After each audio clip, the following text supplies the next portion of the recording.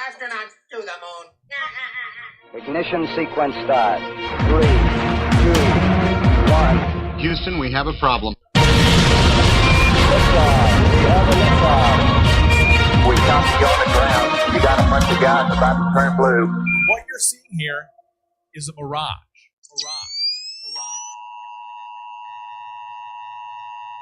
This is a test. This station is conducting a test of the emergency broadcasting system. This is only a test. Welcome. This is the Jeranism show. Yeah. Yes, sir. Yeah. This is the Speaker's Corner, where we speak truth, seek truth. Speaker's Corner, yeah, they see through, we see you. Speaker's Corner, where the people get to talk, where real ideas and thoughts spark. This is all on the Speaker's Corner. 3 minutes hit the spotlight. Speaker's Corner, where 3 minutes gets your mind right. Speaker's Corner, where the people get to talk, where real ideas and thoughts spark. This is all on the Speaker's Corner.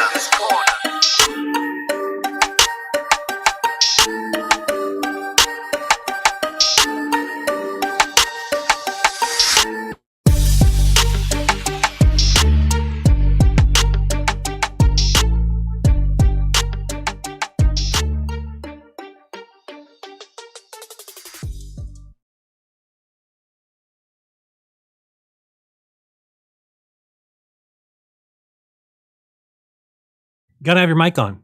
Gotta have your mic on. Welcome, everybody, to Speaker's Corner, another episode of your favorite show. Working the corner. That's what I'm doing tonight. We've got episode number 35 of Speaker's Corner. That is your chance. 3 minutes of fame and fortune and spotlight and accolades and all that fun stuff. Let's bring it aboard and see who we got with us tonight. I see somebody already lining up. We'll be with you guys shortly. Let me see if we've got this working. We should have that working. Oops, got these people's names up here. We're going to get rid of those. We will do that again, though. So we have a lot of things to give away. We're going to give away a couple things. We're going to give away what did I say we're giving away? We are giving away a couple passes to the event. We're going to give away a VIP pass to the summit.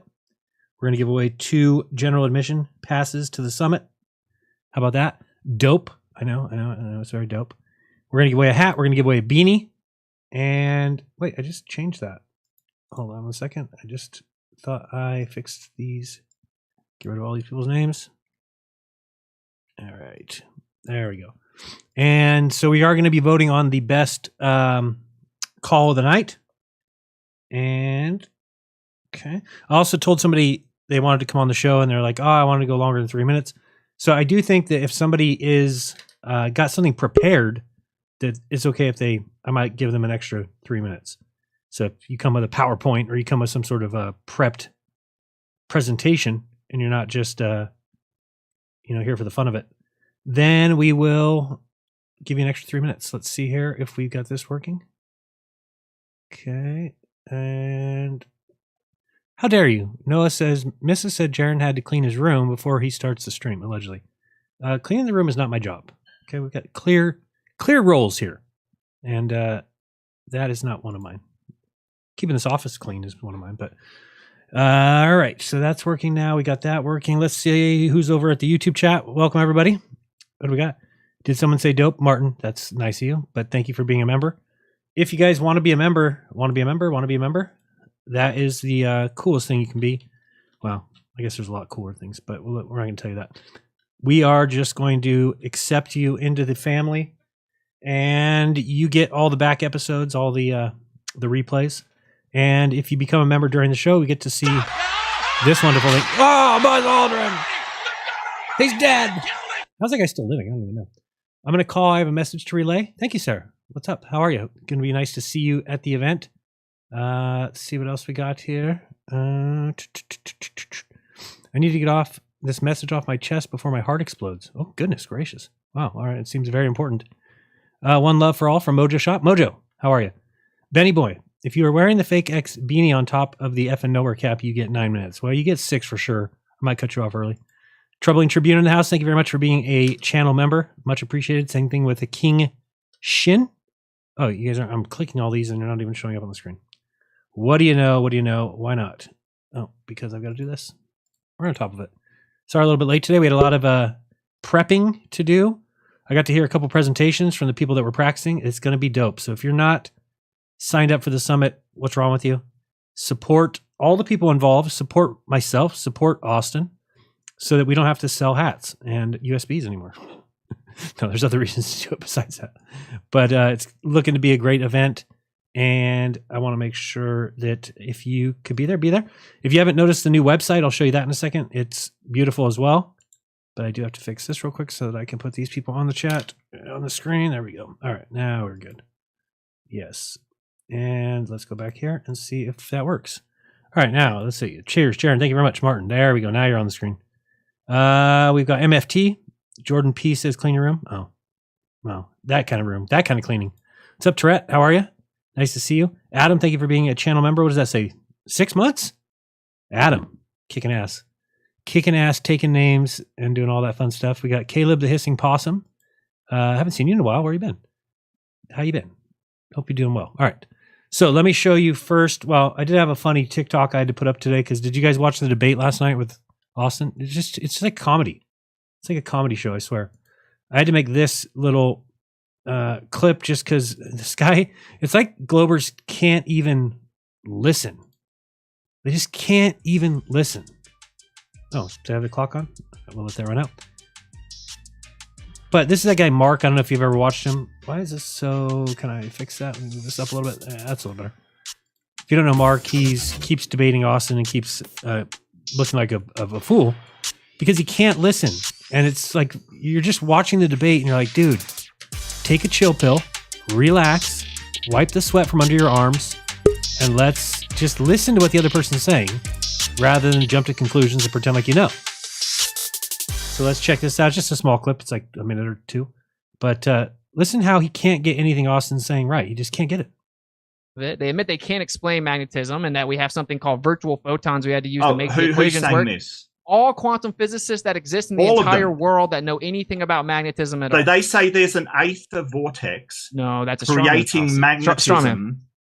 Well, very tactical and dishonest. You said no. You said that there was an aether vortex, and all physicists admit there is an aether vortex. No, I did not say that. Well, what did you say then? What I said was all physicists will tell you that our current particle physics model doesn't work because there's something called virtual photons, and they all know there is a vortex in the center of the magnetic field. Is it? Do they all admit that it's an aether? I didn't say ether vortex. vortex. They say that it's an aether vortex. They differ on that. There are some that say... So it's not, dude. That's not evidence of an aether vortex. I didn't claim it to be evidence of the ether vortex. Then why are you telling me when I ask for evidence? What is the evidence for an aether vortex? An aether vortex. Is the evidence for an aether vortex? An aether vortex. What is the evidence for an aether vortex? An aether vortex. This is the exact question I asked Whitsett. What is the evidence for an aether vortex in the center of your disk? Okay, so calm down, man. It's just too funny. What is he doing? Why did he keep going to that same thing? Austin never said that, and he just keeps. It's like he wants him to say that, so he just keeps preempting him with, "Oh, so what you're saying is that?" No, I didn't say that. Oh, okay. What did you say then? Then he says it again, something totally different, and then he's like, "Oh, so there is no evidence then for that." No, I never said that there was.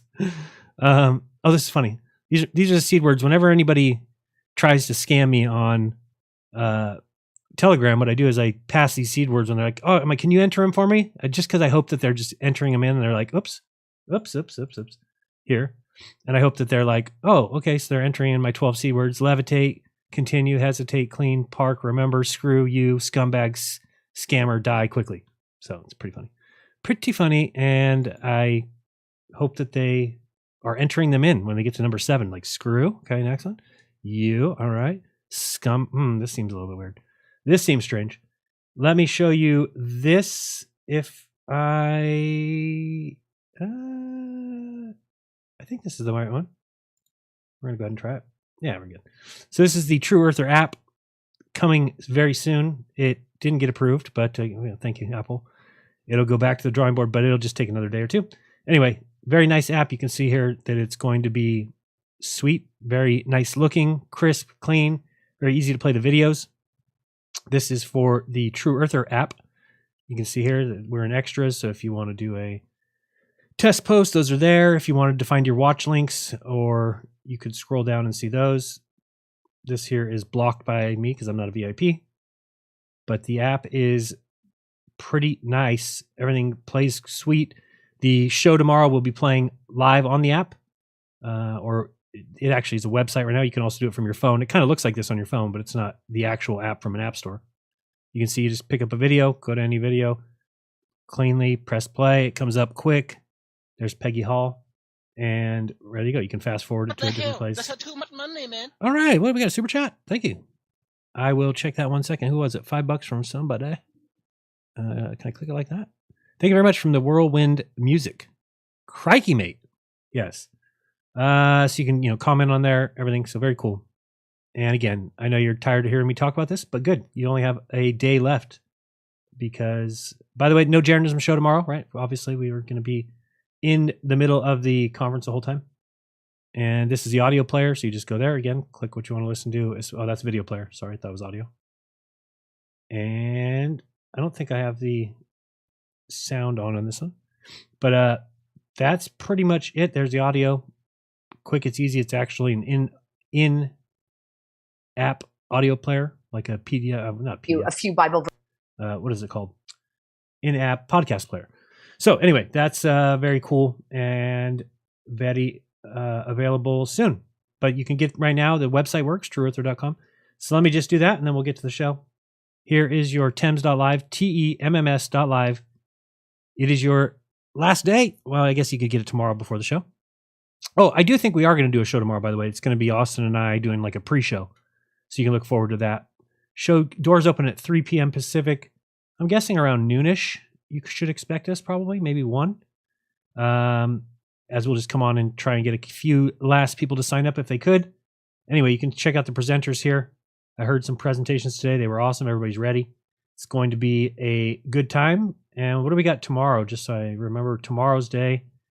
We have music by Chris Crum while the doors open at 3 until we start at 4. I'll give a nice little opening until 4:20, at which time I'll go smoke. And then, no, I'm just kidding. And then we've got Clara from Spirit Vehicle. She is from 4:20 to 5. We've got Amanda Vollmer from 5 to 6. Marty Leeds doing the occult numerology of the helio-nonsensical model. We got Dave Murphy going from 7 to 8. We've got David Avocado Wolf going from 8 to 9 o'clock. And then at 9 o'clock, we will go to a VIP members-only Q&A panel, which also includes, I believe, yes, I'm pretty sure, Amanda Vollmer will be there as well. So it'll be Sean Hibbler, Dave Weiss, David Avocado Wolf, myself, Austin, and Amanda Vollmer. And that's your chance to ask any of those people questions from 9 p.m. Pacific until whenever we go home. And I believe Rose will be there with us to take questions from the VIP audience. So that's tomorrow. Anyway, if you want to buy a ticket, just click buy a ticket over here. And I will just explain that once you buy your ticket here, as soon as you buy your ticket, it'll give you a link. Now, if you forget to click that for whatever reason, it comes in your email. You have to click that link in your email. We checked last night, and there's about 30% of people that have not done that. They have not clicked the link. If you don't click the link, you're going to have a hard time watching the show. We'll have somebody working the help desk tomorrow, so you can get in contact with them, and they'll give you the link. But the link will take you to True Earther.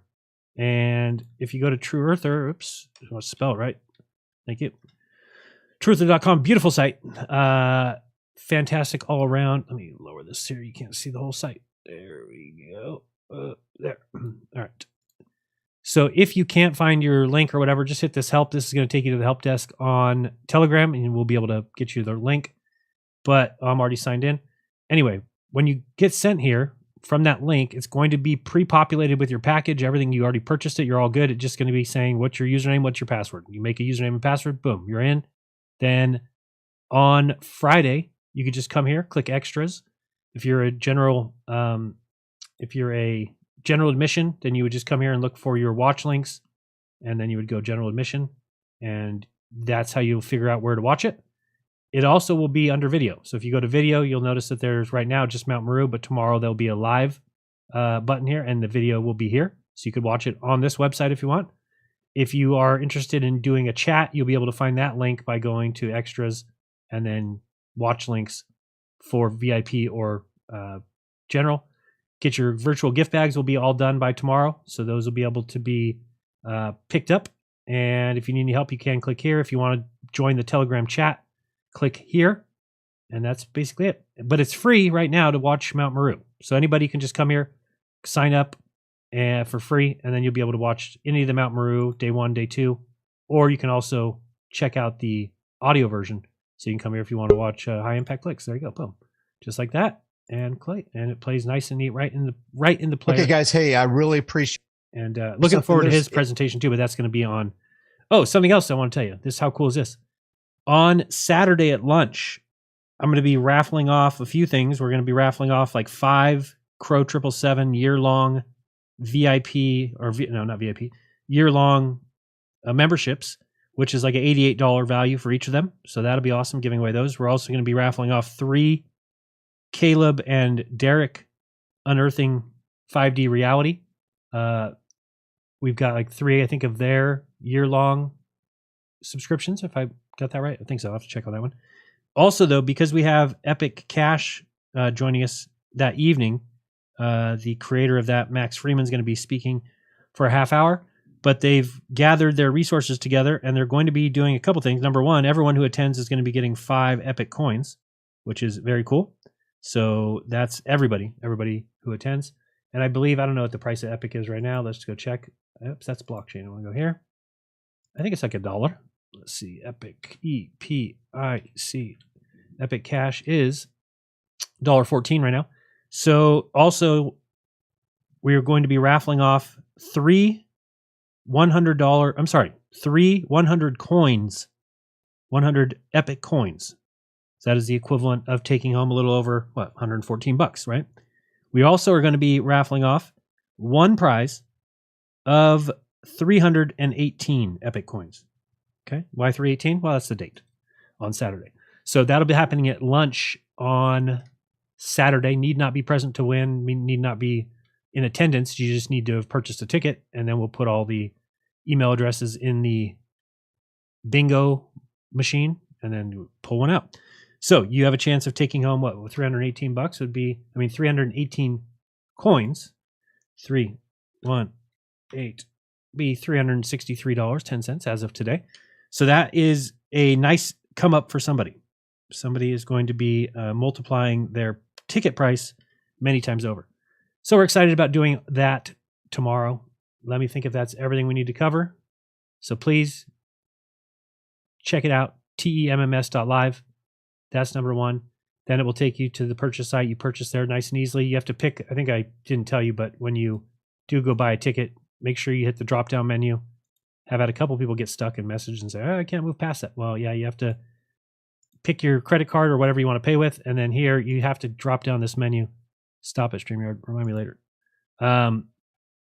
Drop down this menu and then you pick which one of these people you want to support with your purchase. So if you don't know how it's working, Austin and I wanted to come up with an event that we could repay the people who are presenting. So all these people they're getting paid by us to just be there and just to present.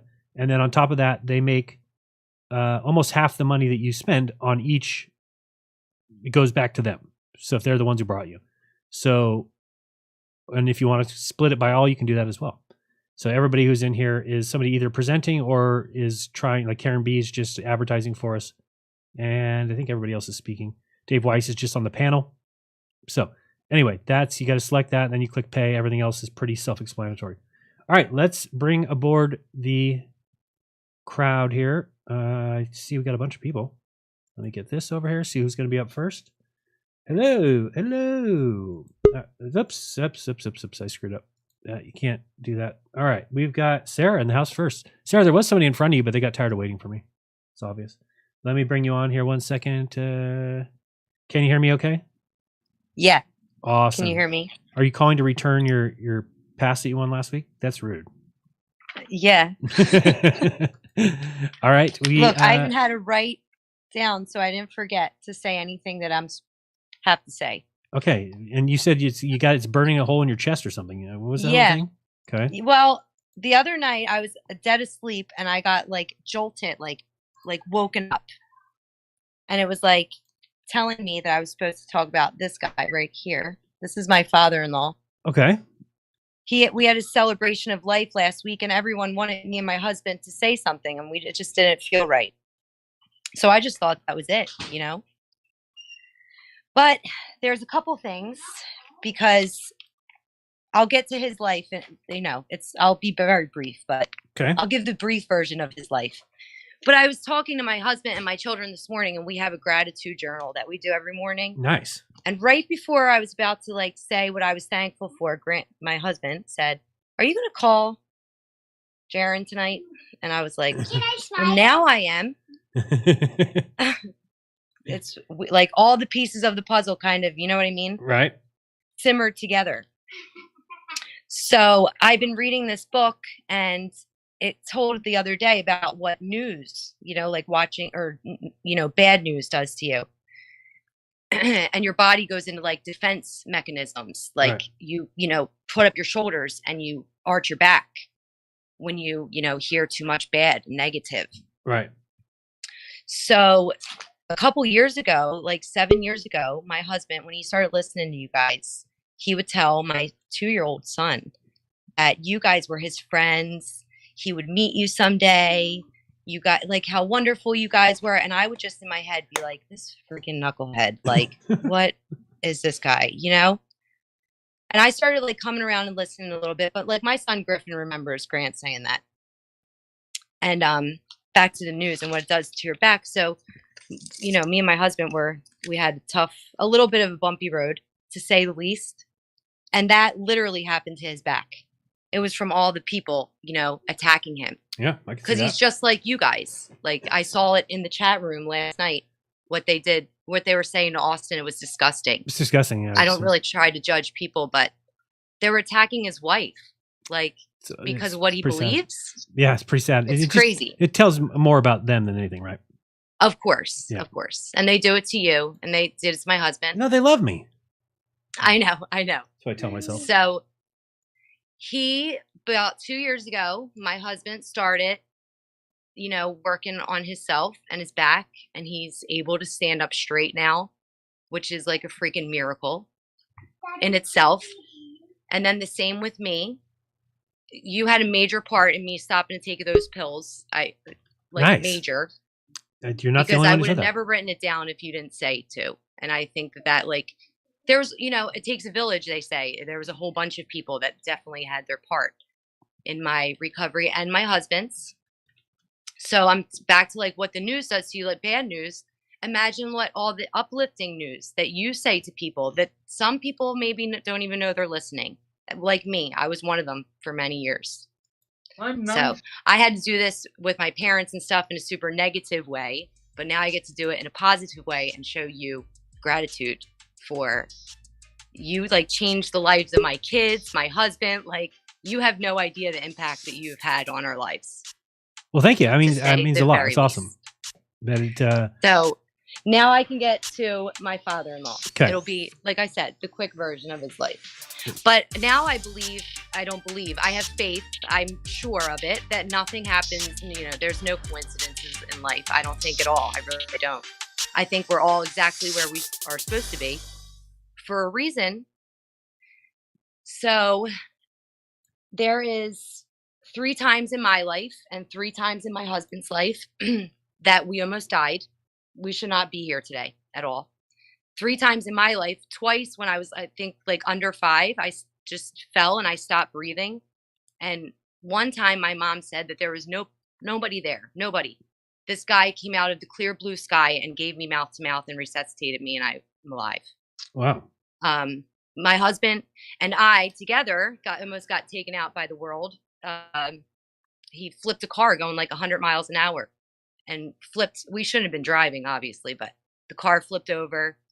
And we didn't get out and walk away. We got out and ran away from the scene of the crime. Okay. But the fact that we ran, like, we shouldn't have survived. Right. He was born with the umbilical cord wrapped around his neck. Oh, wow. He should not have survived. No, not that. Yeah. My brother-in-law was born with the umbilical cord around his hand, and he has no hand. So yeah, probably exactly. should have your husband should have no head. Exactly. And then he was in a 4-wheeler accident and he got a bad injury and he recovered from it. And then the worst time was him and his friends were jumping on top of a freight train car. They shouldn't have been up there. But my husband went up there first. And somehow his friend got in front of him.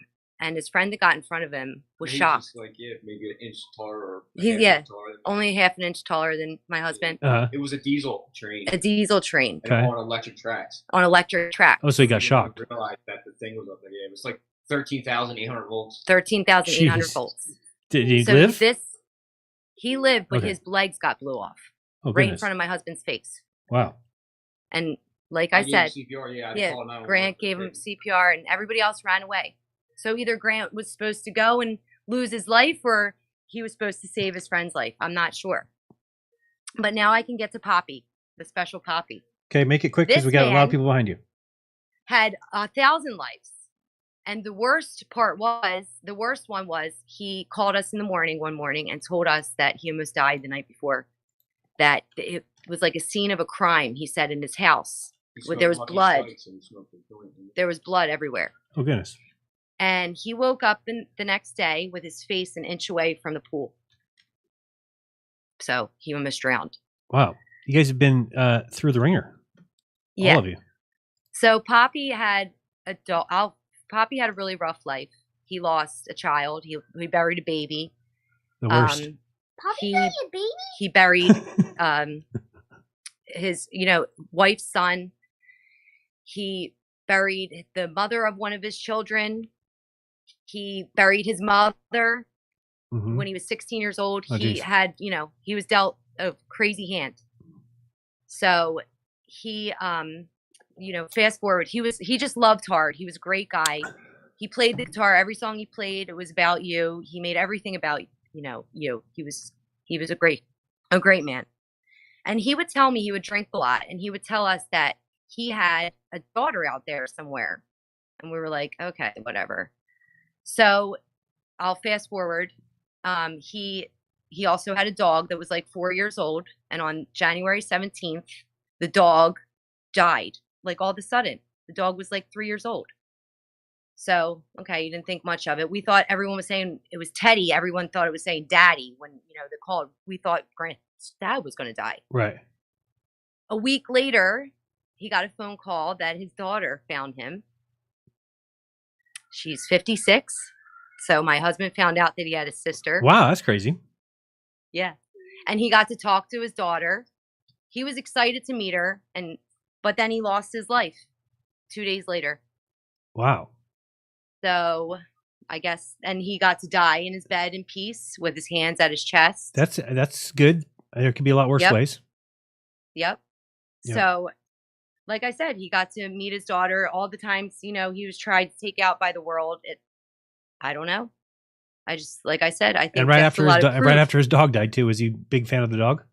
He was a big fan of the dog. Yes. Yeah. He was heartbroken. He was. But my husband told me, he said that he thinks death came for his dad that night and skipped over his dad and, took Teddy. Maybe. So, and I'll be back for you. I can't take you both at the same time, but I'll be back. Maybe. Right. So, and then he got to meet his daughter. Which is awesome. Yeah, right before. Kind of unlucky for her, I guess. Yeah, and then 2 days later. But my father-in-law, he drank a lot and he smoked cigarettes and he didn't eat good at all. Right. At the end, especially. So his legs started to he lost circulation in his legs. That's how my and grandma instead went of doctors telling him to stop drinking and stop smoking and eat better for a little bit, they gave him 9-hour surgery on their legs. They gave him pig's veins, I believe, in his legs. Wow. And he never recovered from it ever. So that's when he started to sit and watch the news. And all day long. Yep, that'll end it for you. And it literally sucked his spirit. It sucked his spirit out. I could show you pictures. I don't even want to. I want to. This is how I want to remember them. Right. So I couldn't even look at them. Every time I would leave them, the tears that would stream down my face. But those pills that I was taking. Yeah, we tried to heal them, but the pills too that I was taking, they definitely bury your instinct and they bury your spirit. That's what they did to me, at least. That's what they did. Yeah, and I don't think you can't manifest things like that. You can't, because you're impacting not only free will, but also you can't control what somebody else's body's been through. We get one go round with this body, and if you abuse it and you don't feed it right and you don't take care of it, it's going to run out of lifespan. So yep. Hey, I hate to kick you out, but I got a bunch of people behind you that are going to hate me. No, I understand. Yes. I just want to tell you thank you, though. Yeah, thank you guys. I appreciate you saying that. And sorry to hear about your dad and your father-in-law. And you guys keep being good to those kids. Hello. What's her name? They're awesome. Hi, Jane. Thanks, Sharon, for everything. Hi. Hey, guys. Bye, Sharon. See ya. Have a great Peace. night. It's funny that she said that about that situation because Missa was in an accident. She was driving a Scion in Monterey. And somebody was drunk, came across the freeway, or I guess it's a highway, came across the highway, hit her head on. She doesn't remember anything from that point, except for she remembers somebody coming over to the car. She thought it was the guy driving, but somebody was kind of like helping her, making sure she was okay, and said, "You okay?" She said, "Yeah." And he said, "Okay, well, the paramedics will be here in a second." And she said that she thought for a second, like, why does the other person seem like he's an angel? And then next thing she knows, the paramedics are there, and she was asking, "Where's that guy?" They're like, "What guy?" It's like, "The guy that said if I was okay and he would be, the paramedics would be here." They're like, "There's nobody here when we got here."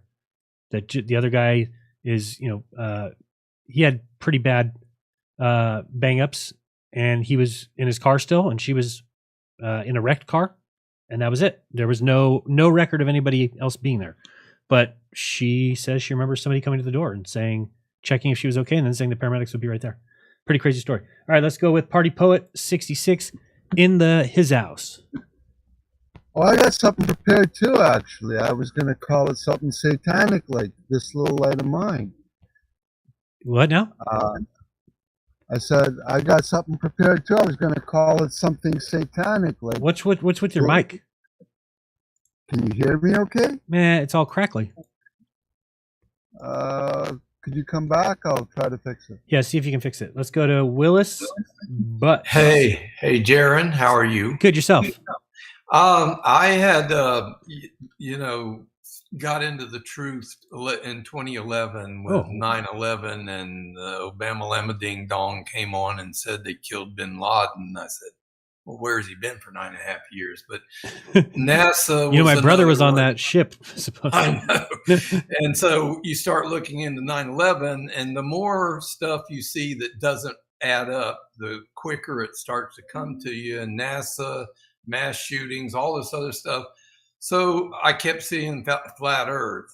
And I said, well, I'll put that off for a while. And in the last few months, I started looking at this, and it started to blow my mind, because you grow up in a world where you're just ridiculed as being somebody out of the, you're just a 15th century idiot. Right. If you believe in that. I put I've got joined a bunch of Facebook groups on Flat Earth, and I post this stuff. So I posted one about, the radiation of the sun coming from 93 million miles away. And I just watched one of your videos today about the seasons, and I would love to understand them as well as you do. And I know that you're like a stalwart guy when it comes to figuring this stuff out. But you get a lot of pushback, and I know these people that are pushing back are either idiots or somebody is just paying them something to say the stupidest stuff. But all they want to do is they want to get you provoked and say, oh, and just maybe, call them a moron or something, and then report you to Facebook. Right. I get that's all Twitter. They want to do. But tell me, okay, my image, you don't share screens, but I do have them ready if you did. But, you can share screens. Okay, can I share a screen? You should be able to. At the bottom? Okay, yeah, hit present. All right, let me do that. Share screen. I should have it set for you. Share screen, okay, and share this whole entire screen here. Share that and see that. Okay, you're seeing my screen. These are the images I made, and I call it trashing the standard solar system model. Hold on, for some reason, saying that I understand. Hold on, for some reason we only see a black screen. Okay, you only see then I'm sharing the wrong one, aren't I? Try again. Oh, golly. Let's see. I'm new at this. Let's see. Let me go back to my, so how did I do that wrong? Present, hit present at the bottom. Okay, I'm sharing a screen. And then you want to go all the way over to the right where it says entire screen. Entire screen, yes. Okay, share screen, entire screen. Okay, I did the wrong one. That's what happened. Let me see. Now we can see. Now you can see it. Yep. Now you can see my images. Now we're good. Okay, well, we're good. Okay, trashing the solar system. So my question for you, and this, I'm saying that I know that this ain't working the way they tell you. If the sun's 93 million miles away, what possible difference would it make if you were at latitude 60 versus latitude 30 or latitude 0? You know, because the only difference it makes is it goes through a little bit more atmosphere. Right. And I'm saying, you know, that's total nonsense. And so I've seen the stuff about the sun being local, and I wish, you know, so basically when somebody tells me I'm an idiot, what's your opinion? Am I an idiot, or is this right? No, you're not an idiot. I mean, it's complete nonsense, but these guys get away with just whatever the, you know, mainstream excuses, like refraction, right? They'll just use that whenever they want it. They just can invoke anything, and then they want everything exactitude from us, right? It's their way of protecting the lie, basically. So no, you're not an idiot. It's just what people need to remember is you're not going to find something about the flat Earth or the globe that's wrong, and then have people on the globe side admit that ever. They can't. I mean, it's impossible. So really, you're just going to be banging your head against the wall if you expect to get them to say, "Oh, you're right. We didn't go to the moon." It's just not going to happen. You know, "Oh, you're right. They should have been able to jump over the lunar rover." So it is just, you just have to be able to present better evidence than they do. Well, okay. What do you think, though, the motivation for these people are? Is it just the matrix that they're just not ready, or is there some real organized opposition to the truth? Well, I think that a lot of people feel uncomfortable going out on a limb and not, you know, they don't want to be alone. They don't like the idea of being called stupid. Some people can take it, some people just can't. And then I think that a lot of these guys really do feel that the globe is true. They don't think there's any possible chance that anything else could be true. So they don't mind if they have to lie to get there. They don't mind if they have to use things that they don't really understand, because they think they're doing it for the right reason. I don't think that there's a lot of people out there that know it's flat and that are arguing for it being a globe just because. I think most of the people believe it's a globe. Now, a lot of them believe that because they're atheists, right? And they have to take that position because either they were with the church or in the church, and then they, you know, got away from it. And then when they hear this come up, well, they cannot be true, because that would tell them they were wrong in the first place to leave the church. Right? Admitting you're wrong is one of the stuff. Okay, I had one other question for you. What's your opinion on the ice wall and the possibility of lands beyond the ice wall? I think it makes too much. I mean, it makes a lot of sense, because what it does is it actually answers the question of, like, why would they? Because if you're just trying to trap people here, you really could do that on a globe or a flat Earth. Now, the flat Earth, again, the problem with that is you're not going to have the evolution and things like that. You know, that can't happen on a flat Earth. So I like the idea, though, because there's enough books and there's enough information that seems like, and then, you know what, I know that people don't believe in global warming, and neither do I, not as far as human caused. But imagine if every once in a while, let's say it's cyclical, every 20, 30, 50 years, 100 years, it does get warm enough that it starts to crack Antarctica, starts to open up some passageways. Well, they would have to do whatever they can to keep the Earth from heating up, because if that opens up and one person gets through there and sees the other side and somehow gets that information back to us, then their whole scheme is gone. So they would do whatever they could to keep the Earth cool, even including blocking the sun. Yeah, I do. I have, you know, my thinking, Jaron, is that eternity stretches into the future, but it also stretches into the past, and it stretches to the north, east, south, and west. And that we live in not just an eternity of time, but an eternity of flat Earth. That there is a tourism business that's going to take off when all this comes out. The world settles down, that we'll be able to go tour places like Pandora in that you know, what was that movie that just came out? The one you know, with Avatar. Yeah. Okay, I mean, lands like that may exist. It's not like we've exhausted all the places we can go in this earth. But if all those lands are really out there, that was one of the things. This was a very popular one that I made on the Hindenburg. A friend of mine named Stuart in England, he pointed out that he thought that the Hindenburg was a conspiracy because airships don't have to have an airport.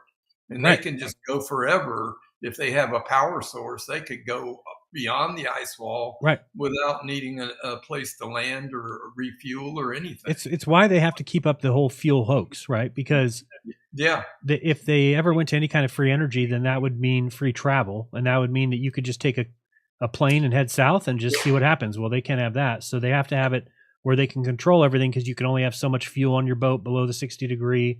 You can only have so much fuel on a plane. And then they had this big Hindenburg accident, and then they're like, that's it. We can't do these things anymore. Well, you know, there's another thing, the jet fuel hoax. Have you looked at that? Yeah, I think that they don't use what they say as they much can't. as they say. Where would they put it? I mean, this is, when you go in and look at the jet fuel hoax, it's a joke. I mean, I've had people swear to God that here's the wing of an A380. Where's the damn fuel tanks? They're telling you there's 38,000 gallons of fuel in that A380 wing. Where the hell is the tanks? I don't see them. They're lying. I think what's happening is not exactly free energy. I think the jet turbines actually turn very efficiently with a small amount of fuel. Correct. And they compress air, and then they tell you that they burn fuel in addition to all that compressed air. But if you look at the videos right here, this blows your mind. Let me see. Oh, I got it over here in the videos for jet fuel. Okay, let me go back there. Jet fuel. Just about a minute left. We got people behind the plane that would have been fried. If you go to Wikipedia, it says the jet fuel exhaust is 1,200 to 1,400 degrees. That is like triple what your oven is. Right. Okay.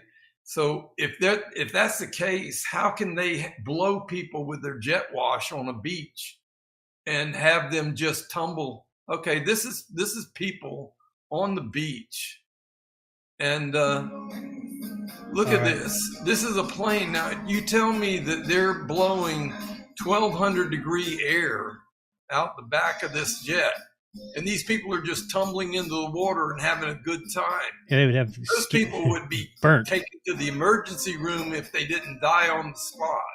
Yeah. Okay, put that together with the Hindenburg, put that together with all the stuff. I mean, it's one lie after another. And at some point, it's going to crash like a great big card house that's like 10 stories tall in cards. And somebody keeps pulling out the cards at the bottom. And the people are waking up all over the damn place if you go out on the internet. It's not like just a few voices crying in the wilderness. It seems like quite a few, doesn't it? Two? I said it seems like quite a few. It seems like everywhere you go now. I mean, now maybe it's just the circles that I move in, but I see it everywhere that people are waking up and they're saying, what the heck? This is nuts. And so it's 9/11, it's NASA hoax, it's mass shootings. How fake are the mass shootings, Jared? They're real. Every one of them that's ever happened is real. We're on YouTube. You what? We're on YouTube, so everything that's ever happened that the news has said is real. Yeah, I mean, I'll show you one of the ones that. No, we can't show that. I can't show that. You're on YouTube. You're gonna get my channel shut down. Don't show that. Oh no, I wasn't. Oh, I was going to show you the Aurora Theater. Yes, we can't show that. That happened. That was some people got shot and stuff in there. It's a really sad day. But call back next week, and we will. All right. And of course, people know that my feelings on that. All right, see ya. Let's go with Party Poet. Oh, you have no devices connected, Party Poet. How about Tony Coriolis? Yo. What up? Whoops, we got to get rid of, I didn't pull his screen off screen. There we go. How are you, my friend? Keep me to a strict 3. I'll do fine. Okay, we're going to do that. Thank you for helping me out on that one. No problem. Okay, you're good. Go. Okay. So Tony Coriolis, is my name on here and everything. I'm a maintenance worker in Scottsdale. Me and Jaron have talked about since I'm a maintenance worker, what's up? Yeah, for sure. City. It's a legit job and everything. And it's like my 14th year with the city. Just now I happen to be a maintenance worker right when COVID started. Okay. And it's the same time where I kind of woke up to everything, flat and everything. I mean, it's been different since COVID hit, and it's just been a weird time for everyone, but I've had a good time overall and everything. So one thing that it took over in my life is my Snapchat. Every single week, I count how many masks I pick up as a maintenance worker. And my high was 56 in 1 week. And then I've every single week gotten at least one mask. You're speaking Spanish to me, but go ahead. Continue. So every week I've picked up masks. And what are masks? You mean masks like paper masks on the ground or something? COVID, yeah. Okay. And so I just know I've counted them every single week. So now this past Saturday, I happened to be working on a Saturday. I didn't get any masks the whole week. And then some bum littered a bunch and I got 5. So my streak now this week I got 2. So streak continues. You're hoping for the 0 to come. Eventually. Someday it will. Probably. Maybe not.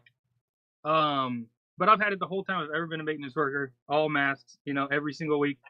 And I just know they would not be there before. So people that say it's behind us, don't even give me any nonsense, Well, we can all manifest it to be behind us. So just when you go to bed the next 2 nights, rather than count sheep or whatever you do to fall asleep, think about going through a work day without finding any masks. Or work week. It will probably never happen. Well, with that attitude, it certainly won't. You're right. My park's looking good, though. So one day I went over to that Scottsdale Stadium you said you fell on. Yes. Do you know where on the was? Because definitely when I was out there, I had to pull tarp. I was wondering where you fell in. So if you were to be looking straight from where you fell in the field? Yeah, so if you're looking straight center field, but to the right, if you're facing the center field ball. Okay. That's where I was thinking. It was either right or left. Yep. Okay. And I do have the Barry Bonds ball is still in the garage. So awesome. But yeah, me and 4 other people fell on there. So I was working on Saturday, and there was a whole tournament. And then in the years past, there've been now you got to wear a mask prepping the field and everything, So I said I'm not going to. I'll take a write up, and they never gave me a write up. It was a false threat kind of thing.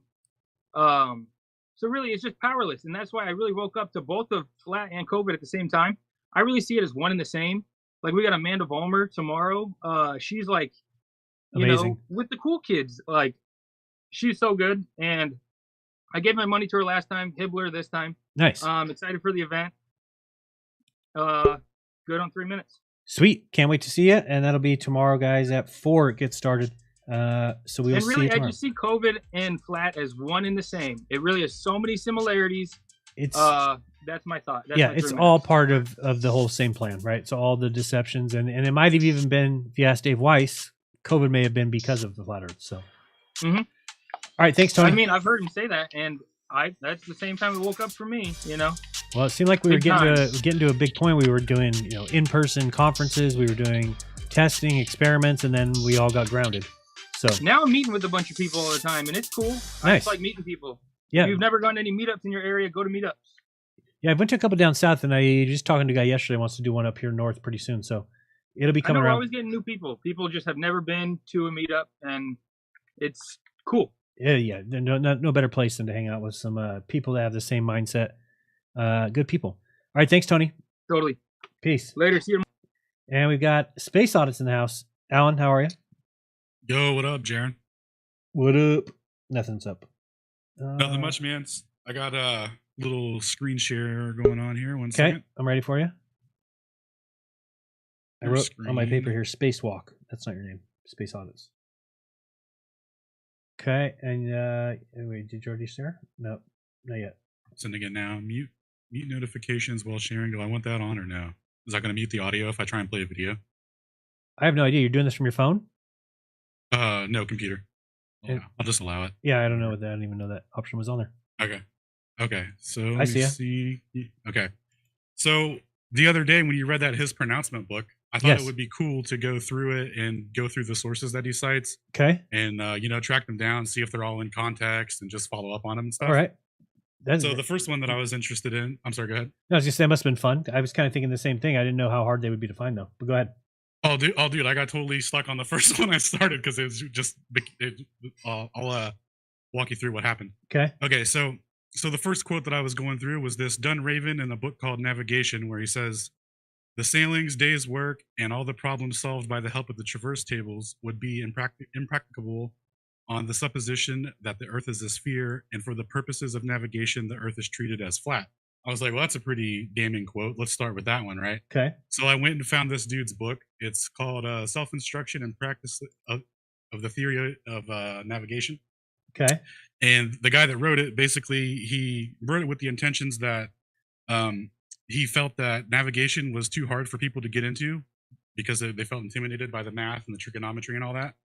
So he wanted to write like a concise guide, like explaining everything in a practical way, and just keeping it real rather than getting lost in equations and stuff. Because, like he says in the book, that mathematicians think it's like all fun and games to bust out all these equations and stuff. But if you're sailing and you have limited visibility and shit's going down, you got to be quick. So you do plane trigonometry and stuff like that.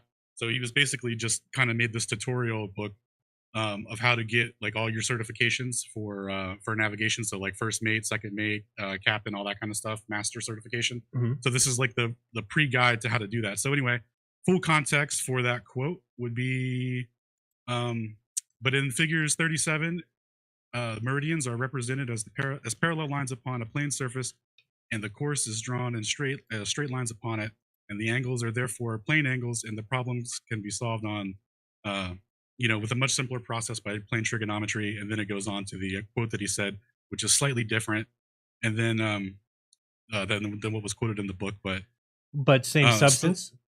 Yeah, still kind of holds. So I started looking at these traverse tables because I was like, okay, so is he saying that basically is he implying that that the Earth really is a sphere, or is he saying that it's flat and that's how we do it? So I went to these traverse tables to find the answer, and these are the tables that he's referencing, right? And it goes into detail on how to do the triangulation for stars and stuff like that. Okay. Celestial navigation. So look at this diagram, how they have it laid out. They got Z, which is where you're standing, P, which is your zenith. What do they call it? The elevated pole? Yeah, your zenith basically. And then M they have out here. This is the celestial body that they're observing, and you see this D right here, with a perpendicular line going back to the original zenith, right? I mean, nothing can be seen, right, or nothing can be calculated below that. Yeah, well, this is where it gets interesting, right? So this is spherical trigonometry, this whole thing, because you know how they go back and forth and say, we use spherical trigonometry, therefore globe, and no one really knows what's going on.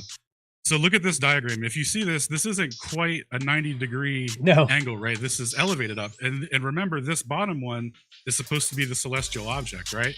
And this D is how they divide it, because they end up, it goes through the process here, they end up dividing the triangle to make the math easier.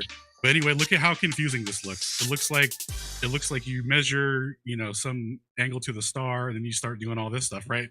But what actually happens here is this right here. Now, since B is equal to 90 degrees minus D, minus B 90, so, and to get in what D is, what they're doing here is they're adding another line here, a horizontal line, if you will, like a plane, right? To make this an even 90, and then they're splitting it, and they're just getting the arc off of this. So if you, how you have the personal atmospheric dome, or the azimuthal grid of perception, or whatever they're calling it now.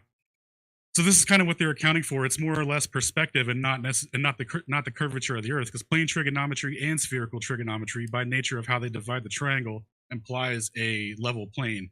So even though they're doing spherical trig, it's not spherical trig in the sense that they're calculating it off of the shape of the Earth, right? Right. And then real quickly, coincidentally, Brian's Logic came out with a video today called "Do Spherical Triangles Exist?" And he goes over, well, can you see this? Yep. All right, I'm going to play this out for like a minute, and then you be done? Let him explain what's happening. Yeah, let me see. Okay. You hear the audio okay? No audio. No audio. Okay. No problem. I came prepared.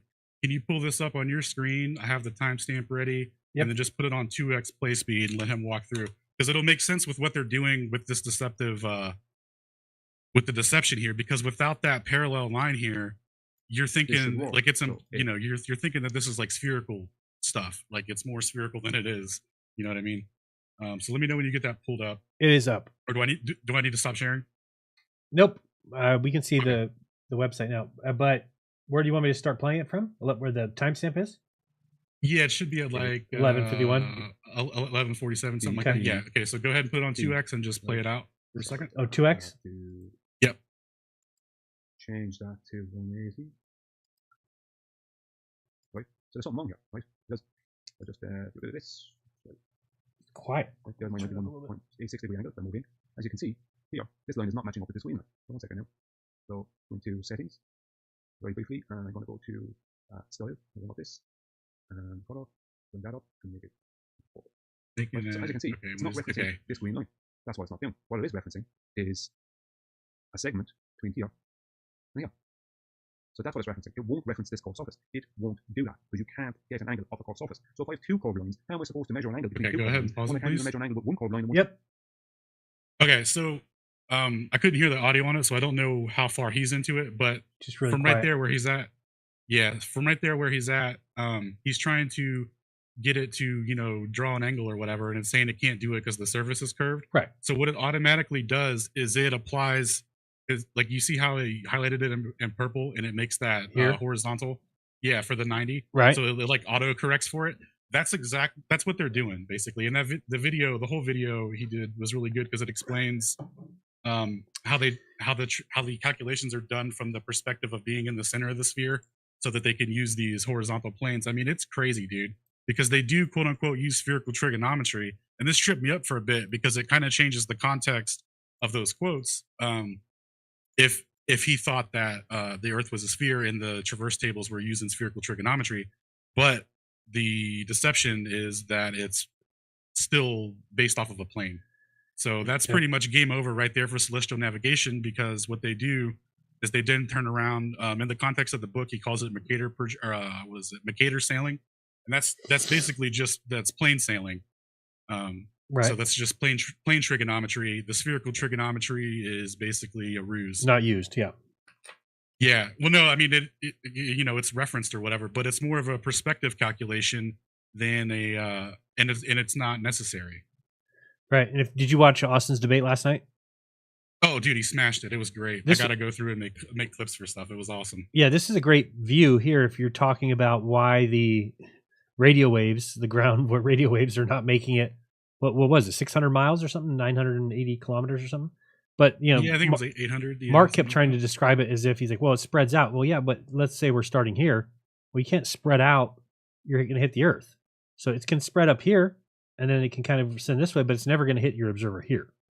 How is it? What is causing it to bend around? Like, it has to go. Right. So dude, a good picture like this would be good. Are you caught up to date on what Austin found with the geodetic surveying stuff that's on McToon's website, the triangulation of the arc of the parallel of the United States or whatever from the 1900s? No. Oh, dude. So this kind of goes in tandem with how they're, cooking the books, so to speak, and doing all this fake math. But yeah, he basically found out that before they even record the observations for the raw data, they do all this calculations. Yeah, they do all these pre-calculations before they even record it, and it goes, and it's so Chris Van Mitre. Have you ever watched Chris Van Mitre? He has a channel. He's been on the show a few times. He's a surveyor, and he's the one who told us all these things. Yeah. Oh, no shit. Okay, yeah, cool. Does he have a video on it too? Because I would love to check out his channel. I don't know what he has up still anymore, but yeah, it's Chris Van Mitre was the name of the channel.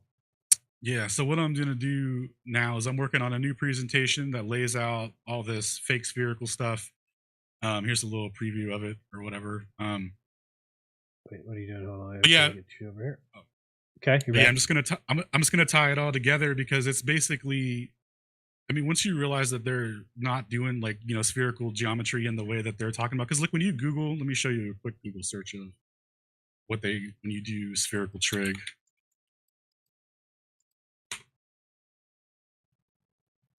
So it's like, it's always on the surface of a ball, right? It's like, oh, no way, it's curve ball. But that's not what's happening here. They're literally still doing it as a plane above sea level. So when they do things like create an artificial horizon with the sextant and all that, right? Like it's literally perspective, how to account for perspective. And they've just hijacked it, brainwashed everybody, and done all these complex equations, and you think that people live on a ball, and like all that's about to be over. Like, you know what I mean? Like, we are moving that direction for sure. We kind of figured out what they're doing, and all their so-called proofs are just illusory. Absolutely. But anyway, that's all I had. All right, I'm gonna let you like go. I said, still working through it, and if I could. If anyone wants the books or anything like that's referenced, or stay up to date on the presentations and stuff, I left a link to my Telegram in Discord. You can join that. It's just a Telegram where like you don't chat in it or whatever. It's just where there's links to channels, PDFs and books and videos and stuff like that. So if you want to stay up to date on that or get those, you can check that out, or you can hit me up on YouTube at @space_audits. Sweet. And that's all I got. Thanks, man. Hey, appreciate it. Thanks for everything you do, and good luck with the. Thank you. And look up some more quotes. I like that idea in those books. There's a lot of good books in that set we were looking at. All right, appreciate it. Yeah, it was full of good stuff. See ya. Let's go to Max in Aruba, Jamaica. Come on, I want to lay you. How are you? How are you? Can you hear me correctly? I hear you great. Okay, perfect. Hey, man. I watched the debate yesterday. It was devastating for the Gobi side because he literally proved that. Anytime he got asked a question, he's got asked a question and he didn't want an answer. He's like, "Wait, can we just stick to the topic here? Isn't this about flat Earth?" It's like, yeah, in the debate, I'm going to ask you questions about your model. No, but I thought can't we just stick to the flat Earth? Yeah, the guy has a very great tantrum issue, a very great. Yeah, he's like a child. Oh my God, it's crazy. My favorite part was Austin's like, "You have a problem." Exactly. The one that was funny, where the guy super chatted that he's creating flat earthers, because he's making the globe, he's making the whole movement of the globe like look very bad. But the way he acted, like all he did was ad homs against Witsit, gets it, and every time he couldn't understand what Witsit was saying. It's like it sucks. I couldn't even get very far in the video because I had to keep listening to Austin say something.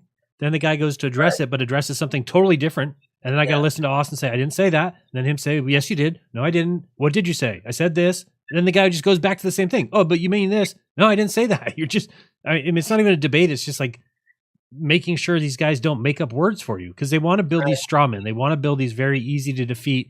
Like, what's easier to defeat than the pizza pie in space? Right. So that's what they always go to. And what are all these other things are spheres? And, I like Brother Sanchez the other day. I was listening to his show and he's like, "Yeah, well, if you look up in the sky, you also see these puffy ass clouds, and we ain't living on no puffy ass cloud." It's like he's got a point. What I found funny is that, like, at the middle of the debate, you can literally see that he got like desynthesized because he came off very angry, just like Professor Dave, right? Very angry. And also very unknowledgeable, like Witsit was. And you realize that he realized that, and he stopped like being a. Yeah, I don't know if I can say bad words in here. You can say what I mean. Yes. Yeah, it's just it's so pathetic, and it shows exactly what they're doing too. I mean, it's like so obvious when I love when they like to bring something up that the other person's doing when it's exactly what they're doing. It's like, how do they not see it? They're just like, "Oh, well, you just make up fancy words and then expect us to believe." It's like, that's what the globe does. What do you mean? That's what you do all the time. And did you see him a couple times where he's totally searching? He was. It was like obvious, and he's like reading the answer off the screen. It was really bad. It's hilarious. I really thought this guy was gonna be a good candidate to go against Witsit, and then I was like, "Oh my God, this guy is a big." They don't have anybody. Also, the moderator was also very bad. Yeah, he didn't even have a microphone, did he? Yeah, he had sound issues at first, and then he didn't moderate it good. Anyways, you see this? I made this. Nice. All right, I like it. What do you mean? What do you mean you made it? You just put some continents down, or no? Well, it's as a mutually equal distance. I kind of add some effects to the whole map, and I added the wall. I added the sentence. It reads more land beyond ungoverned land, oil, gold, silver, diamond, whatever you want to call it. Maybe 100 continents. Who knows? Blah, blah, I like blah, it. yada, yada. And I put like ice beyond. And this is what I wanted to talk about. What Wizard was talking about. I want to talk about this first. Okay. TikTok. Okay. Right. I don't know if you're on it. I am. I've got maybe 20 videos on there. Okay, because here is where everything's going crazy. Like I'm pretty sure there is about 10 people that is being paid by NASA that are actually on there and debating every single day for about 2 to 3 to 4 hours. I've heard that. I've heard that it's kind Sounds so weird because I've been on TikTok for like a year and a half. And are they making any good arguments or no? What they do is that they set up the how you can set up like 6 people and now you can set up like 9 people. What they do is that they set up like 4 to 5 globies against one flat earth. Oh yeah, that makes it hard because they'll just keep pestering you, and that's the thing, right? They expect us like we are going to know everything about it. Yeah, you don't get nowhere. And there's a lady called Maria Anderson. If you can see her, if you know her already. Oh shit, my time is so short. Yeah, Maria Anderson. She does all the flat Earth and the whole and the globe Earth like debates, and you can see how crazy these people are. Oh, I think Simon Dan was in her chat the other night. I think so. Yeah, something like that. He was in the chat. Yeah. There's the thing that Whitsitt was talking about the magnetism. He's very correct on that, and I was it's so weird because I was also looking this stuff up just before he started mentioning all of this, because I know he talks about a lot of the electrostatics thingy, but I don't hear it. I didn't catch it. I didn't hear him talking about the magnetism, but the magnetism of a circular magnet being on a Mount Meru, being higher than the elevation of the people itself, works 100 times better because the magnetic field shoots across a flat plane, right? And it works perfectly. Yep. But being a globe magnet doesn't work. Omnidirectional, 360 degrees all around, without any difference in space to the northern hemisphere to the southern hemisphere, doesn't work. No, neither does the weakening of the magnet as you go south. Correct. I don't know. I don't know if my time is up. Like, are you keeping with the time or? I'm trying because we got people behind you. What do you have left to say? Right.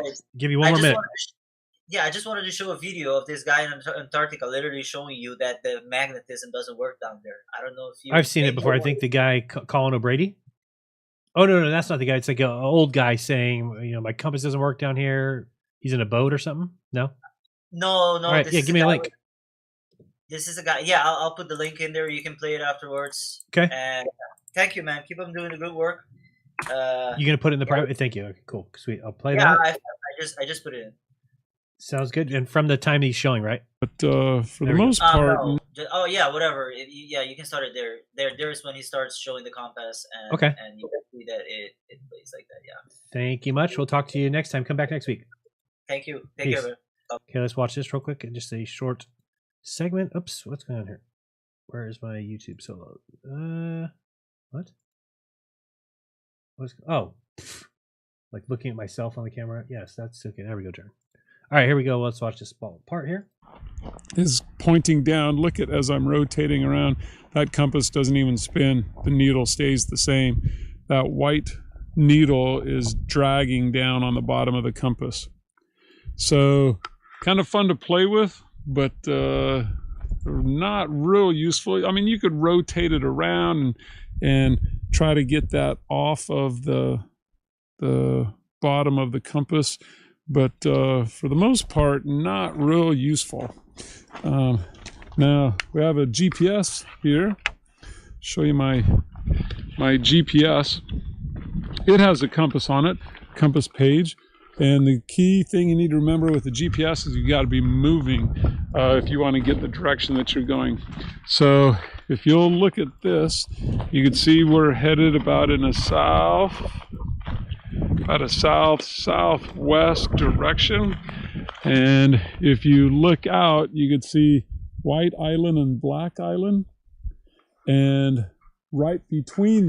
So that's good enough. I think you guys have probably seen that before. And let's go to who's next. But yes, they do not work down there, and it doesn't make sense unless you're.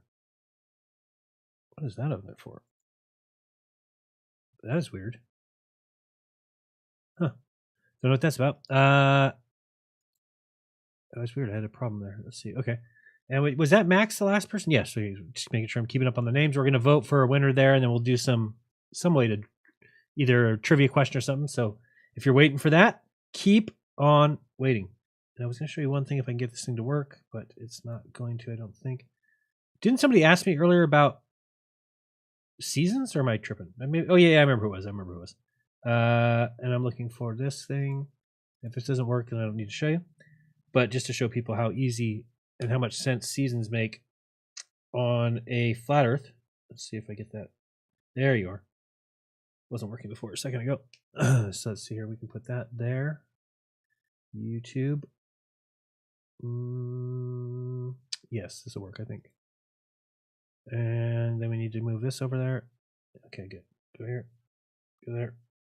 Go there. Go there.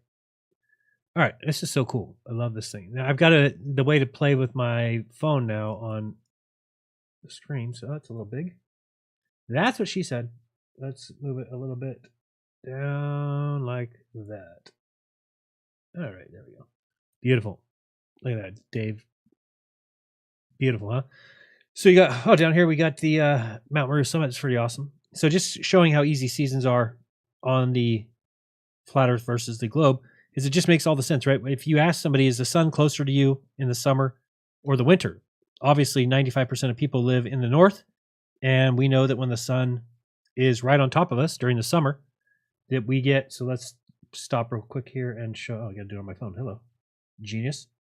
So if we're like here in the United States, right, then obviously, when is the sun closer to us? Well, it makes sense that it would be closer to us in our summer because that's when it's hottest, June, July, August.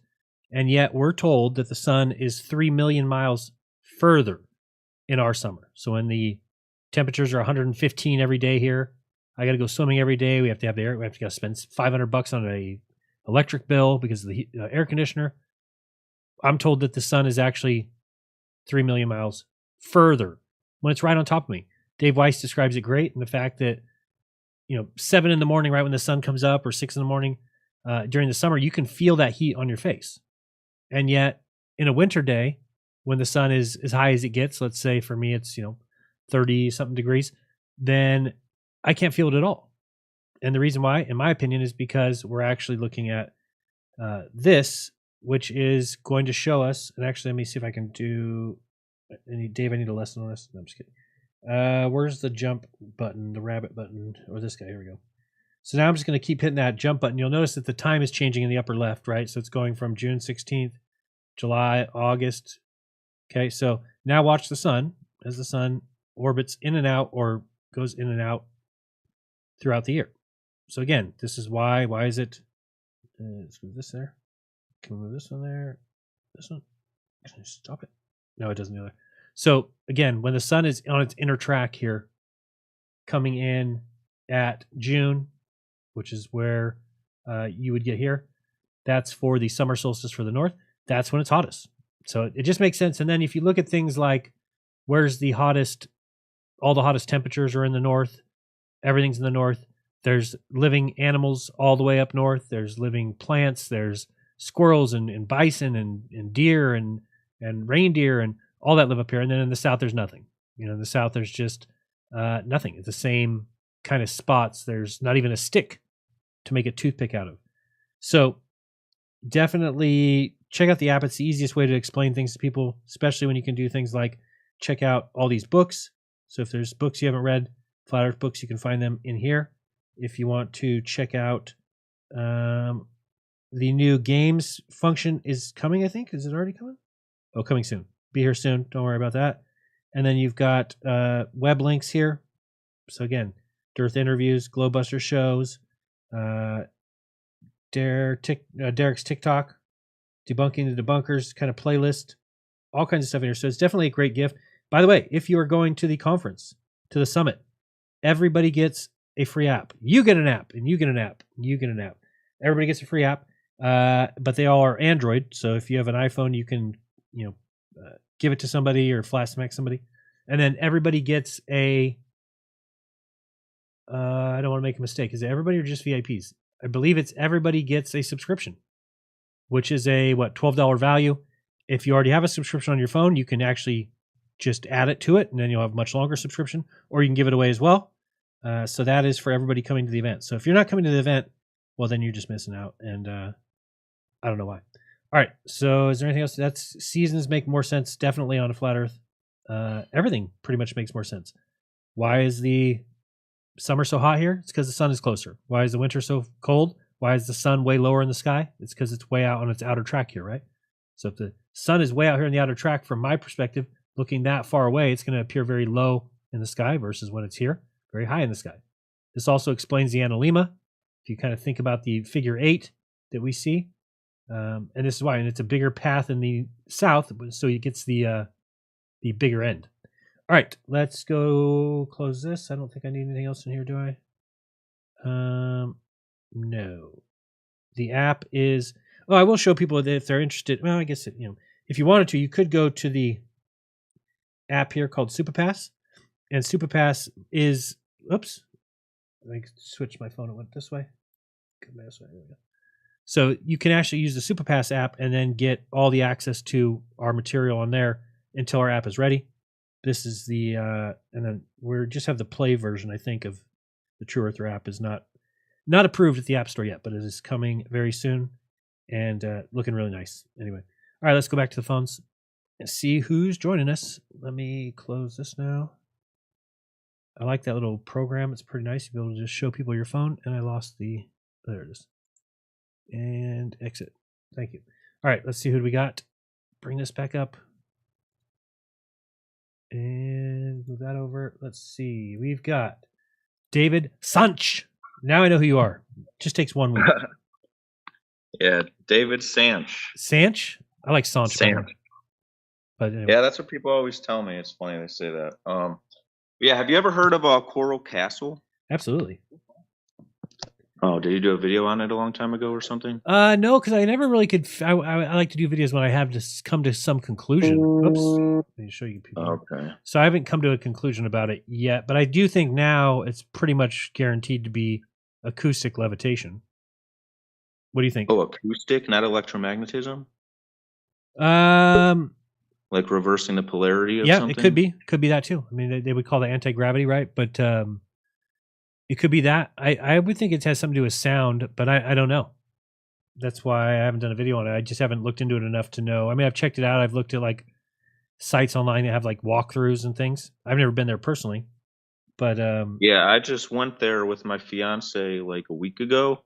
I didn't even know what it was like about. I was just going to take her to some museum, just have something to do for the day. I thought it was going to be like a coral from the ocean. Slavery is a Choice has become a sponsor. Thank you very much for joining the coolest membership group since Columbia Music House. Remember that? Are you not? How old are you, David? I'm 31. 31. You probably don't remember. We used to get these things in the mail. You could join this group. Was it Columbia? Is that what it's called? For like $10, you get 10 CDs mailed to you, and then you're like in some program where you get all these CDs all the time. But it was so it was like Netflix before Netflix. Yes, when Netflix used to do the DVDs. Yeah, do you remember that, or you were not around for that? I remember that. I remember that. So do I, man. That was crazy. Yeah, if people don't remember that, we used to get a DVD or a video game in the mail, and then you could keep it as long as you wanted, or return it and then get the next one on your queue. Remember your queue? I certainly remember that. I remember those days. But yeah, so I don't know if many people know about Coral Castle, so I just wanted to like do a little overview, so maybe they've never heard of it. It's about like some dude who was born in like the 1880s. His name's like Edward. He's from like the eastern bloc of Europe, and he came to the U.S. and like built a castle for like his like soon-to-be wife, or it was some like 16-year-old wife. I don't know how old he was, but I guess it was okay back then. And he built a castle like down way south of Miami, which is called like Homestead. And he ended up even having the stones like moved to a different spot where it's at now. And he had it moved by truck, but when like the truck would show up, he would like tell everyone to leave, and he would like get the rocks off the truck all by himself. Right. And then put them wherever he wanted. Like he has things like all sculpted out of Saturn, of Venus, of the moon. He has a spot where you can like look through one of the walls and it goes up diagonal to another structure that's like 30 feet high. the big circle and then like a cursor in between, and it points to Polaris all the time. And like the heaviest stone there is 30 tons. What is going on? And he's a single dude. Like yeah, he was like 5 foot tall. Yeah, they say he was like 5 foot, 100 pounds, and he's miraculously somehow moving all these stones. And then people that are like doing the tour and stuff, because there's this one spot where they said like he would lie down and like put copper on himself or something, do some kind of like healing type of thing with electric or something. I'm not sure what it was. Huh. And so I mentioned electromagnetism. Maybe he was able to reverse the polarity of things. And then the way that people scoffed at me, like, no way, it's impossible. How dare you say something like that? It's like, dude, you have evidence in front of you that something miraculous happened. They're saying one guy small did it, but you have to like believe in your freaking gravity and your theory of relativity that even when things are in your face, you can't like come to the realization that, oh shit, maybe there's stuff we don't know. Right. Yeah, and that's what they love. I mean, that's what they want people to think, right? So that, because I've seen people say before, it's like have you ever seen like a single man lift a huge giant tree trunk or something? You ever seen that? Yeah. Yeah, it's like they kind of rock it, and I've heard people say that's what he did. But again, like he weighed 100 pounds. Yeah, and dude, 30 tons is the biggest stone there. That's 60,000 pounds. It's impossible. Even if you had like a counterweight of like some other giant stone and like some pulley system, like it would, by being one person, it's so impossible to do. So then people like go off to the thing. It's funny, the tour guide's saying like, yeah, people come up with crazy ideas. And then she's like, then the grand conspiracy of them all, aliens. I'm like, oh my fucking God. It always comes to aliens. It's like people rather believe that aliens came down, helped a human being build a castle for no damn reason than that the earth is flat and that there's an ether and we could like harness free energy and use electromagnetism. Like it's so funny that we're the ones, the conspiracy theorists are the ones shaking their head at people saying there's such things. They like, oh God, there's not aliens. It's like, when did that happen? Hilarious. I know. 30, 40 years of conspiracy or whatever, completely flip-flop. Yeah. But it's crazy. They think we're the crazy ones when there's evidence in front of them. They have to believe in their gravity and their ball, man. Like they won't let go of their damn ball.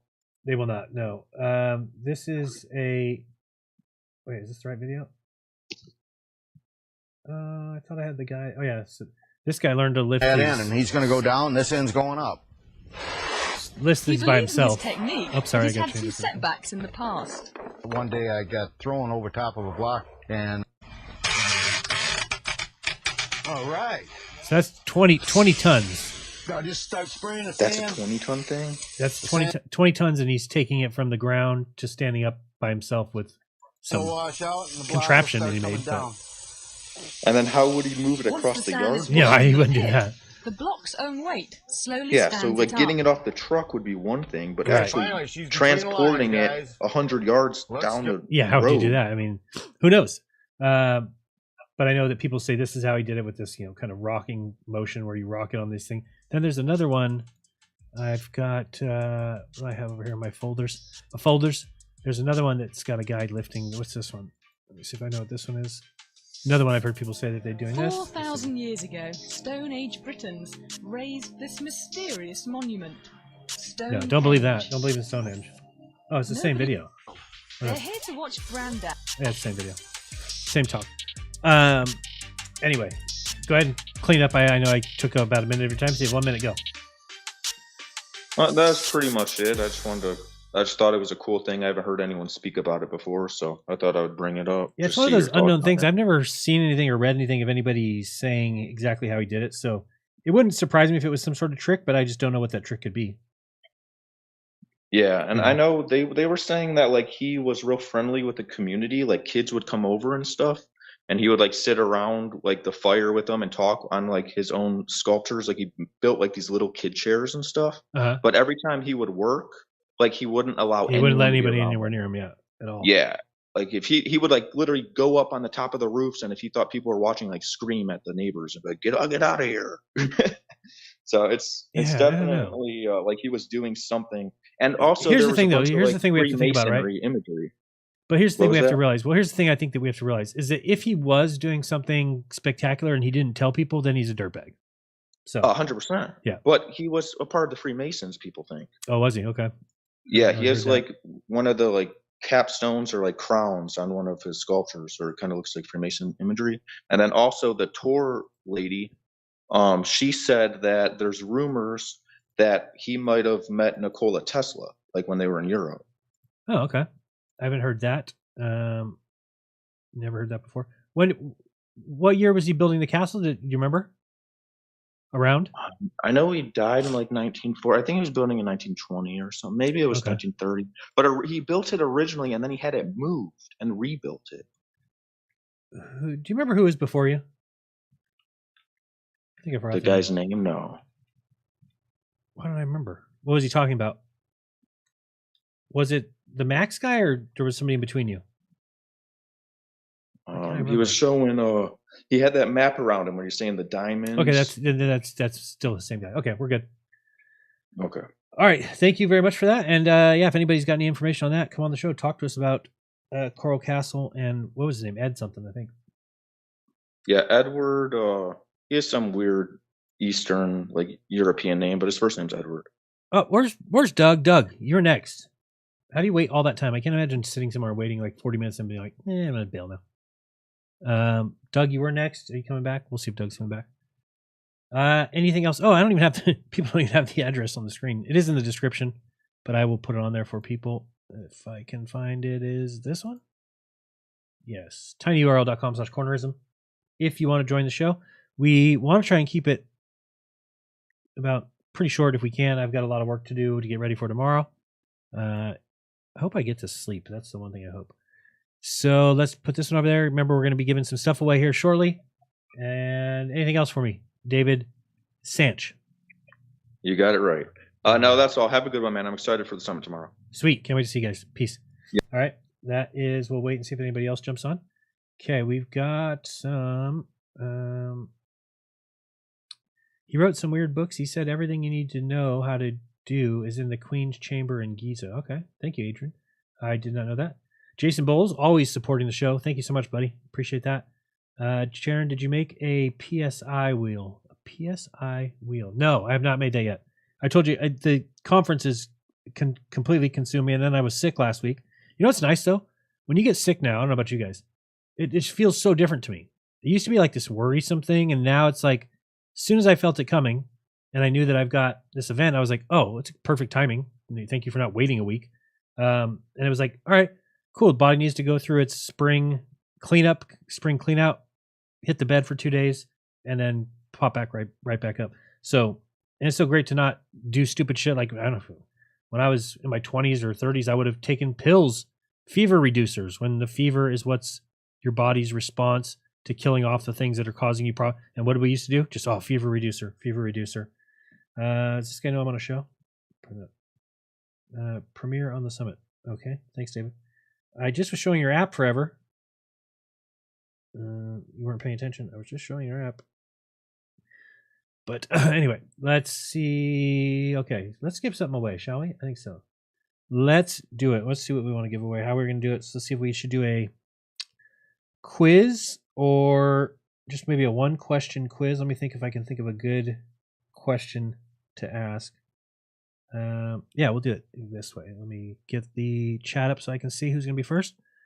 And if you're at Rokfin, I guess I could look at both. I was just trying to think. Yeah, or maybe we'll give one away to Rokfin and then one to YouTube. Let's do that. So we're going to give away right now at Rokfin a general admission pass to the summit.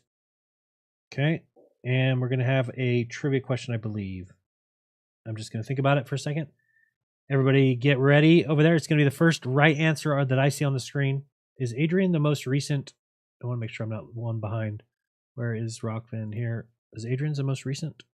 Yes. Okay, good. So we're all set there. Great. Charlie's waiting for me. We'll be right with you, Charlie. Okay, here we go. All right. So let's do a quiz. I'm trying to think of what the good question would be. Okay. Let's do this. Okay. I think that's good. Let's do... Oh, all right. Joy Lynn Clark. Thank you very much for becoming a sponsor. and being a big part of knocking Buzz Aldrin out into space where there's no stars, if you noticed. Oh, I could show you something about that too. Want me to show you that real quick? Watch this. I'll come back to that. Just want to show you this. I was looking up some Apollo images yesterday and saw this one. Can you see that? Let me see here. No, because I got the stupid thumbnail in there. All right, here we go. Thumbnail gone. That's too small. Let's go over here. Okay. Yeah, so this is a picture, an Apollo picture, because somebody told me, oh, there's no stars, but you can see Venus in one of these pictures. Like, what? They're like, yeah, you can see Venus. I'm like, I've never seen a star in a moon picture. So this is the one I was directed to. You can actually get a super large resolution. There's 14 megabyte, but if you do it, you can't run photo forensics on it. So I wanted to run photo forensics on this. So you right click, copy image address. We're going to go over here to photo forensics. Just type in FOTO. Well, I guess that doesn't work for you. It works for me. Photo forensics. And just to plug it in, see what it looks like.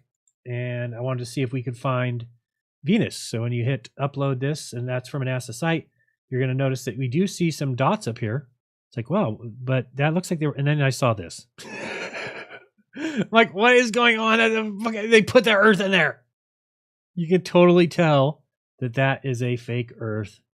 It's got the box around it, which would never happen on any kind of a spherical. It would not be a square that's just been input right there.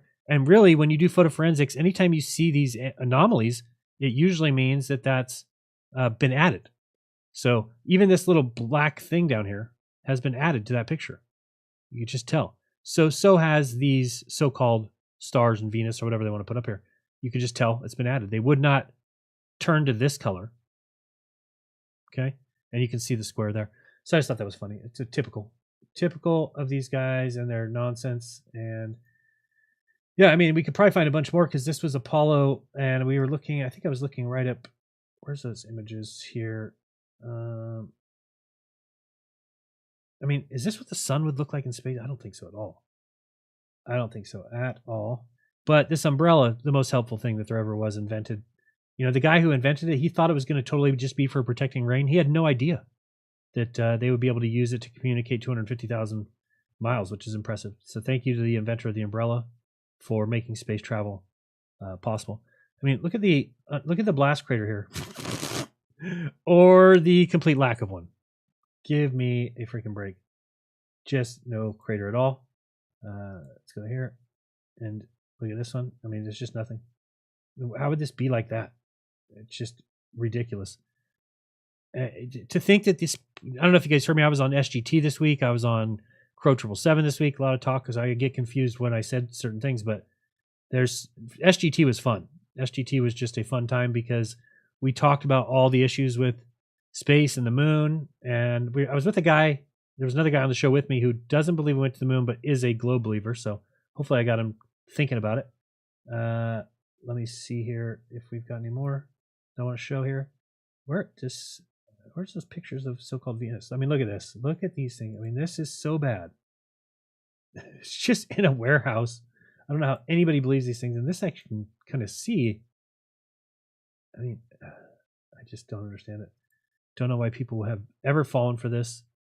And these are all the actual, these are, chronicled in order. Umbrella shadow. Nobody expected that to be so hugely beneficial. So that's awesome. The chalice right here. You could drink the blood of Jesus and then you just fly on the moon. It's cool. Very cool. What are these pictures of? I cannot tell. Is that supposed to be Earth? I mean, if there's another Earth like that, how much you want to bet that there's a square around it? Let's go to this one. Okay, I want to see this. Let's just take a look. We're going to copy image address, photo forensics. Let's just check it. Let's see what it looks like. I don't know. This could be fine. I don't know. Just want to look at it and see if it's got the anomalies. Another square. Oh my goodness. I mean, wonder what this little corner cut out of here is. So I wonder if they don't claim that these are stars, or do they claim that? And the star on the moon. So it's great. They have stars. We've seen stars through the moon before. We didn't know that you could actually see them through the moon from the moon. So pretty incredible. Should we do another one just for fun? Now that we've caught them on two. I need to blow my nose, but I don't have any tissue in here. Let's see here. What do I got? There's some. 1 second. Still not quite 100%. All right. Better. Okay. Sorry about that. Let's see if there's any more little... I see something there, but I don't know what that is. But I want to see if they've got the Earth in one of these pictures. Where's the one that I took with the... No? Oh, wait, these ones. Okay. So let's see if these other ones have... Let's go with this one. Is it up above the... Yeah, we'll try that one. See what it looks like. What do you think? Copy, image, address, photo forensics. Are they just faking all the Earth pictures or what? Let us see.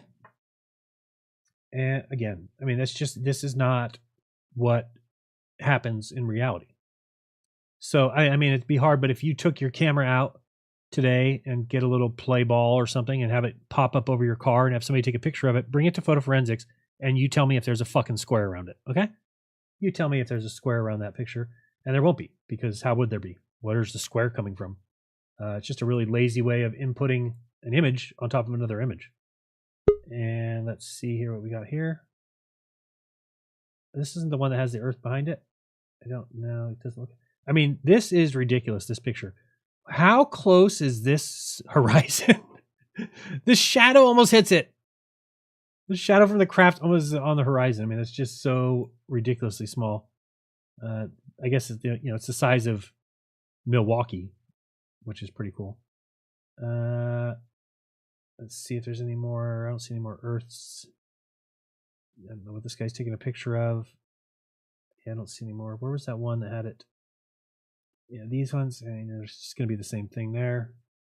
So we'll be done with that. But anyway, if you want that, I'll drop that link in the chat if anybody wants it, just to play with those images. And you can actually hit the back and then look at all the images for all the different missions. I think if you go up here and basically go, what is augmented reality? What is this? This one? Planetary images, digital lunar orbiter for photographic atlas of the moon.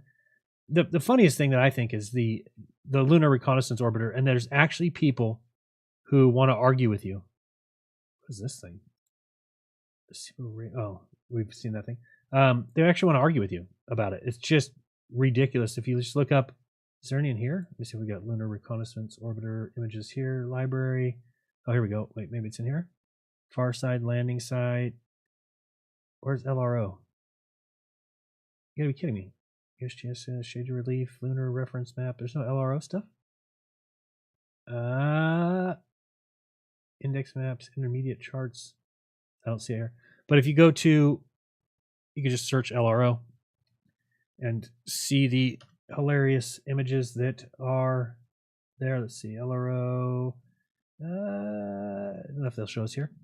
But, this is their big proof, right, that we went to the moon, is because LRO has seen them.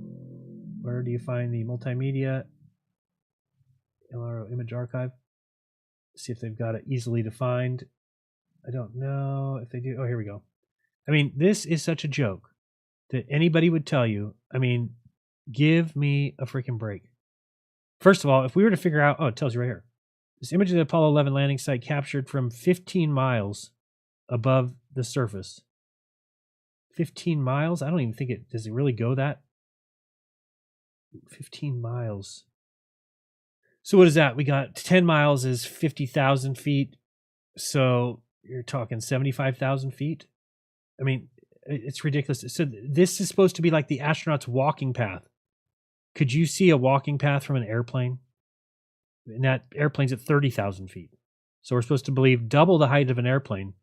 And we can see tracks and shit. Well, let me see a bigger picture. Nope. And these ones, I don't know. I've never put these into photo forensics. Let's go check. Upload. And see what we got here. I mean, that's just like the worst I've ever seen. Clearly, these have been added. So just like we see the box around the Earth, right? This is because somebody's added this text. But everything else, let's say we take away the text. This is the image of the moon, is just this grainy thing. It's just not real. I don't know what else to tell people. It's like, why can't they figure it out on their own? Why would I have to be the bad guy to tell people that, when I really thought when I first started doing this, just show people, they'd be like, oh shit, you're right, that is fake.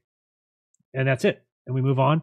I was actually talking to McToon, believe it or not, the other night, and telling him, like, dude, why can't everyone have just come together and turned their focus on NASA and made them prove it?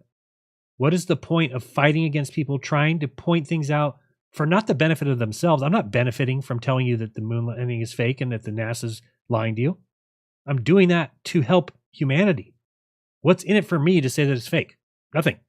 So these guys that want to fight you and protect NASA, it is just the most dirtball position I've ever heard in my entire life. It's like, why would you ever do that? I've talked about it before. There's people who are actually taking pictures of you when you weren't wearing a mask or reporting you. It's like, do you realize what amount of evidence I would have to go up against other citizens and side in the favor of the United States government and Big Pharma? I can't even imagine that much evidence. What do these guys need? They needed Savannah Guthrie on the news telling them to do so. That's all it took. All it took to turn your back on humanity. What a good group of people. Again, what are these supposed to be? Tracks? Normally, Lunar Reconnaissance Orbiter orbits the moon in a 50-kilometer altitude near circular polar orbit. The orbit is near circular. It can vary between its lowest altitude of 35 kilometers and its highest altitude of 65 kilometers. Wait. I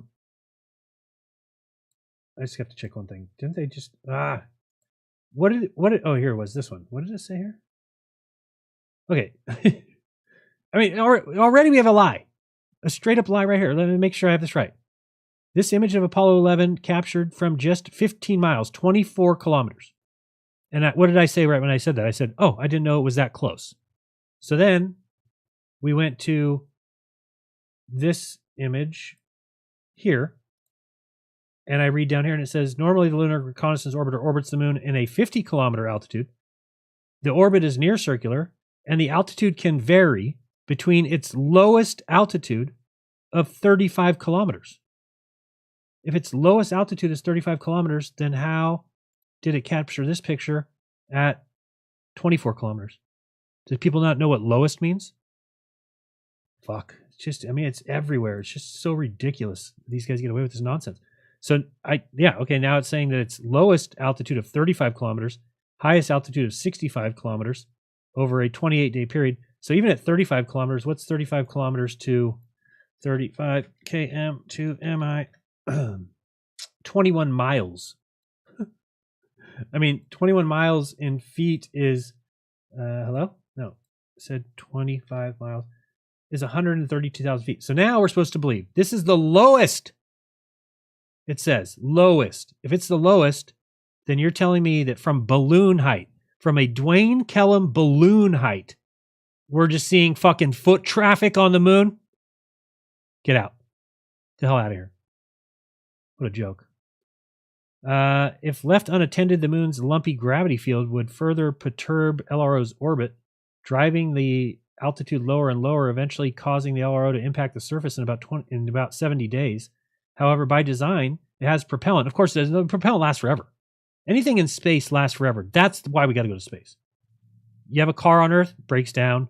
Everything mechanical breaks down in a couple of years. Nothing ever lasts anything unless you put it in space. You put that sumbitch in space, you get whatever you want. You get Explorer satellites just out there forever, 13 billion miles away, still communicating. You get rovers that were meant to build for 4 years. They're still on Mars 10 years later, asking for more money from Congress. Hey, Congress, it's still working. And can we just have a couple more million? They're like, no, we don't think. Oh, then fine. Then we'll just let it go to waste. We'll just let that craft stay on Mars and you won't get anything. And then we don't get any pictures. You won't get any pictures of dirt and rocks. None. There'll be no pictures. And then Congress is like, fuck, we got to do it. Let's do it. What is this picture? That looks pretty. That looks real. That looks real. Astronaut trail. Thank you. Thank you for that. We really appreciate it. And thank you for giving us such a large image too. Oh, here's a few larger image. Thank you. Where's Astro? Oh, right here. Yeah. And from how tall? How high? From 132,000 feet? Makes sense. Makes sense. I can see that. Dwayne Kellum's balloon. We are always up there, and then I always look down from the balloon. I'm like, look at, you can see that guy's walking path down there on that field. No, you can't. You wouldn't be able to see that from 15,000 feet. Yeah, we're supposed to believe this magical camera orbiting the. I mean, look. We want to see what it looks like, though. That's what I want to see, because it's a beautiful thing. Show us the thing. Where is it? I want to see it. Where is it? Can we see images of the actual craft? Of course not, right? Of course not. I love pictures like this too. It's great. Takes these little side. This is a great one. Look at this. This is nice. Yep. You can see all the tracks here. This moon looks real. Everything about the moon is real. It all looks like totally legit to me. I don't even have questions about it. This looks totally legit. I mean, a lot of people might look at that. They'll be like, Jaron, that looks like a computer graphic. I'd be like, what are you talking about? That's not CGI. Clearly, this is a ridged former volcano. Clearly. It looks completely real. There's nothing. It does not look like it's computer generated at all. It looks like it came out of a photograph from Yellowstone. So I don't get why people have issues, really. All this stuff looks very real. This looks real. Look at this. Former riverbed. Totally real. In no way is this an CGI. Okay? No way. And people are like, well, they didn't have CGI back then. So, right. And I'm sure all these pictures came out back then, too. They didn't come out 10 years ago when some great release like, oh, we found all these fancy pictures. Oh, did you? Where were those in 1972? I mean, look at this. This is real. Who would even second guess this? Super tall mountain. People used to ski here back, when the secret space race was going on. Not anymore. They've done away with that. But yeah, I don't even know what's going on with these images. What is this here? Ooh, shooting lasers at the moon. Huh? Observe the moon. This photograph shows the laser ranging facility at the Geophysical and Astronomical Observatory at NASA's Goddard. The observatory helps NASA track of orbiting satellites. In this image, the lower of the two green beams is from the Lunar Reconnaissance Orbiter's dedicated tracker. What? Shut the hell up. I can't even with the lies. I think it's just easier for people just to be like, fuck it, I'm just going to believe the lies. It's just easier. You don't have to even think. You don't have to question things. You're just like, I believe it. I believe it. Fully believe it. All right, let's get back to giving an award away. All right. Or not an award, but whatever you want to call it. A prize. A prize. And, this has a yellow circle on it, though. What does that mean? Snaps a picture of NASA's Lady spacecraft? I mean, why is everything just to the point of not being proof, right? I mean, if these guys wanted... Oh, you can't really see what I'm looking at. Oh, you can, kind of. It's just baffling to me. If you wanted to just make the LRO get closer to the moon, it's just math. It's just math and orbital mechanics. Call it Red's rhetoric. He'll do it in 15 minutes. Plan the whole thing out. Mathematically, perfectly. And it can't even go wrong. Because if you do it with math is reality. So carry the 7, multiply by 4, and then you orbit the moon for as long as you want, and then just come back. Easy stuff. Easy. Who do we got waiting over here? Let's go to Charlie. Charlie, what up? What's going on, bro? Another day, another dollar. I'm going to think of a trivia question here while you give your 3-minute spiel. Go ahead. Okay. I'm wondering, what is the deal with the similarities between these near-death experience testimonies and space? Because it seems like there's a lot of similarities. When people die, they see the moon as a sphere. They claim to see images of like constellations that they even say they look like NASA photos of galaxies with beautiful colors, and they say that they can see like round planets, and like some of them go to different planets, and they say there's different worlds. Like, who says that? All these NDE experiencers, all these people who have died and came back. Some of these people had a toe tag on them when they came back. And right. I've listened to like 300 of them, and I'm just hearing all these similarities. And when there's that many similarities, but it's interesting because when you're on DMT, it feels like you're in space and you're like looking at galaxies and spheres and shit too. So I wonder if if like their NASA is just getting their idea of space from the afterlife, or if they're somehow, you know, plugging us in, and that's what we experience. Because it's weird, because there's other propaganda in afterlife. Like people will see Hitler in hell, and like, why the hell would God show some random guy Hitler in hell?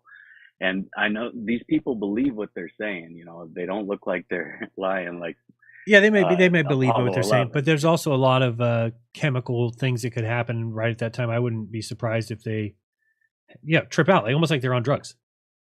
True. Yeah, it's very similar to DMT experience, I think. Not that I've done DMT, I've done acid. And I remember when I was on acid a lot, I would think about space all the time. I would think about aliens all the freaking time. And then when I stopped doing acid, I stopped thinking about it. That should tell you something. Yeah. So I wonder if that's where they're getting their ideas. I have seen like a video where they're like, oh, look at this image of all the firing neurons in the human brain. Look how similar they look to this NASA photo of this galaxy. Oh, I've seen that too. Yeah. Miles away.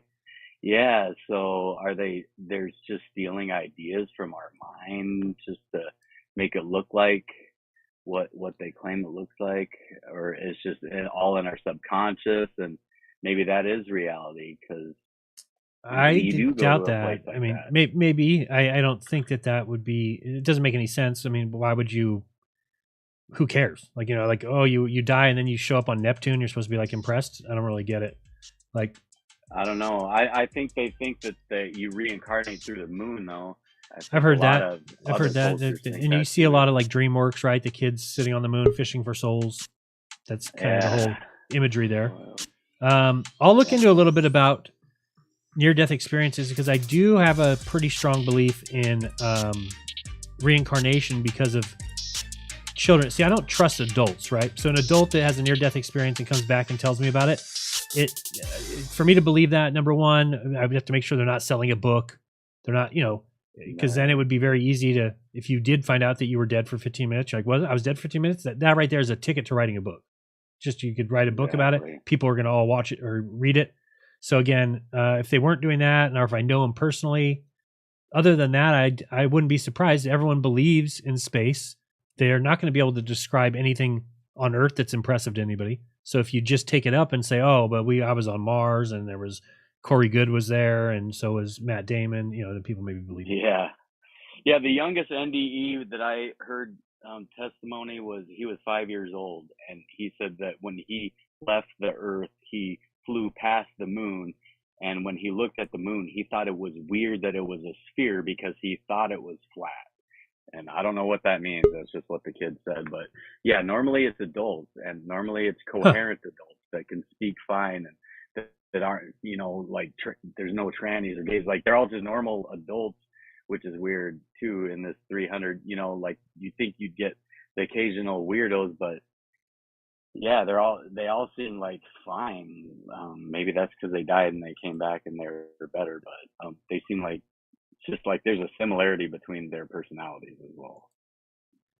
Yeah, I'll look into it, because I haven't really paid much attention to that. But again, because if you went and talked to 50 Muslims who had near-death experiences, they would all tell you about Allah and Muhammad and the 72 virgins.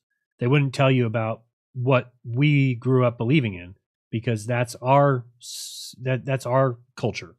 So that's one of the biggest things that told me about where I stand with religion, is because I started to talk to other people of other faiths and found out that they're all just the same. They have the same stories, just different characters, right? So people who reach enlightenment, they see Buddha.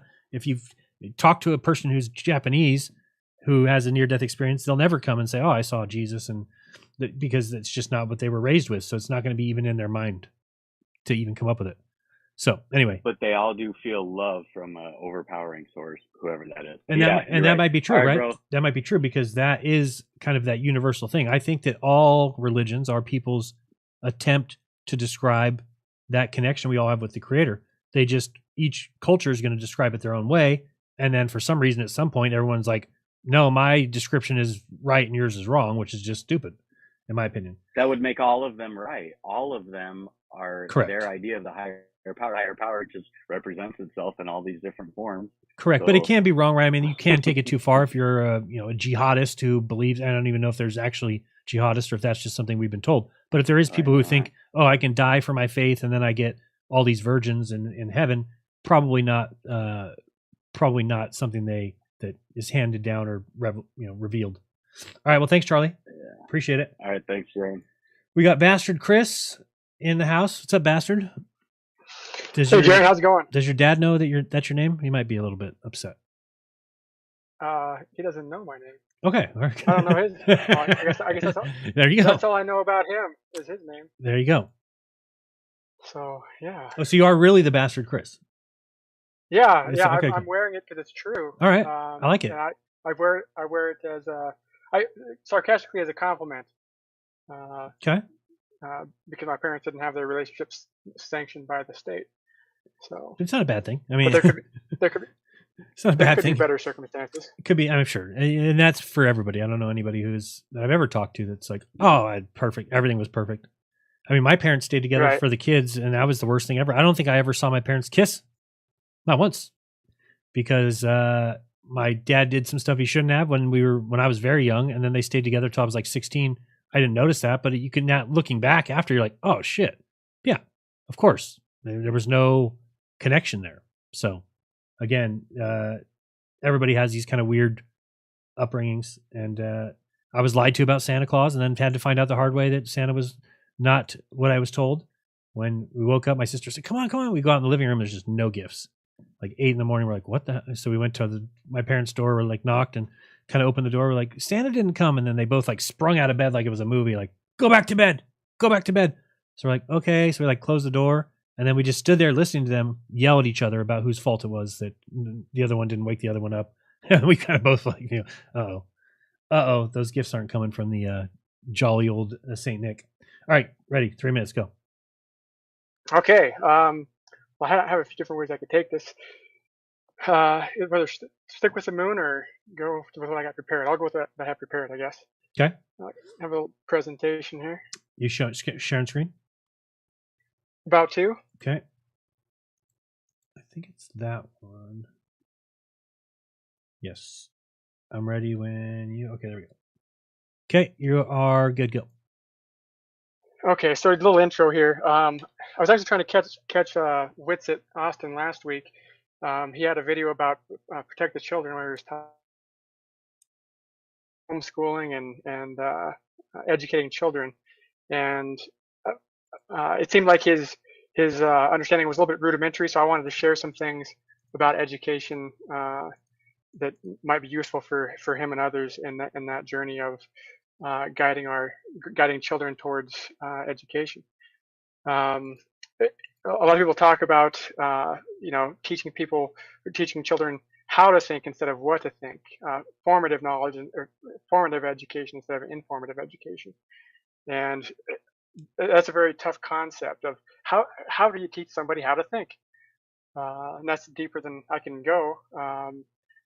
But as far as how to learn, I think the 7 liberal arts have a very true and tested structure to guiding us towards true knowledge. So that's what I'm looking to share today. And to be clear, I'm just going to start off with the liberal in liberal arts isn't the modern definition of liberal. It's liberating, the etymological definition of liberal. So, all right, here we go. I'm on the wrong screen. Okay, so I'm just going to read this quote here. The utilitarian or servile arts arts enable one to be a servant of another person, of the state, of a corporation, or of a business, and to earn a living. The liberal arts, in contrast, teach one how to live. They train the faculties and bring them to perfection. They enable a person to rise above his material environment, to live an intellectual, irrational, and therefore a free life in gaining truth. Now, before I show who this came from, I'll point out some people are educated for the propaidudac function, which is the managerial class, and the liberal arts is what the managerial class is taught. So this was they call her Sister Miriam Joseph. I don't recognize those titles, but Miriam Joseph wrote this. So the livable arts are divided into two sections: the trivium and the quadrivium. And the trivium is the aspects that pertain to mind, and the quadrivium are the aspects that pertain to matter. And I'm going to just go through them, describe them the way I first heard them, because they're just really appealing if you're seeking education and truth. So the trivium, the first part is grammar, the second part is logic, the third part is rhetoric.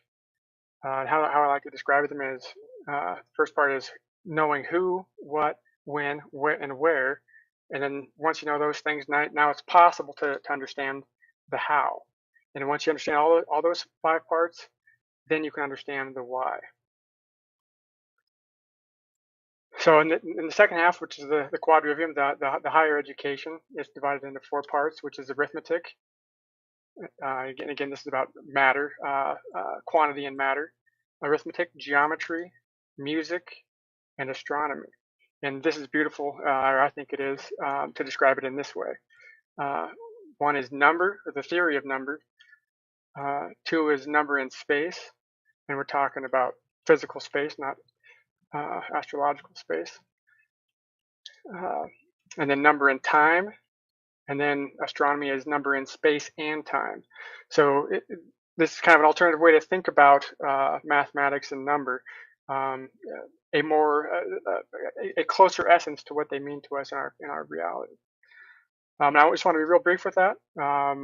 If you haven't heard of it, I mean, there's not much to know. It's to take it and run with it.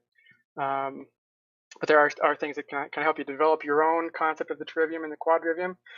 It's a method of learning and seeking truth. And so, yeah, that's basically what I wanted to share. Awesome. I like when you give presentations. They're good. I learned something quick.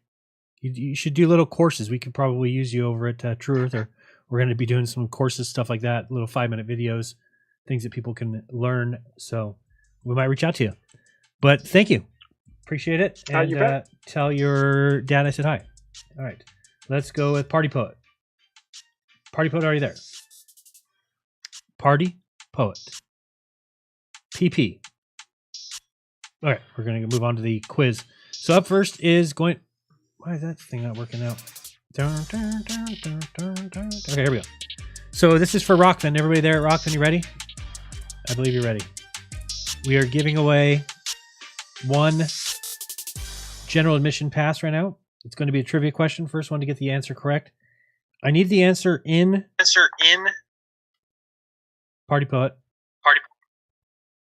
Can you hear the words coming out of my mouth? Yes. Oh, okay. Well, that's great. Basically, starting your clock. I got a pre-prepared speech. I figured I'd call it something satanic, like This Little Light of Mine. But basically, the way I see it, a year ago or maybe more, I told you that basically your kid is headed towards autism land, which was hard for you to believe. But the only thing that but now things are popping up like the Einstein story. See, the Einstein law, if you really take a look at it, it basically says Einstein was someone that you claim was puppeted through the world stage as a retard. Apparently, according to the law, he was a retard as a kid. He was never, ever smart, according to that story. And then later on, became a freaking hero. Now, the only thing that's different about folks that are headed towards autism land is every single one of them basically has a cool story of my kid is smarter than the average bear before the age of 1. In my case, I had someone who was going to be either the next Houdini or working as a scientist at NASA. Something happens, then you're the only one who claimed there was an R value. Everybody else I had ever talked to never had one. And then afterwards you get the R value. He said car. Oh, gotcha. And I said it was just KA. And you were wrong. Okay. I'm just curious what ends up happening if you hear the R value. But everybody else I talked to never heard one. So basically afterwards we get to hear the Einstein story. There was no By Einstein the time story. you get what's that? The Einstein law, the one that says that there's not a your law. kid I is doing. said that there's a condition, a disease or whatever you want to call it. It wouldn't be a disease. Yeah. Yes. Basically, everybody on the way down to autism land ends up hearing that story. So you're saying that you call autism anytime a child is not exactly to the norm? No. Basically, they all get diagnosed between 4 and 5. You just don't see. The whole thing is that apparently the oligarchy wants this, because whenever you go to complain to all the places, like all the different magazines about autism, and you go to complain to them going, look, this is what I've noticed. These are all the clear markers that everybody away there seems to be hitting. And they go, oh, that's too hokey wanky. We don't publish crap like that. And basically, by the time it came around, it wasn't that important in my life, because 2001 started popping up. And basically, my ex-wife was basically taking care of the autism thing. So, okay, so wait, it tell me wasn't this, that 'cause big in my book. this is where I get confused. Are you self-diagnosed my son with autism by watching the Maverick Moments? And you expect... No, basically... Well, then what are you basing it off of? Why would you ever call somebody repeatedly to tell them that their son has autism when you have no... We all heard caca. Okay, and then basically after that, yeah, you said because his first word was car. Because his first word was car, you said he has autism. I said he winds up hearing car a lot. One of the folks I talked to said, but I told you that wasn't true. I told you that was his first word. Now he can say the alphabet. He knows his numbers. He can count to 20. So explain to me how you're now just continuing the storyline, even though it started out. Oh, they just say car. That's all they'll ever say. Since your son said that first. No, say, geez, you got that whole thing wrong. Basically, like I said, we are born with, or when kids are born, the only thing they have to self-regulate is a language that they don't even know. And apparently, one of the things that helped out the oligarchy doesn't bother teaching you is that the kid's language. Apparently, when a kid says caca, as in my case, a lot, and then I talked to 8 other folks who basically banged off on the exact same thing. And then we got the Einstein story. And then you got about a year and a half after that you hear the Einstein story to 2 years tops that you wind up, you can go talk to the blonde girl on what legal I'm saying bats. is, what are you going to, what would I do about it? And if you're talking about drink piss, I'm not giving my son his own piss. It's the dumbest thing I've ever heard. Now, you can say that I'm wrong. You can say that, oh, you could prove that, a child could grow a third arm or grow a big dick. Whatever you want to say happens when you drink piss. I don't see how there could possibly be something in my son's urine that would cure him of what you call or Asperger's or whatever. It just doesn't make sense to me. Like the fact that you would... All I'm going to tell you is that you got 4 people headed your way to your whatchamacallit, to your summit. Okay. That are presenting. Yeah, and not one of them. I don't think one of them would tell me to give it to my son, who's 2. Not one of them. So if you're talking about an adult, here's the thing: a child only has a very small amount of food that they eat, right? So if there's nutrients in there, he's getting them. What you guys say about urine drinking is that once you eat food, that it then stores these certain proteins or something, and for some reason, God made us have an appendage that eliminates it, but we're supposed to actually put it into a cup and then put it back in. It makes no sense. So why would you not do the same thing with shit? Have you ever tried to eat your shit yet? No, I've heard stories about it, but I'm not willing. But okay, so the whole thing is, you have to consider this. One, you have to remember that we have been lied to since birth. I agree. So David Weiss said all they got to do is hide the energy, hide the food, and then they gain control. Okay, I agree.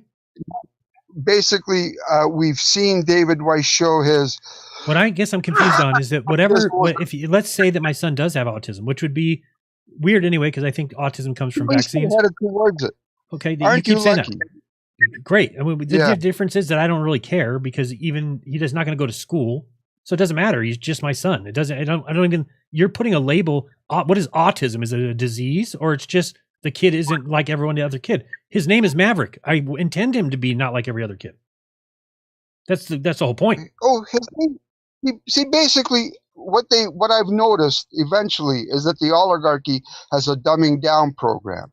The moment the father runs around town screaming, "I got someone who's ahead of the pack," something ends up happening, and then I didn't say he's ahead of the pack. of I've said before that he doesn't have communications yet. He's not communicating like my other son did at 2.5, but he knows way more. Do you know what age a child's supposed to know their alphabet? 5 to 6. Do you know what age they're supposed to count to 20? 5 to 6. Do you know what age they're supposed to recognize every letter in the alphabet? 5 to 6. My son's doing that at 2.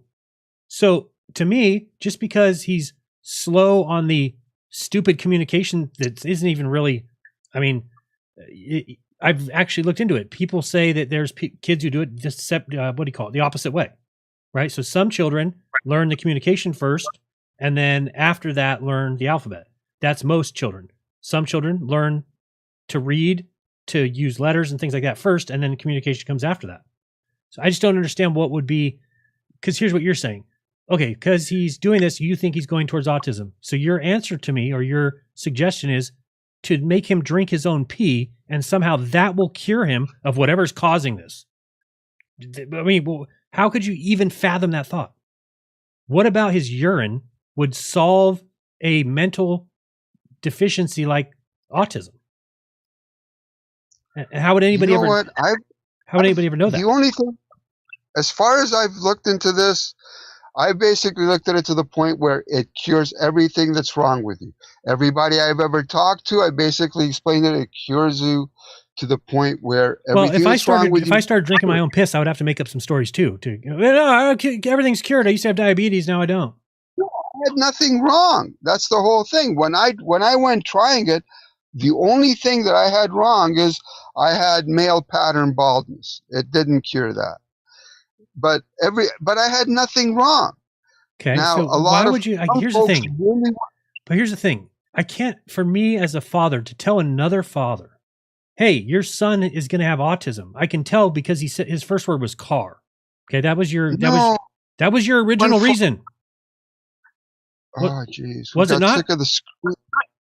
I said one father who got sick of hearing the screams tried telling another father, "You don't want to hear the screams, buddy. They're weird screams, aren't they? You pick them up, you put them down, the scream doesn't change, and it drives you bonkers after a while." I don't know if you're talking about my son?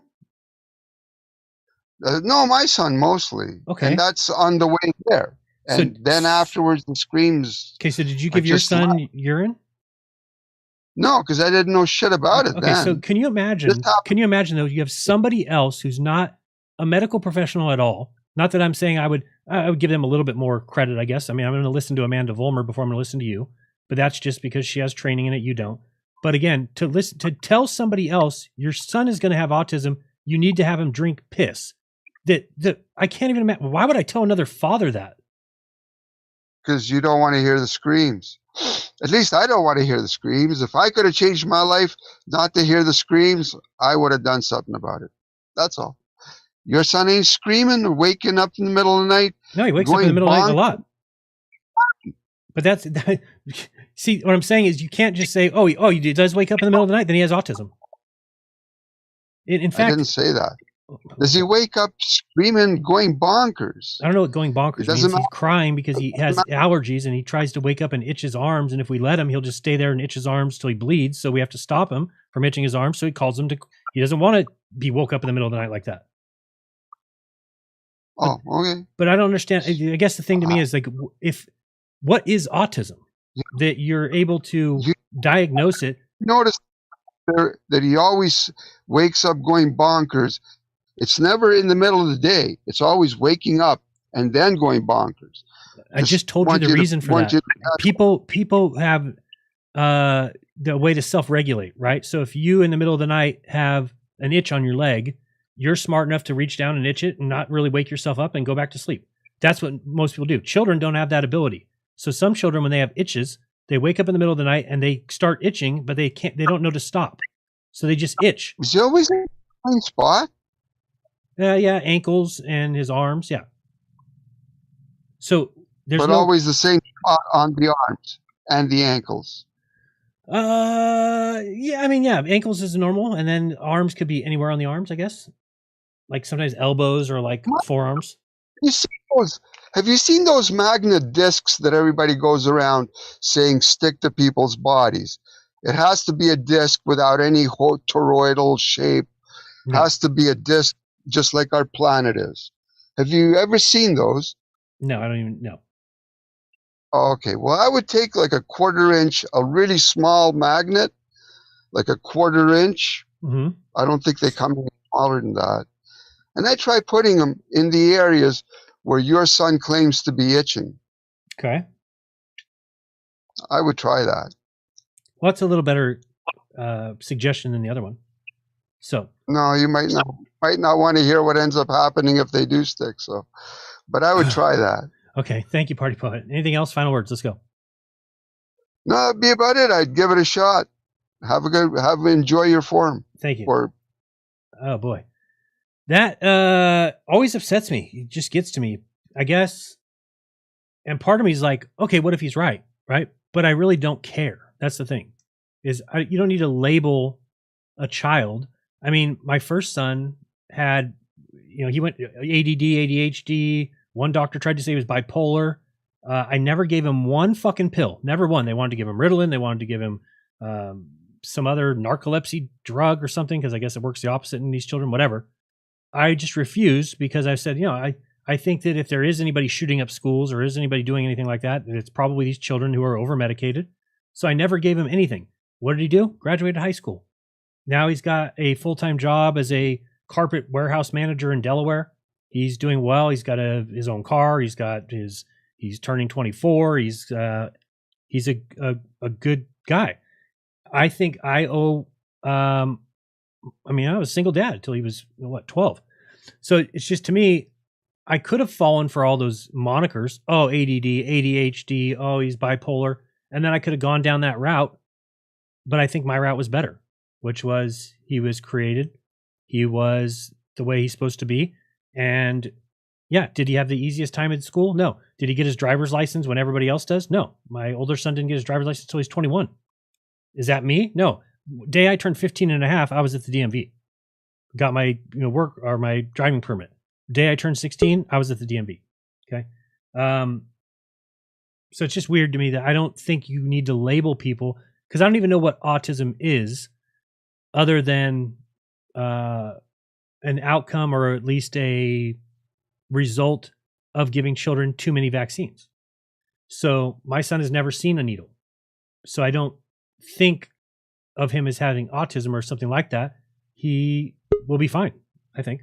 So again, I'm not going to listen to somebody who just says, and first of all, it was like, your story's always changing, Party Boy. It was always, to start out, it was because he was saying, oh, his first word's car, Jaren? If his first word's car, then he's going to have autism. I'm like, what? I said, no, his first word was car, big deal. He's got a lot of words. And you're like, oh, I thought you said that was his only word. I'm like, no, that was his first word, but now he speaks 10 words or 20. And you just, like, once you said that, you just have stuck through that line this whole time. No matter what he's shown, or you just keep saying he has autism. Like, so it's weird, because unless my kid conforms to some perfect standard that you've set, you're going to call every week and tell me he has autism, which is a joke. I can't imagine doing that to another parent ever. I don't know what would give me the moxie to be like, I'm just going to call this guy every week and tell him your son has autism. It's just dirtbag. Ryan, what's up? Oh, not much. I was just calling for that last call there. I mean, that's BS. He doesn't know anything. You can't diagnose something like that. And all I wanted to suggest to you was that I was having some problems with my daughter. And the biggest thing I did was I put my Wi-Fi router on a switch to where it turns off at night. Right. And during the day when we're not using it, because she was getting weird rashes and shit like that. And the doctors couldn't explain it, and they've gone away now. I agree. We turn ours off. Remember, I've got this. Everything's plugged in through usually this thing here, which is a Wi-Fi connector to the iPhone. So yeah, we usually use all my stuff in here is wired now. Even the TV's wired. We had to take down the people remember there used to be a little Bitcoin clock here or a Bitcoin display, but that you can't be wired on that. There's only Wi-Fi. So that's why it's not here anymore, because there's no Wi-Fi. We try to run with no Wi-Fi. Sometimes I turn it on if I'm going to need it, but it's not. All my computers, everything's done through wires. So no, that's good. I mean, and I feel you, man. I do. I feel you, because when there's something wrong with your kid, it's like the worst thing ever. And everybody's got, oh, this is what you should do, but you know what? Yeah, you're trying everything, and you're pulling your. If you had hair, you'd be pulling it out, and it's just like, you know what? Everybody's a Monday morning quarterback.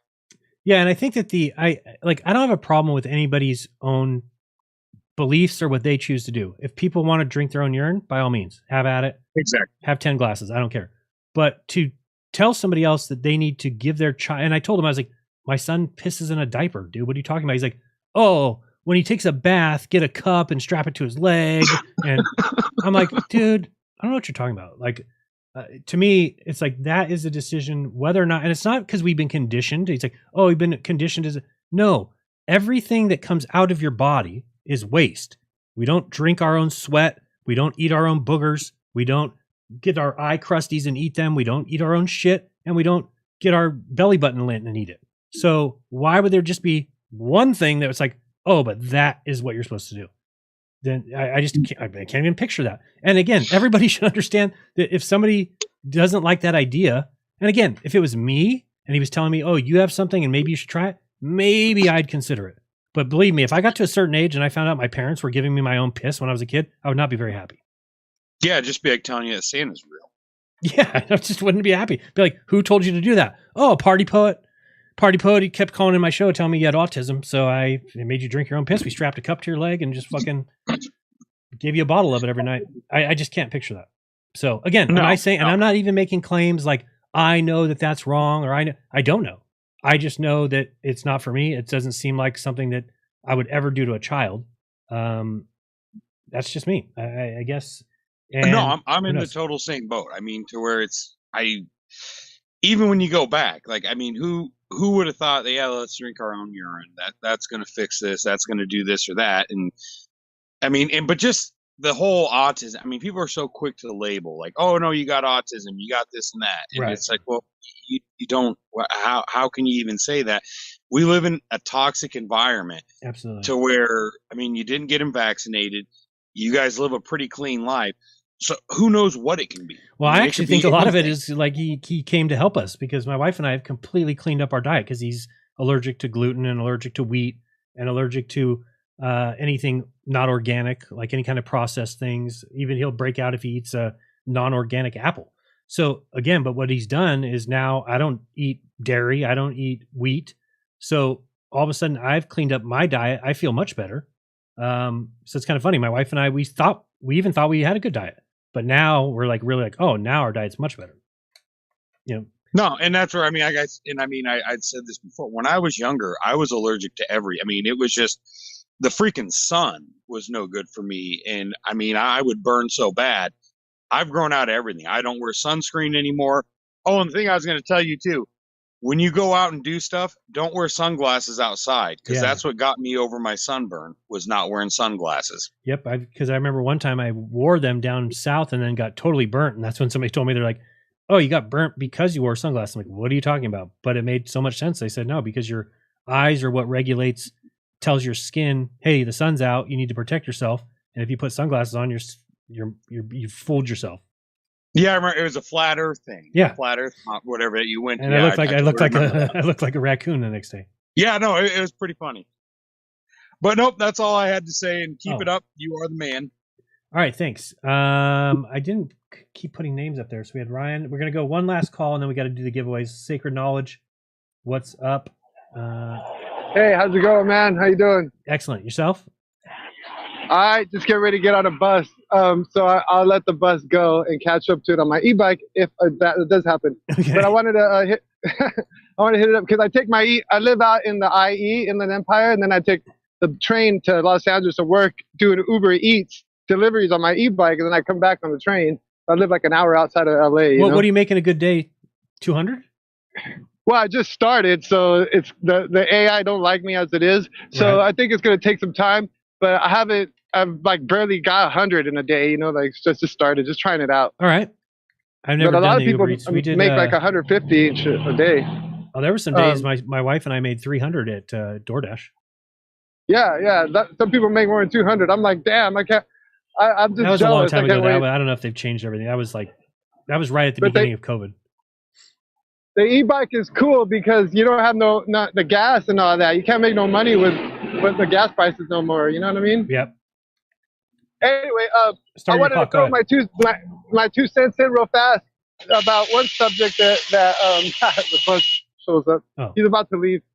Anyway, I wanted to throw in one subject, which is the diet thing, and I haven't talked about like what I think happened. I think vegetarianism is definitely the best diet. I think Eden was vegan. That whole word vegan has been weaponized and all that. But what it is just like the human body.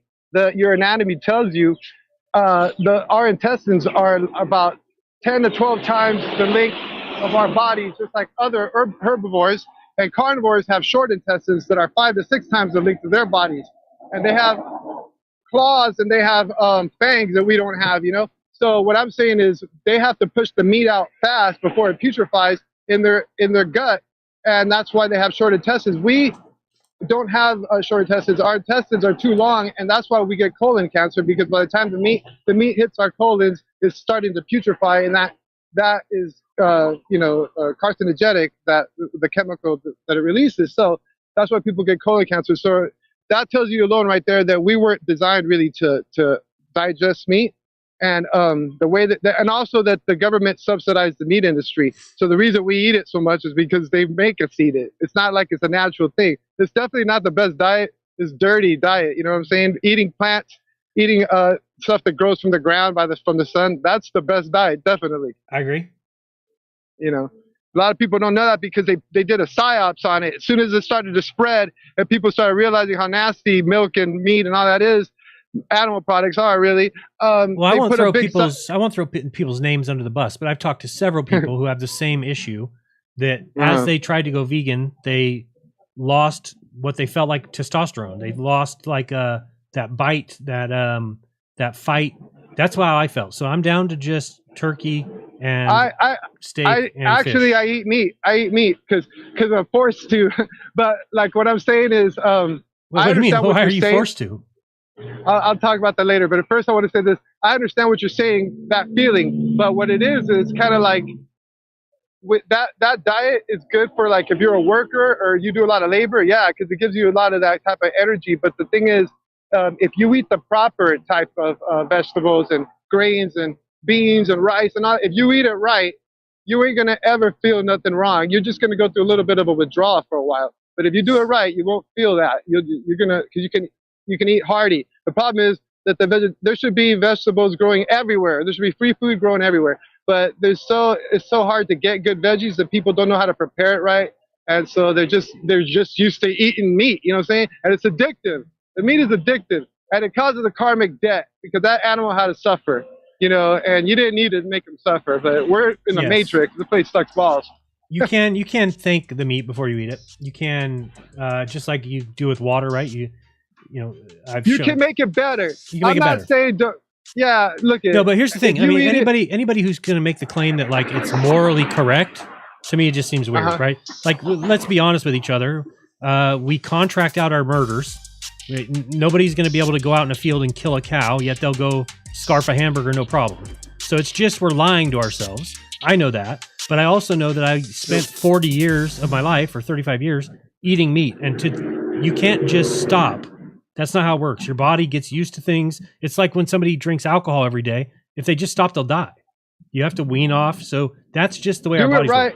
And you got to do it with a spiritual edge, because nothing works without like getting your spiritual self strengthened. You know, that's why a lot of people go to like the Bible and all that kind of stuff, because they need it. So just try to do something spiritual while you're doing it, and exchange something positive for some. But what I'm saying is, it's in the language too. The word coward, till the cows come home, and or like no, because coming home. Never mind. What I was gonna say was they say no. What's the word? Oh, the word mistake. The word steak. They just took it out of mistake because it's a mistake. It's a karmic debt. It makes you sick. It's not a good diet, and you're making another being suffer when he in a horrible way. Like if we did it naturally, maybe, but we're not. We're making it bad. Yeah, so, it's terrible. It's terrible. All right. That's all I want to say. Thank you, Segue. All right, Joe. Take it easy. Later. All right, we're gonna shut this down. Can we close this? Oh, sorry. Oh, people didn't get to see him. He was on his bike with his helmet. All right, so let's get to the award now. Anybody in the chat have anything to say to me? I don't see any of my little tags. No, good. You're going to a sports show? Nice. Nice. All right, let's get on with it. All right, so we're going to Rokfin first. You are getting a general admission pass for the first person who gets this answer correct. And, oops, I need a backspace here. Hold on. I just erased the answer. Okay. The answer needs to be in feet and within 1 foot.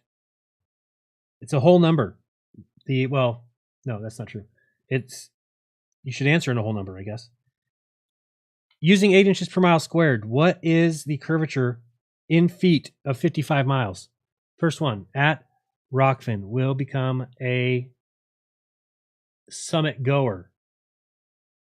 Let's see. Who's it going to be? Who's going to go for an attempt? Joe Mama's there. He has not answered. Ryan Litton's there. Rune Thorson is there. I haven't seen much other people I've been paying attention to. Anybody in the other chat answer? No. 32 feet is wrong, Nick. Again, 55 miles. How much curvature is there in feet? We're only asking Rokfin. Nuba, that is wrong. Incorrect. Barely, that is wrong. Incorrect. Anybody over here get it? Wrong. I don't eat meat that eats meat. Somebody did get it correct over on the YouTube side, but R is not correct. Kevin Michoud. And Big Pine Sailing. Yeah, that is correct, but we're going according to 8 inches per mile squared. Q is not correct. Nice try though. 55 is not correct. J Hemcrete Bear is the winner. 2016, excellent job. Joe Mama would have gotten it too. He was 2017, but JJ Hemcrete Bear, you win. Now, do you already have a pass, JJ, or no? Let me see what we got here. Oh, send people this live show. I'm going at the bottom of the hour. All right. What is the sports show? This is not this guy's show, is it? So Dave's going to be on a show. We're going to be done here as soon as we give away some prizes. You can stop answering. It is the JJ Hemcrete Bear. I'm just making sure that he doesn't have a ticket already so that we're not giving somebody a ticket who already has one. JJ, just say, thank you, I'm happy to be going or something so I can move on to the next one. And while we're doing that, let's just go ahead and give a shout out to JJ Hemcrete Bear. You can go to JJ's CBDrub.com, JJSCBDrub.com. He does his own gardening out there. He's got some beautiful plants, and he creates and he's also got a discount going into the goodie bags. So he's not answering me over here. That's not really a trivia question. Well, it kind of was. It was a mathematical trivia question. Thank you. Happy to be going. All right, great. So JJ, you are the winner of a regular pass. Let's go here. Okay, now we're going to go to YouTube. And let me think what I want to ask here. All right, I got what I want to ask here. Let me think of the correct answer here one time. I just want to make sure my math is correct. It's going to be a math one. I just want to make sure it's that and times that, right? think so. Yes. And that total is, okay, good. It's one of my favorite stupid space facts. And I'm going to say you have to get this. I'm just going to say you have to get it right on. Okay? Just going to say you have to get it right on. So everybody knows. Ready, YouTube. First one to answer, you win. This is for the VIP seat. VIP seat. That means you have a chance at the 350 Epic coins. You've got a chance to win a year's pass at Crow 777, all kinds of stuff. And you get to go for free, and you get to ask questions of Crow and of me and of Dave Weiss. Oops, what happened to my OBS? Okay. So let's see what we get. I got to move this over here. All right, now I can see this on the screen. We ready? Here we go. This is for a VIP pass. It is going to be a mathematical question. You can get it right. 1 + 1 = 11. Excellent. Big up video. Here we go. Ready? One of the most stupid things I've ever heard in my entire YouTube career is that a teaspoon of neutron star weighs, according to NASA, how much? A teaspoon. Like you're going to eat some cereal with a teaspoon. How much in pounds, by the way, sorry, in pounds, does it weigh? A teaspoon of neutron star. It's the dumbest thing you've ever heard. How many pounds does it weigh? A teaspoon. Now you might be asking, how come you get 1 pound on a teaspoon? That'd be a good question. How do we get 10 pounds on a teaspoon? Be pretty tough. In pounds, in pounds, in pounds, in pounds, in pounds, in pounds. A lot of good answers here, but none of them right so far. Well, none of them are correct in pounds. Still waiting for it correct in pounds. With the spoon, yes, with the spoon. I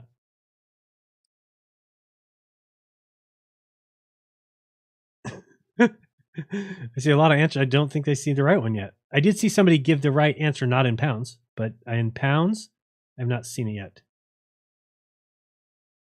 No, no, no, no, no, no.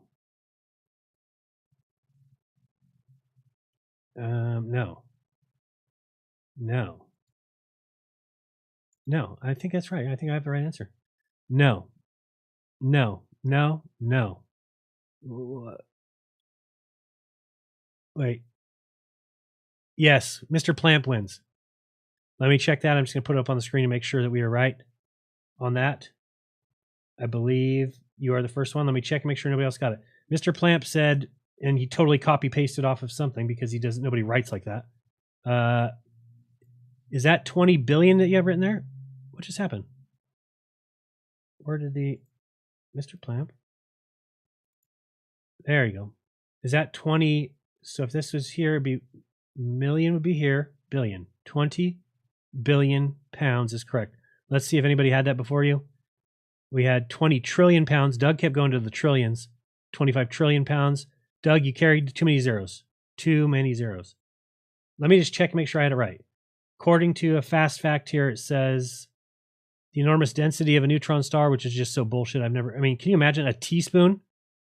Imagine a teaspoon weighing 100 pounds on the end of it. The enormous density of a neutron star means a teaspoon of neutron star would weigh 10 million tons. So I believe we take 10 million and we multiply that by 2,000. Correct? And we get 20 billion pounds.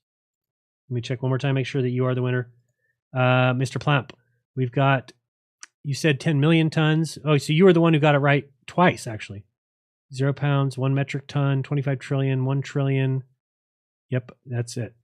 Then we've got 50,000 pounds by Hank, 4 billion, 1 trillion pounds, 4 billion tons, 666 million, 5,000. You are the winner. Mr. Plamp, do you already have a pass or no? He can't believe it. He's so excited. He's pissing all over himself. Don't let that go to waste. You might want to drink some. Just might want to drink a little bit. Can cure everything. Baby dick, immediate hog. Immediately. Just drink a little bit.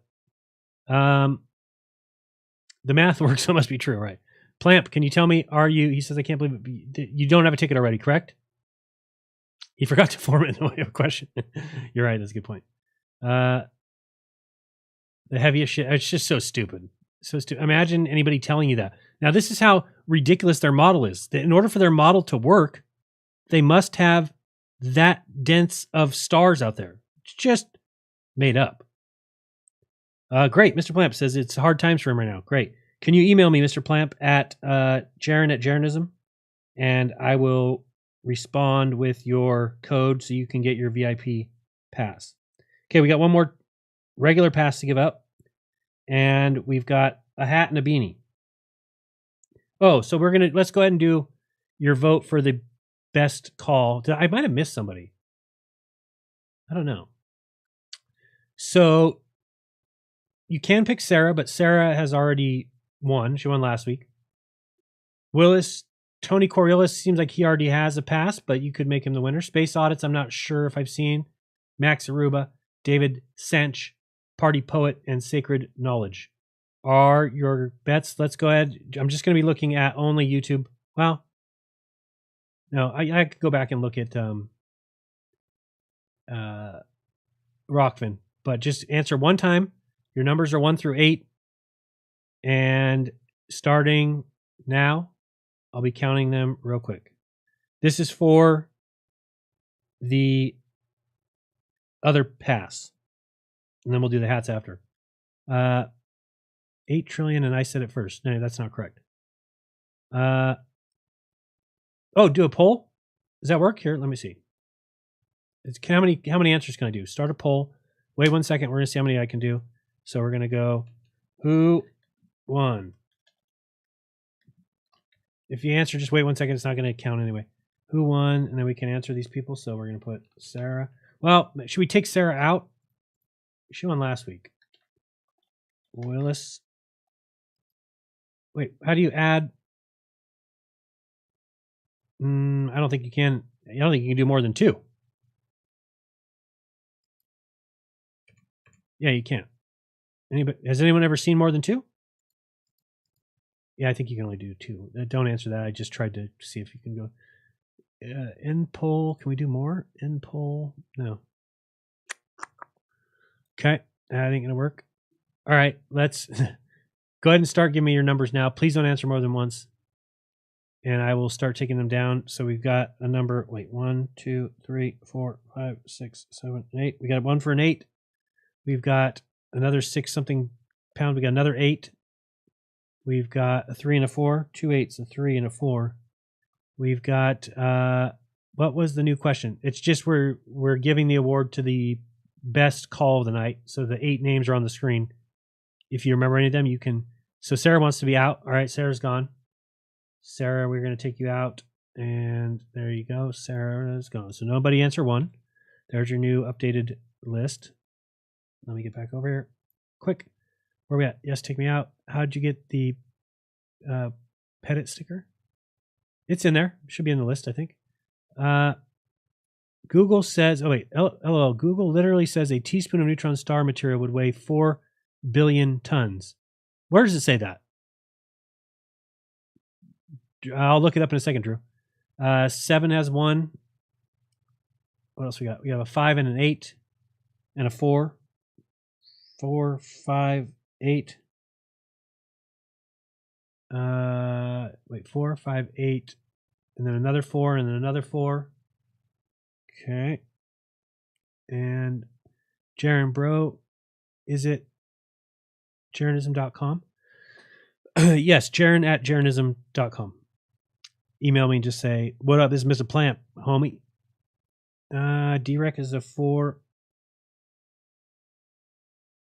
We got D-Rec. Robert's a 4. Phoenix is a 4. So it looks like 4's running away with it. Who's 4? Space Audits.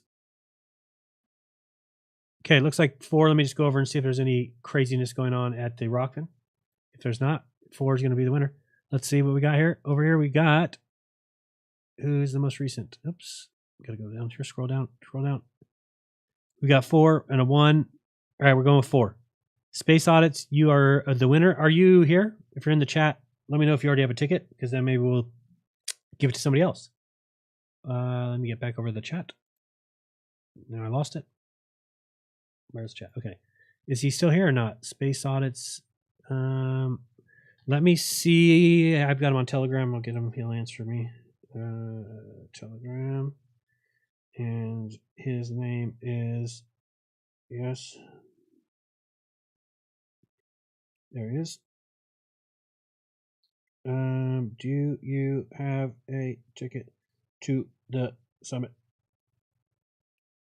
Or is he in the chat? I don't see him. What's up, Lori G? It says 10 million tons. Yes. So who's lying? Who's trying to get one over on me? I forgot who was telling me that. Drew says, LOL, literally Google says a teaspoon of neutron star material would weigh 4 billion tons. I'm looking at it here and I see, did I already get rid of that? Here, I'll put it over here for you to see. This is what I was going off of, is this answer here. And we'll see if there's a couple different ones, but sweet. I'm putting you on. You won. Celebration. He said he did not have money this time to buy a ticket. So, oops. I said you won elevation. He's like, what? No, wait. Yes, you were picked by the audience. Maybe you shouldn't have left the show early, you douche. No. Yeah, you were picked by the audience. So I'll send you a link. All right. We're on to the hats. So you want to see this real quick, just to make sure I'm not cheating anybody. I just went off this. If it's wrong, well, it is wrong. We know that. So it's wrong anyway. There you go. There's the enormous density of a neutron star means a teaspoon of neutron star material would weigh 10 million tons. A ton is 2,000 pounds. So there you go. Your answer is 20 billion pounds. Awesome. Thank you. Tell the lads and lasses I said thanks for the endorsement. He says thanks for the endorsement. Here it says, is it true that a teaspoonful of neutron star would weigh 6 billion tons? And it says, neutron stars contain the densest known material that is directly observable. 1 teaspoon of neutron star material weighs 6 billion tons. Wait, are you kidding me? How could they be that far off? This is a NASA site. Hold on a second. Does it really say that? I mean, they can't even get their shit together. I don't see it on here, though.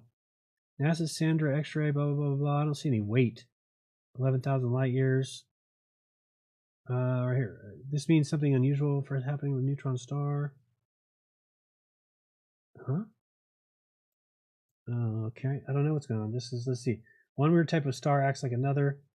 A teaspoon of neutron star material would weigh 4 billion tons. And what did we say?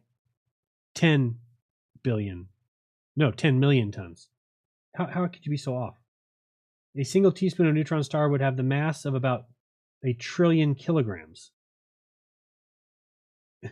Why are we measuring things by a teaspoon anyway? So who measures it by that? This is the dumbest question I've ever seen on Google right here. What would happen if I ate a spoonful of neutron star? That's funny. That is funny. Neutron star, Wikipedia. Let's go to the geniuses at Wikipedia. They know all things. Can we get a weight here? A weight of a neutron star. The gravitational field, Earth's magnetic field. I don't see anything that says. Well, let's search for tons. Control find TONS. We got protons, photons,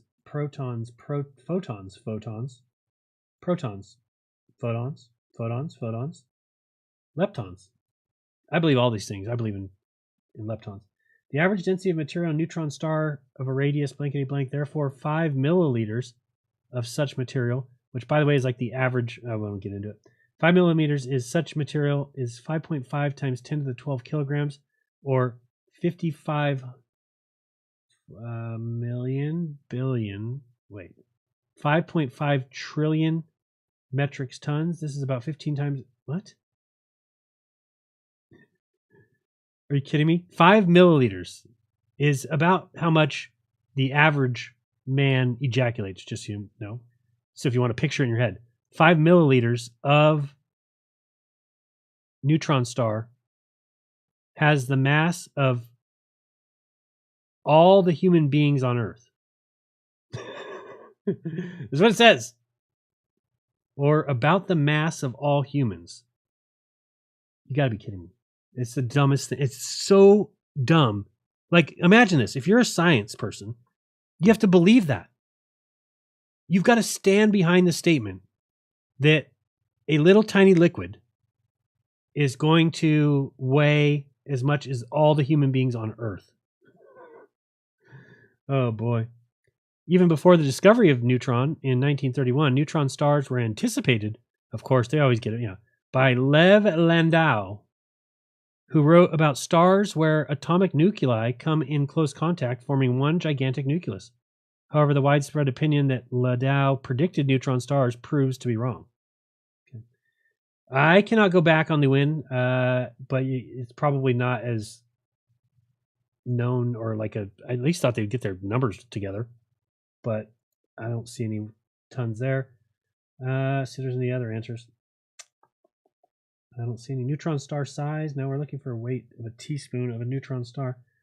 Neutron star. Interesting fact. Here's one from Twitter. A teaspoon of neutron star weighs more than everyone on Earth. A teaspoon of neutron star would weigh about 4 billion. 4 billion. Oh, wait.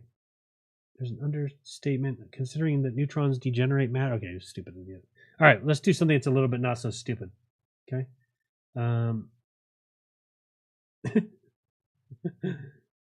What is going on here? A meerkat just crawling around. It's funny. All right, let's move on. Shall we? Okay, so we gave away all the passes. Right. And where you just have a hat and a beanie. Okay. And I got to think of how we're going to do that, or what we're going to do. I like trivia, but I need to make sure that there's the right answer. It could be personal trivia about me. It could be like best zinger or something.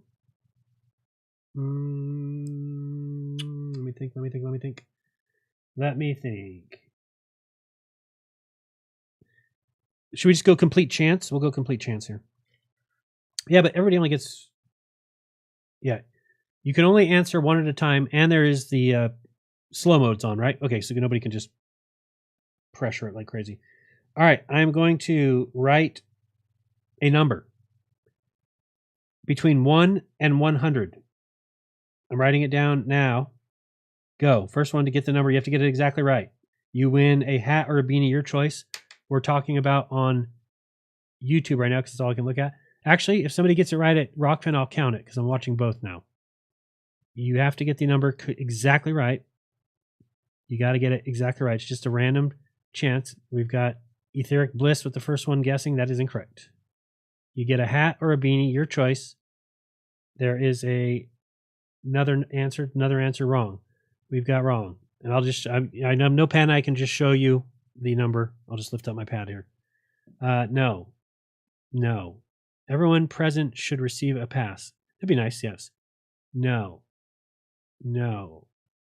not yet. Not that I see. Nope. No. Not yet. DJ Moon, that would be really weird if that was correct. No, I don't see it. I still don't see it. I'm going to miss it, aren't I? I still don't see it. Nope, I still don't see it. Yes, I think I see it. Winner is Edward Liskey. We're going to stop right there. Just make sure nobody answered 22 before he did. Edward, it looks like you are going to be a winner. It looks like you're going to be a winner. And anybody guessed 22? Let me scroll up here. I see 28, 32, 55, 2. Oh, Madison, you needed to go one more press. 11. Kangas Mangus should have doubled his. Swamp Bucker established 2011 should have divided his by 4. Edward Liskey. Oh, Edward, you had a guess earlier at a 66. And so you got 2 guesses in. I don't see any other 22s. Now tell me who the greatest baseball player of all time to wear number 22 is. You don't win a prize. You just get to be my friend. And that's worth more than any prize. Way more. All right, Mr. Where'd you go? Liskey, why are you still guessing? You already won. You can stop guessing now. What do you want, a hat or a beanie? Your choice, Mr. Liskey. He says, thanks. Nice. So just tell me which one, and then you need to email me. What'd you say? Pretty much anything you say, you can find that answer that somebody said was the right answer at some time. Why? Because it's all a freaking lie. I wrote it down on the pad here. It didn't magically appear there. No, not Sammy Sosa. I did wear number 22, but I'm not the best player of all time. Jackie Robinson certainly did not wear 22. Jackie Robinson is 42, and his number's retired on every team in Major League Baseball. There's nobody who can wear number 42. So kind of easy to remember his number. Mantle or Shoeless Joe? No. Liskey, you need to tell me whether you want the hat or the beanie, and then you're going to email me at Jeranism. No, not Jackie Robinson. Why is somebody else guessing that? Jackie Robinson's number 42. And he's the only baseball player you'll ever see wear that number because it's retired for every team, everybody. So that's one you should remember. No, do you know what my favorite baseball team is? If you know what my favorite baseball team is, then you should know who that answer is. Yes, he was 42. Hello, Bertaria. T-Rex's baby arms. Mike Trout or Bryce Harper? Nope. It's okay. You didn't win anything anyway. And I've told the story before, right? It's a pretty great story when I met Mrs. Brother because he has no hand and he was really into baseball. And she told me about him too. She was like, Giants is correct. The Sanch. That is correct. Giants is correct. So who's number 22 on the Giants? The greatest first baseman? Probably. Well, yeah. I mean, it's debatable if he's the greatest on the team. Barry Bonds did not play first base. Sorry. Will Clark is correct. Mr. Dave Hinkle, way to go. Correct. So her brother, she just tells me like, oh, my brother loves baseball. I'm like, yeah, cool. Awesome. Yeah, I love baseball. You know? Yeah. So first time I went over her house to meet her family, she introduced me to her twin sisters and her older sister. And then I meet her brother and he takes me into his bedroom and he's just got baseball cards all over. I'm like, oh, sweet. He's like, yeah, you want to look at my baseball cards? I'm like, yeah. So we're looking at his cards, and then I look at this text. He's like, you want to see my favorite player? I'm like, yes. I'd be happy to help. Thank you. So he's like, you want to see my favorite player? I'm like, yeah. And he hands me a card for Jim Abbott. And I'm looking at this Jim Abbott card. I'm like, Jim Abbott? Why do you like him? He sucks. And he's like, oh, well, I like him because I don't have a hand, and he doesn't have a hand, and we both pitch. I'm like, oh, my bad, bro. So then I had to take his sister outside and give her a spanking because she failed to mention that her brother doesn't have a hand. Just failed right over her head. And that's something you should probably tell people. If you're about to bring, just say, hey, just, my brother doesn't have a hand. Just I'm like, okay. So like if he gives me a baseball card for a player that doesn't have a hand, I shouldn't make a mockery of it by saying he's a terrible player. Because he is terrible. He's terrible. But he still played Major League Baseball, which is more than I did. So couldn't be that bad. Should have known that. I played first and pitched and left field. It's good positions. I was the slowest guy on my team, and it's why I didn't go anywhere. You automatically cannot pick the slowest guy on the team like at tryouts when you're just slow. They're not going to pick you. Not going to pick you. All right. Yeah, he had one. She never told me that. So like, here's me like Jim Abbott. Tell you like this guy for he sucks, and he's like, oh, he's kind of cool because he doesn't have a hand. I don't have a hand. I'm like, oh, wait, this Jim Abbott? Oh, I was talking about another guy. There's a minor leaguer plays down in San Jose. He's terrible. This Jim Abbott, the one that plays for the Angels, fucking awesome. No, that was not for the other question. Sorry. No, that would not have been the other question. I'm trying to think of what the other one will be. I'm trying to think. We got one more. What's his name tell me what he wanted? No, I don't remember seeing. Anyway, just email me. Where is he? Did he ever say what he wanted, a hat or a... I don't see him now. Liskey. I'm here. Okay, we see that, Liskey, but what did you pick yet? Liskey. No. Liskey. No. He's gone. Liskey left. All right. So I guess I'll just give you a choice. What do you say? I was the best shortstop fielder in my league, but I sucked at batting. Okay, we got to think of what we're going to do here. So you get one more question for either a hat or a beanie, and then I got to get going. Thank you. I like your name, too. Michaela Glenn? Michaela Glenn? Nice. Oh, yeah, I have the link for the Weiss show. Let me get it for you. Where did he text me? Here we go. Here we go. This one. Copy. All right. I'm going to put it into the YouTube chat. Can I find my own video? Oh, I just saw it. You idiot. I just saw it. Speaker's Corner. Wait, what? Oh. Wait, what? Why do I have a Speaker's Corner clips in there? What are we doing live? There we go. Live. Why can't I find my own video? I can't even find my own video. I just send it to myself on Telegram. So stupid. I don't want to worry about it. And save messages and send it and go. All right. Here's the link for everyone to go to that. And here. Copy link. Copy link. What is the name of the show? Damian Lillard hates ring culture? What the hell does that mean? Makes sense. God, I cannot think of what the best kind of trivia would be. So you guys don't like the math ones. You want just like straight trivia questions. It's just easy. Let me think. Could do something really funny, but I don't know if we do that. You're welcome, Nick. I don't know what you're thinking before, but you're welcome. Did Jim Palmer wear number 22? Who's there now? I don't see. Maybe I'm tripping. All right, I gotta think. Anybody have any good ideas for me? That wouldn't work. You can't give me a good idea for a trivia question. Let me think.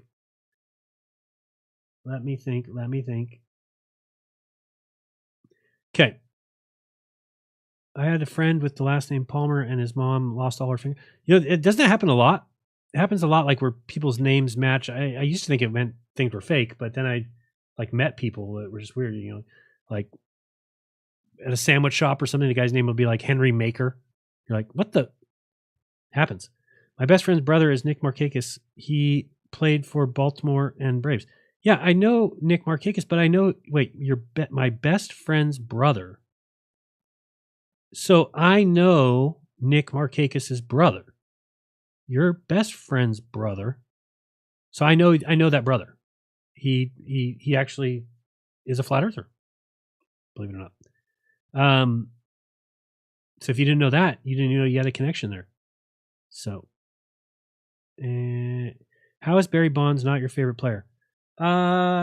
Because he may have taken something to make his head twice the size as everybody else's head, and now when you see him, he looks like he's a little black kid from the Bronx or something. These guys should be 4. But I did see home run number 61 and 62, and it was the longest 9-inning game ever to happen. I was there for that. I was there for game 4 of the World Series. Game 3 of the 89 Earthquake World Series. Been to a lot of great games. I never seen them win a World Series because they haven't won at home yet. But I was at a lot of those playoff games. Let me see here. So if we go here, I mean, that's a good one. I mean, that's a little better. Look at this picture. Joe Mama's a Dodger fan, so don't talk to him. He's got a lot of incorrect baseball knowledge, obviously. What's someone trying to show over here? Left side browser. So these are some pictures, but I like this one up here. Can you see this picture up in the upper right? So he just got a little bigger. That's all. Now, don't get me wrong. The guy still, you could not put a ball over the plate. Barry Bonds got walked with the bases loaded. Nobody gets walked with the bases loaded. I mean, these two guys are not really. His head is twice the size. Little head, big head. But I did like. I mean, he was the greatest hitter I've ever seen. Will Clark had a better swing, but Have you ever seen where Barry Bonds hit a home run with a broken bat? I mean, this is just stupid. Barry Bonds broken bat. Watch it. I mean, this is just dumb. I mean, how does this even happen? Look at this. With 600 career home Look at this. Broken bat. See ya. That's like impossible. Make it 601. Can you believe it? Can you believe I mean, you're looking back like, how does that happen? I mean, you made a perfect pitch if you do that. Oh, is this the one? This is one of the farthest home runs you'll ever see right here. Watch this one. Is this the one at Yankee Stadium? Yeah, I mean, the guy just could rake. You literally could not throw the ball over the plate in 2000, 2001, 2. Holy smolies. Look where this ends up. Look where he hit that. Look again where this thing ends up. I mean, it's supposed to be hard to hit it over the fence. He hits it up here. Up here. The fence is here. He hit it up here. And I think, isn't this the one where, is that another one where the guy in the dugout says, that's the furthest ball I've ever seen hit? That's ridiculous. That is just ridiculous. I mean, you think these guys showed up to the game and thought they were going to get a ball? We're sitting in the nosebleeds, Jim. That's a monster shot. I don't know what. There's a game where the guy in the dugout says, that's the furthest ball I've ever seen hit. You can actually see the mouthing of it. You just could not throw the ball over the plate to that guy. And he hits one high. He hits one deep. These are all his splash hits. Probably at quite a few of these. You just could not throw the ball over the plate to the guy. Could not do it. My mom and I were at 500 center field bleachers. Actually, we weren't that far from where the ball landed, but I mean, not close, but not far. And then the night they played the Dodgers, and he hit 61 and 62. I don't know who 61 was off. 62 was off Chan Ho Park. But yeah, if anybody tells you he didn't take steroids, it's a lie. It's just a lie. Just a lie. And if you want to see something funny, I don't know if I can find it. Lucille dancing. Lucille dancing. It's one deep. Lucille dancing with this. Oh, this is one of the funnier commercials there ever was. Extra bases. Send the runner. Love the Giants. Old school. Kick it. Go Giants. Go Giants. Go Giants. Ding ding ding ding ding ding. One ding ding ding ding ding ding ding ding. Boom boom. Go Giants. Go go. Anyway, you're 2010, 2012, 2014 World Series champions. And then I stopped watching. 2004, it just coincided exactly with Truth coming into play, and just kind of stopped paying attention to it. Obviously, I paid attention a little bit when I had that bet with Joe Mama. But, with Harmon. Was it Harmon? Yeah, Harmon. I had a bet with Harmon. Stopped watching it. Anyway, we got one more thing I'm trying to think, and I still don't have it in my head. I still don't have it. What are we going to do? Let me think. What would people... Maybe something you don't know about me? What's something you wouldn't know about me? Kind of know everything, right?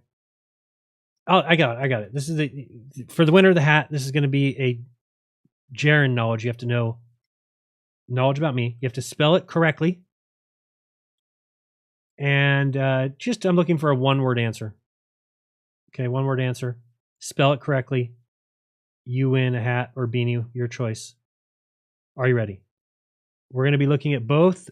Griffey Jr. did have a nice swing. Absolutely. Not as good as Clark, I don't think. Anyway, let's do this. Ready? All right. Here's the trivia question. It is about me and what high school did I graduate from?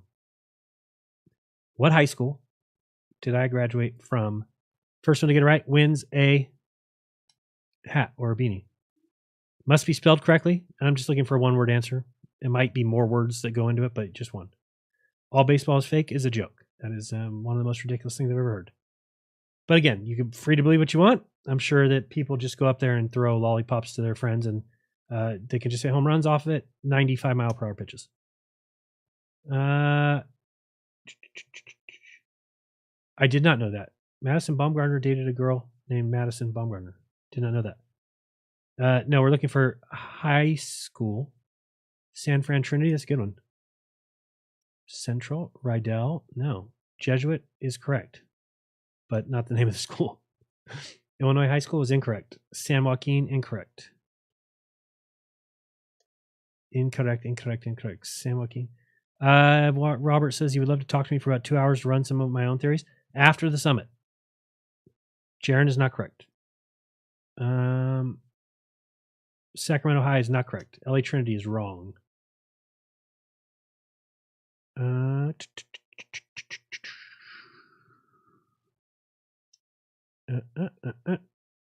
will nobody get it? Let's see. Graduated high school. I can give you clues. I guess I can go with La Plata is wrong. Jeebus Senor is not right. It is in California. Number one, California is the school. It's something in Cali, right? Correct, Fishhead? Fear is for fairies. I would agree with that. El Capitan, no. Hempcrete Bear, trying to get a hat and a pass. How about a hint? I said California. I can give you another hint. I believe it's the oldest or second oldest high school in California.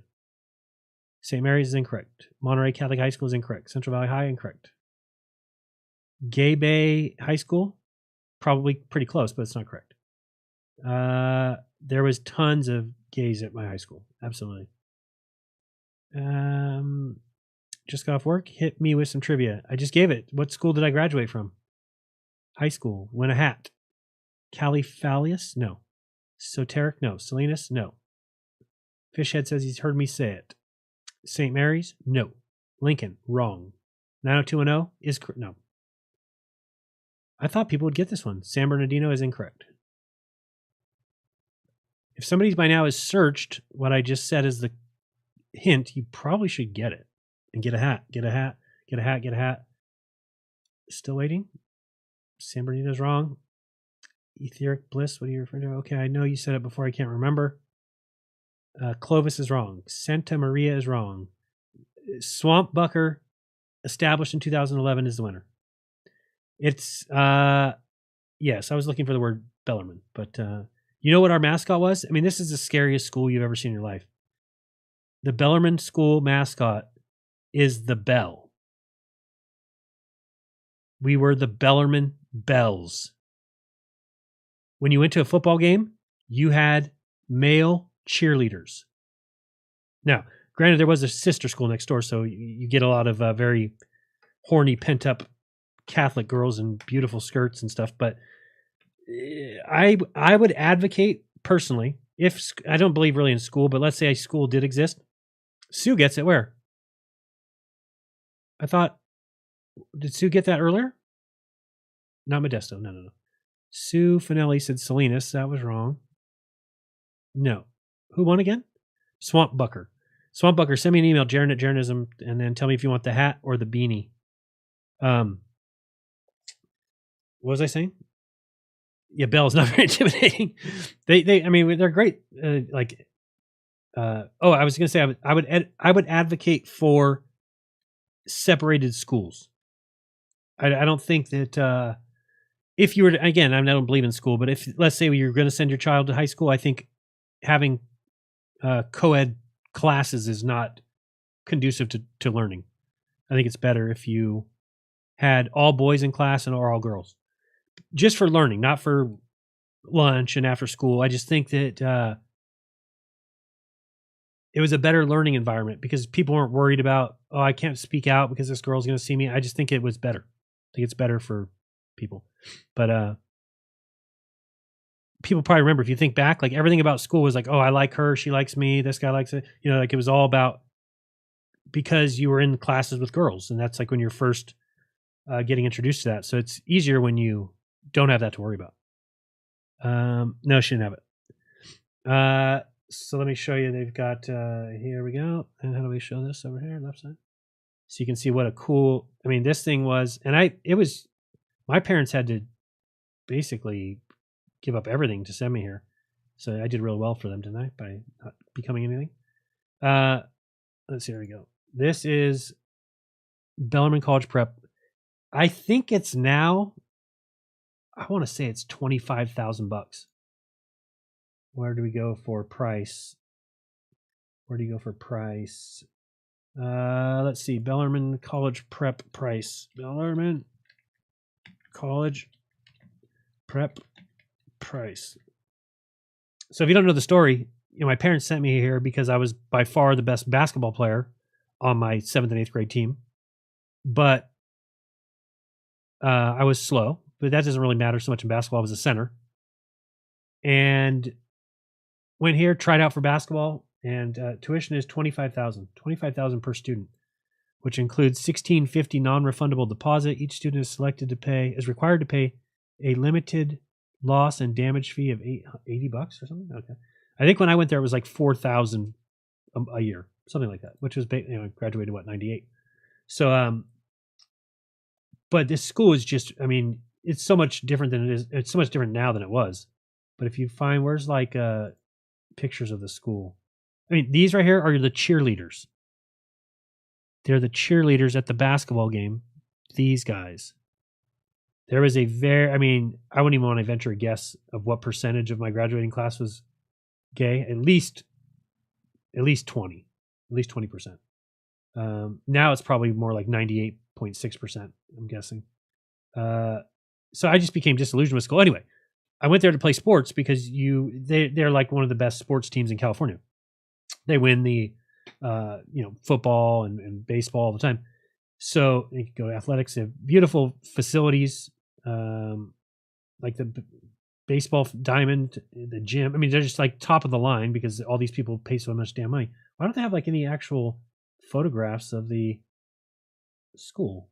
To see the grounds is crazy. Why don't I see anything? Maps and directions. There's no like photographs. What am I missing here? Who are we? Faith and service, academics, student life, robotics, speech and debate, learn and lead, athletics, admissions, giving. What if people want to see it? Who we are? A Jesuit education since 1851. Our graduates at graduation, community connections, unity, school leadership. I don't see it. I don't know where there would be. Wouldn't be under faith and service. Academics. You know, we used to have, you know how people had detention? You know what we had? Jug.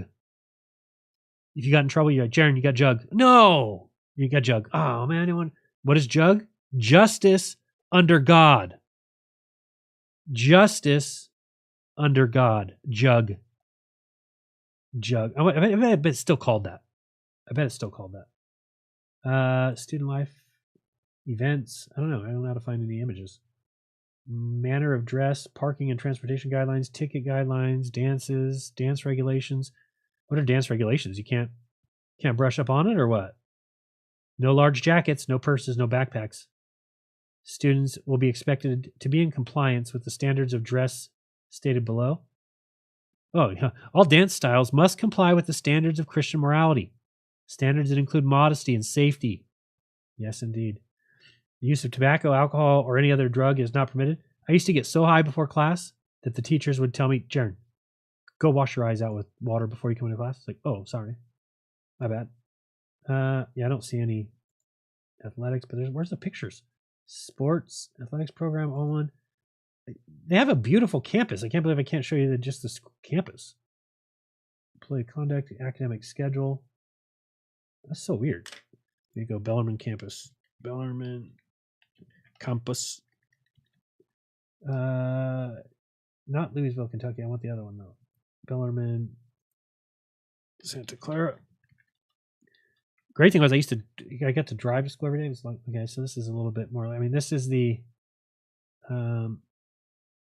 football this is not even the stadium that they play at. This is a practice one.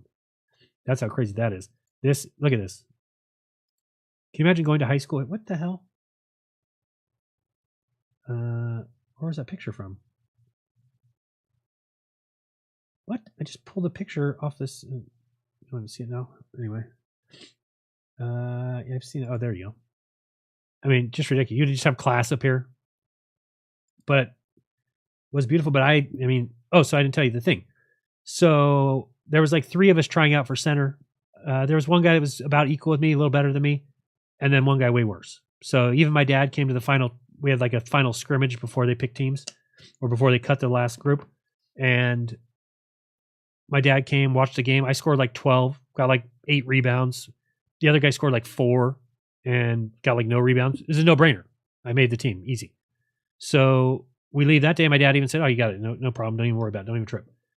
Monday morning, I go to school. They posted the final roster up on the wall. My name's not on it. I'm like, what the hell is going on here? I call my dad. He's like, "You got to be kidding me. What do you mean?" I'm like, "Yeah, I didn't make it. They cut me." So you're going to ask the guy why? I'm like, "Yeah, I'll ask why." So I asked the guy why. The coach, he's just like, "Oh, we just decided to go another direction." Something, whatever. So I tell my dad. My dad's more livid than anything. Again, they spent $5,000 a year to send me there. I went from being the best at my junior high to getting cut from the freshman team. So my dad starts looking into it and has me looking into some things. I find out like 2 weeks later that the guy who made the team in front of me, so the second center that they kept, his dad is like some doctor at Stanford and supplies the entire team with shoes and warm-ups. Like, breakaway warm-ups, buttons on the side or whatever. So, and I don't want to say it's like the most proud I've ever been of my dad, but it probably was. Because my dad came to the school and took me to the principal's office and told me to sit in the chair, sit right there. So I sat down and he storms into the principal's office and I got to hear him for like 5 minutes just chew this guy out. Just like, fuck Christianity in this school. You try and tell people to be like Jesus and you pick somebody because they have more money. We don't have money. We spend every dollar we have to send my son here. I've got to work extra hours to send my son here. And this is what we get in return. And at that point, I just became like livid with school, just pissed. So I went to other things and didn't care much about that anymore. So life could have been much different. I don't know what would happen. There's no part of me ever feels like there's any other reason that guy made the team than that. And my parents didn't have money, so I couldn't buy shoes for everybody on the team. I couldn't buy breakaway pants. So I guess I learned at a young age, or not. That's not young. What was I, freshman? But I learned that the world doesn't work the way you think it does. That it is about who has the most money. And again, this is why this school looks like this. And I should have known because I pulled up in my 92. You want to see what car I drove? 1992 Cutlass Supreme. And let me show. I mean, if I was not pimping in this thing, I mean, boom. I mean, can you imagine? This thing was tits. So I drove this. Every kid pulled up Audis, Lexus, BMWs. So I should have known something was not quite right from the start. I didn't belong there. Let's put it that way. It's definitely a hoity-toity, upper echelon. And so I just kind of went through the motions to get through it. Hated it a lot. They didn't care about sports, just cared about girls. Once I learned presentation, that's the place you want to learn about this place. Presentation High School. Presentation High School. Let's go here. Yeah, this is where you want to go. This is all girls. And what happens when you keep girls away from guys in high school age, the second that bell rings, they're worse than if they would have been around all day. Way worse. And they're required to wear Catholic schoolgirl skirts. Like, there you go. See that? You see it down underneath there. So, I mean, would you hate that? Is that real bad for me? So I actually enjoyed high school just fine. I did. I enjoyed it a lot, but I would have rather played ball and gone on and done something great there. If you go to Bellarmine Sports, let me see. I think that they've won titles. They always go up against St. Francis usually. No, I don't like that one. I'm talking about Bellarmine College Prep. Actually, they call it BCP. It's probably better. BCP sports titles. Bellarmine College Prep here. Bellarmine football, long story tradition of excellence. 100 years of competition. The program has accumulated 7 CCS championships, 20 WCAL, 3 California State Championship appearances. Fields of freshman, junior varsity team. And I've never heard of this coach. Coach Buchanan or something? No. I remember Mike Janda. He was coach when I was there. Anyway. What are some memories there? I remember O.J. Simpson's trial was announced during class. I remember watching Schindler's List during class. It's about my entire knowledge. And I got high a lot. That was about it. I got another story from there. So I used to come senior year. It was me and I had 2 buddies. So Bellarmine, by the way, is about 35 minutes from my house. So I used to have to drive. I took the train freshman and sophomore year, and then junior and senior year I drove. But I would usually drive with 2 other guys. 2 guys. One guy lived in Morgan Hill. It's about 15 minutes from me. One guy lived in the same town as me. And one of us would drive, and we would go pick up the other people and get to school. So senior year, when we're just kind of messing around, whatever, we show up to this guy Scott's house. He lived in Morgan Hill. And Scott's like, oh, I got some killer weed. You guys want to just smoke and go in late? We're like, yeah. Okay. So we're in his house. We're just getting high. And then it's like 10 or 11 by the time we get into the car and go to school. So we're driving there. And we're like, what are we going to do? And we're like, okay, just go in and say that you had a flat tire on the way here. And it took us a while to get it repaired. We're all good. So we walk into the principal's office, and the principal's there, or the dean is there, and then like the little secretary lady. So we're like, sorry, we're late. We had a tire go flat on the freeway. And right when we said that, like it was on his mind already, the dean says, all right, can I get one of you in that room? One of you stay here and one of you in that room. And we're like, okay. So we all go in our rooms. The guy comes into the room I'm in, and he's like, all right, just write down on a piece of paper for me what tire it was.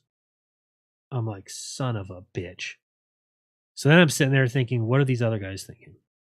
So I'm like, okay, we're on the freeway. If you're on an on-ramp, it would be the right front tire that would pop. Okay, right front. All 3 of us answered something different. All 3 of us got suspended. So if anybody ever does that on you, you can just try and surprise them with that one. And then we're like driving home that day, like arguing with each other about, why did you pick that? Why did you pick that? Why did you pick? You're so stupid. How could it be the back left tire? How would that ever even pop? Oh, well, how could it be the front left? It's so funny. We all 3 got it wrong. Pretty funny story. All right. I think I'm done reminiscing. I wanted to show more of the grounds, but BCP campus. I wonder how much it's changed. Bellarmine College Preparatory Home. Oh, I said our campus up there. You get the Mary statue, so you can stop and pray to her on your way to class. It always helps you with your math and science. She helps out. 171 years shaping young men. 163 courses taught. 99.8% of the class of 2022 is attending college. Well, the sad thing about that is that would include me, but I went to college for like 2 weeks, so it's not really saying much. Whoa. I remember this guy. Class of 95, so he was a senior when I was a freshman. Weird. Campus store. I don't remember it being a campus store. What? Campus store. We are the Bells. I mean, talk about embarrassing. The Bells. Go Bells. And then I never understand, like, we have a sister school. Why can't the girls be the cheerleaders? Nope, it's got to be a bunch of guys. They call them spirit leaders. Spirit leaders. Believe that or not. News. Oh, COVID. I'm glad they were under control with that. I'm glad that they took care of that. Glad that they did that for everybody. I hope everybody wore masks too when they went to school there, because otherwise people would have died. Everybody would have died if they didn't wear them. So science says. And I hope they all got vaccinated too. It's very important. Yeah, they send people down to Mexico to build houses. I don't know why they wouldn't have a section called like campus. Ignatian philosophy. What is Ignatian philosophy? Teach us to serve you as you deserve, to form our students into persons of intellectual competence, moral integrity, and religious conviction, whose action are informed by conscience, infused with compassion, and inspired by a commitment to faith. This doesn't even make sense. It's the stupidest statement ever. Oh, boy. I think it was Ignatius Loyola that actually said, give me a child till he's 7. I don't remember the exact quote now. Does anybody else? Give me a child till the age of 7 and I'll give you a Catholic for life. Something. Loyola quote.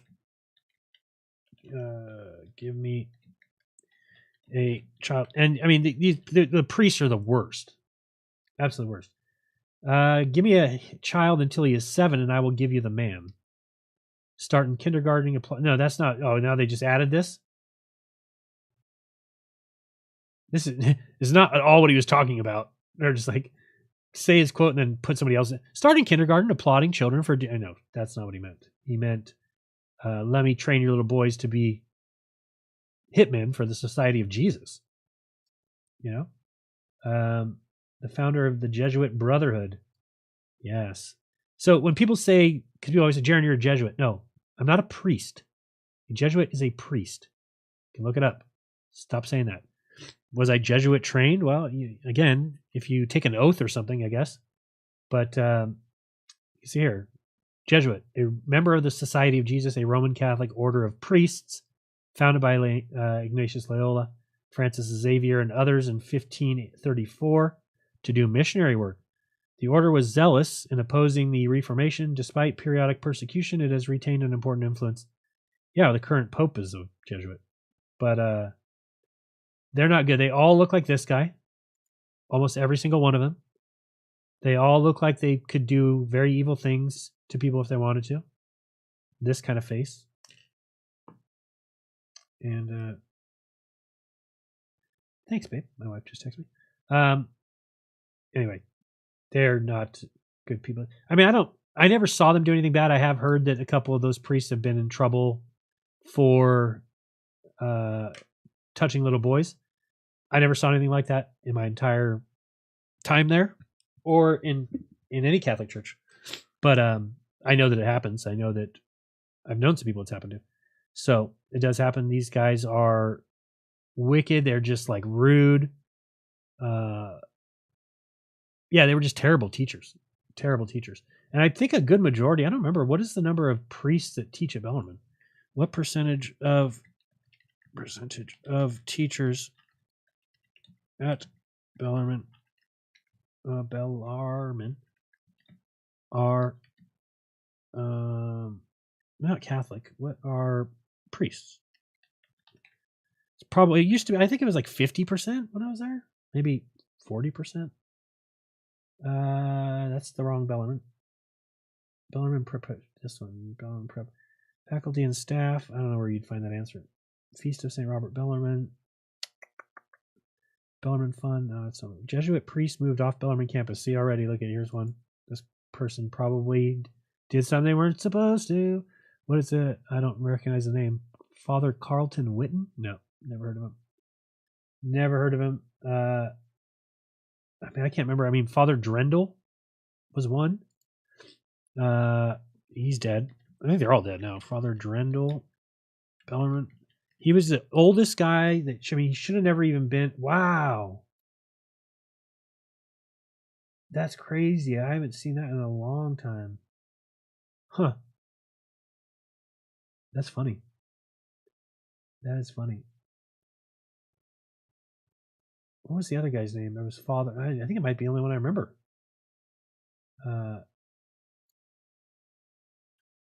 Was it Drendel? I don't think so. Maybe. That was 2 L's. Father Fred Mavowski and Jerry. I don't know who those are. Bellarmine College Prep. Untitled. Bellarmine Father. I wonder if Father Drendel. It's funny. Yep, that's what he used to do. Father Drendel used to call everybody donkeys. What are you doing here, you donkey? He had one of the funnier things I've ever seen, though. One of the kids that we went to school with had cancer.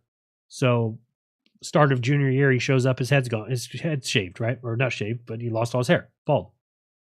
He sits in the front row of the class, and Father Drendel's like, oh, God, what did you do to your hair? And we're like, oh God, what is he doing? And your kid's like, Father, he's like, I don't even want to hear it. One day you're going to look back at what you look like right now and you're going to think, what was I thinking? Just going off on this. The kid's like, Father, I don't even care what you got to say about it. He's like, I have cancer. And the priest's like, oh, well, then it makes sense. Then it makes sense. It's just funny. But yes, he used to call everybody donkeys. Donkeys, yes. All right. I think I am out of here. I got a lot of work to do. I'm trying to delay doing the work. That's probably the truth. So if you guys want anything, please send me an email. Let me go look at the tips real quick. Support the show so it doesn't go away. That'd be awesome of you. All right, almost $100. Anybody want to make it 100? Make it 100, make it 100, make it 100. I heard 97, I heard 98. 97, I heard 98. 97 going once. 97 going twice. All in, all through. All right. Let's go to the hop. Tips, thank you very much. Jason Bowles, you are the man. $20. I appreciate that much. Noomba says, broke at the moment. What's the question? My shopping cart at True Earther is filled out. I hate to win one just after buying. We've got, thank you very much for that. $2. Keep looking says, stay true. $20. Thank you very much. That's very nice. Ryan Litton, $50. Ryan, you are the man. And then we've got Freight Train says, very late, but glad I can still jump on the tip train. Thank you very much for that. $5 foot long. I do appreciate it. And I know I'm just going to check real quick on the super chats and see if we've got any there. I don't remember. I think I heard one time. And then I'm going to be gone. And then I'm probably not going to sleep tonight. I should. I definitely should. But I got a lot of work to do. And I should stop stalling. But why not? Where is the main screen? Oh, there it is. All right, let me check this.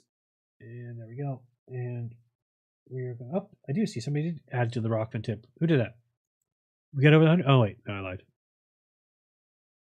Where did I get a text that says now? The text come first or the... What came first, chicken or the egg? Oh, come on.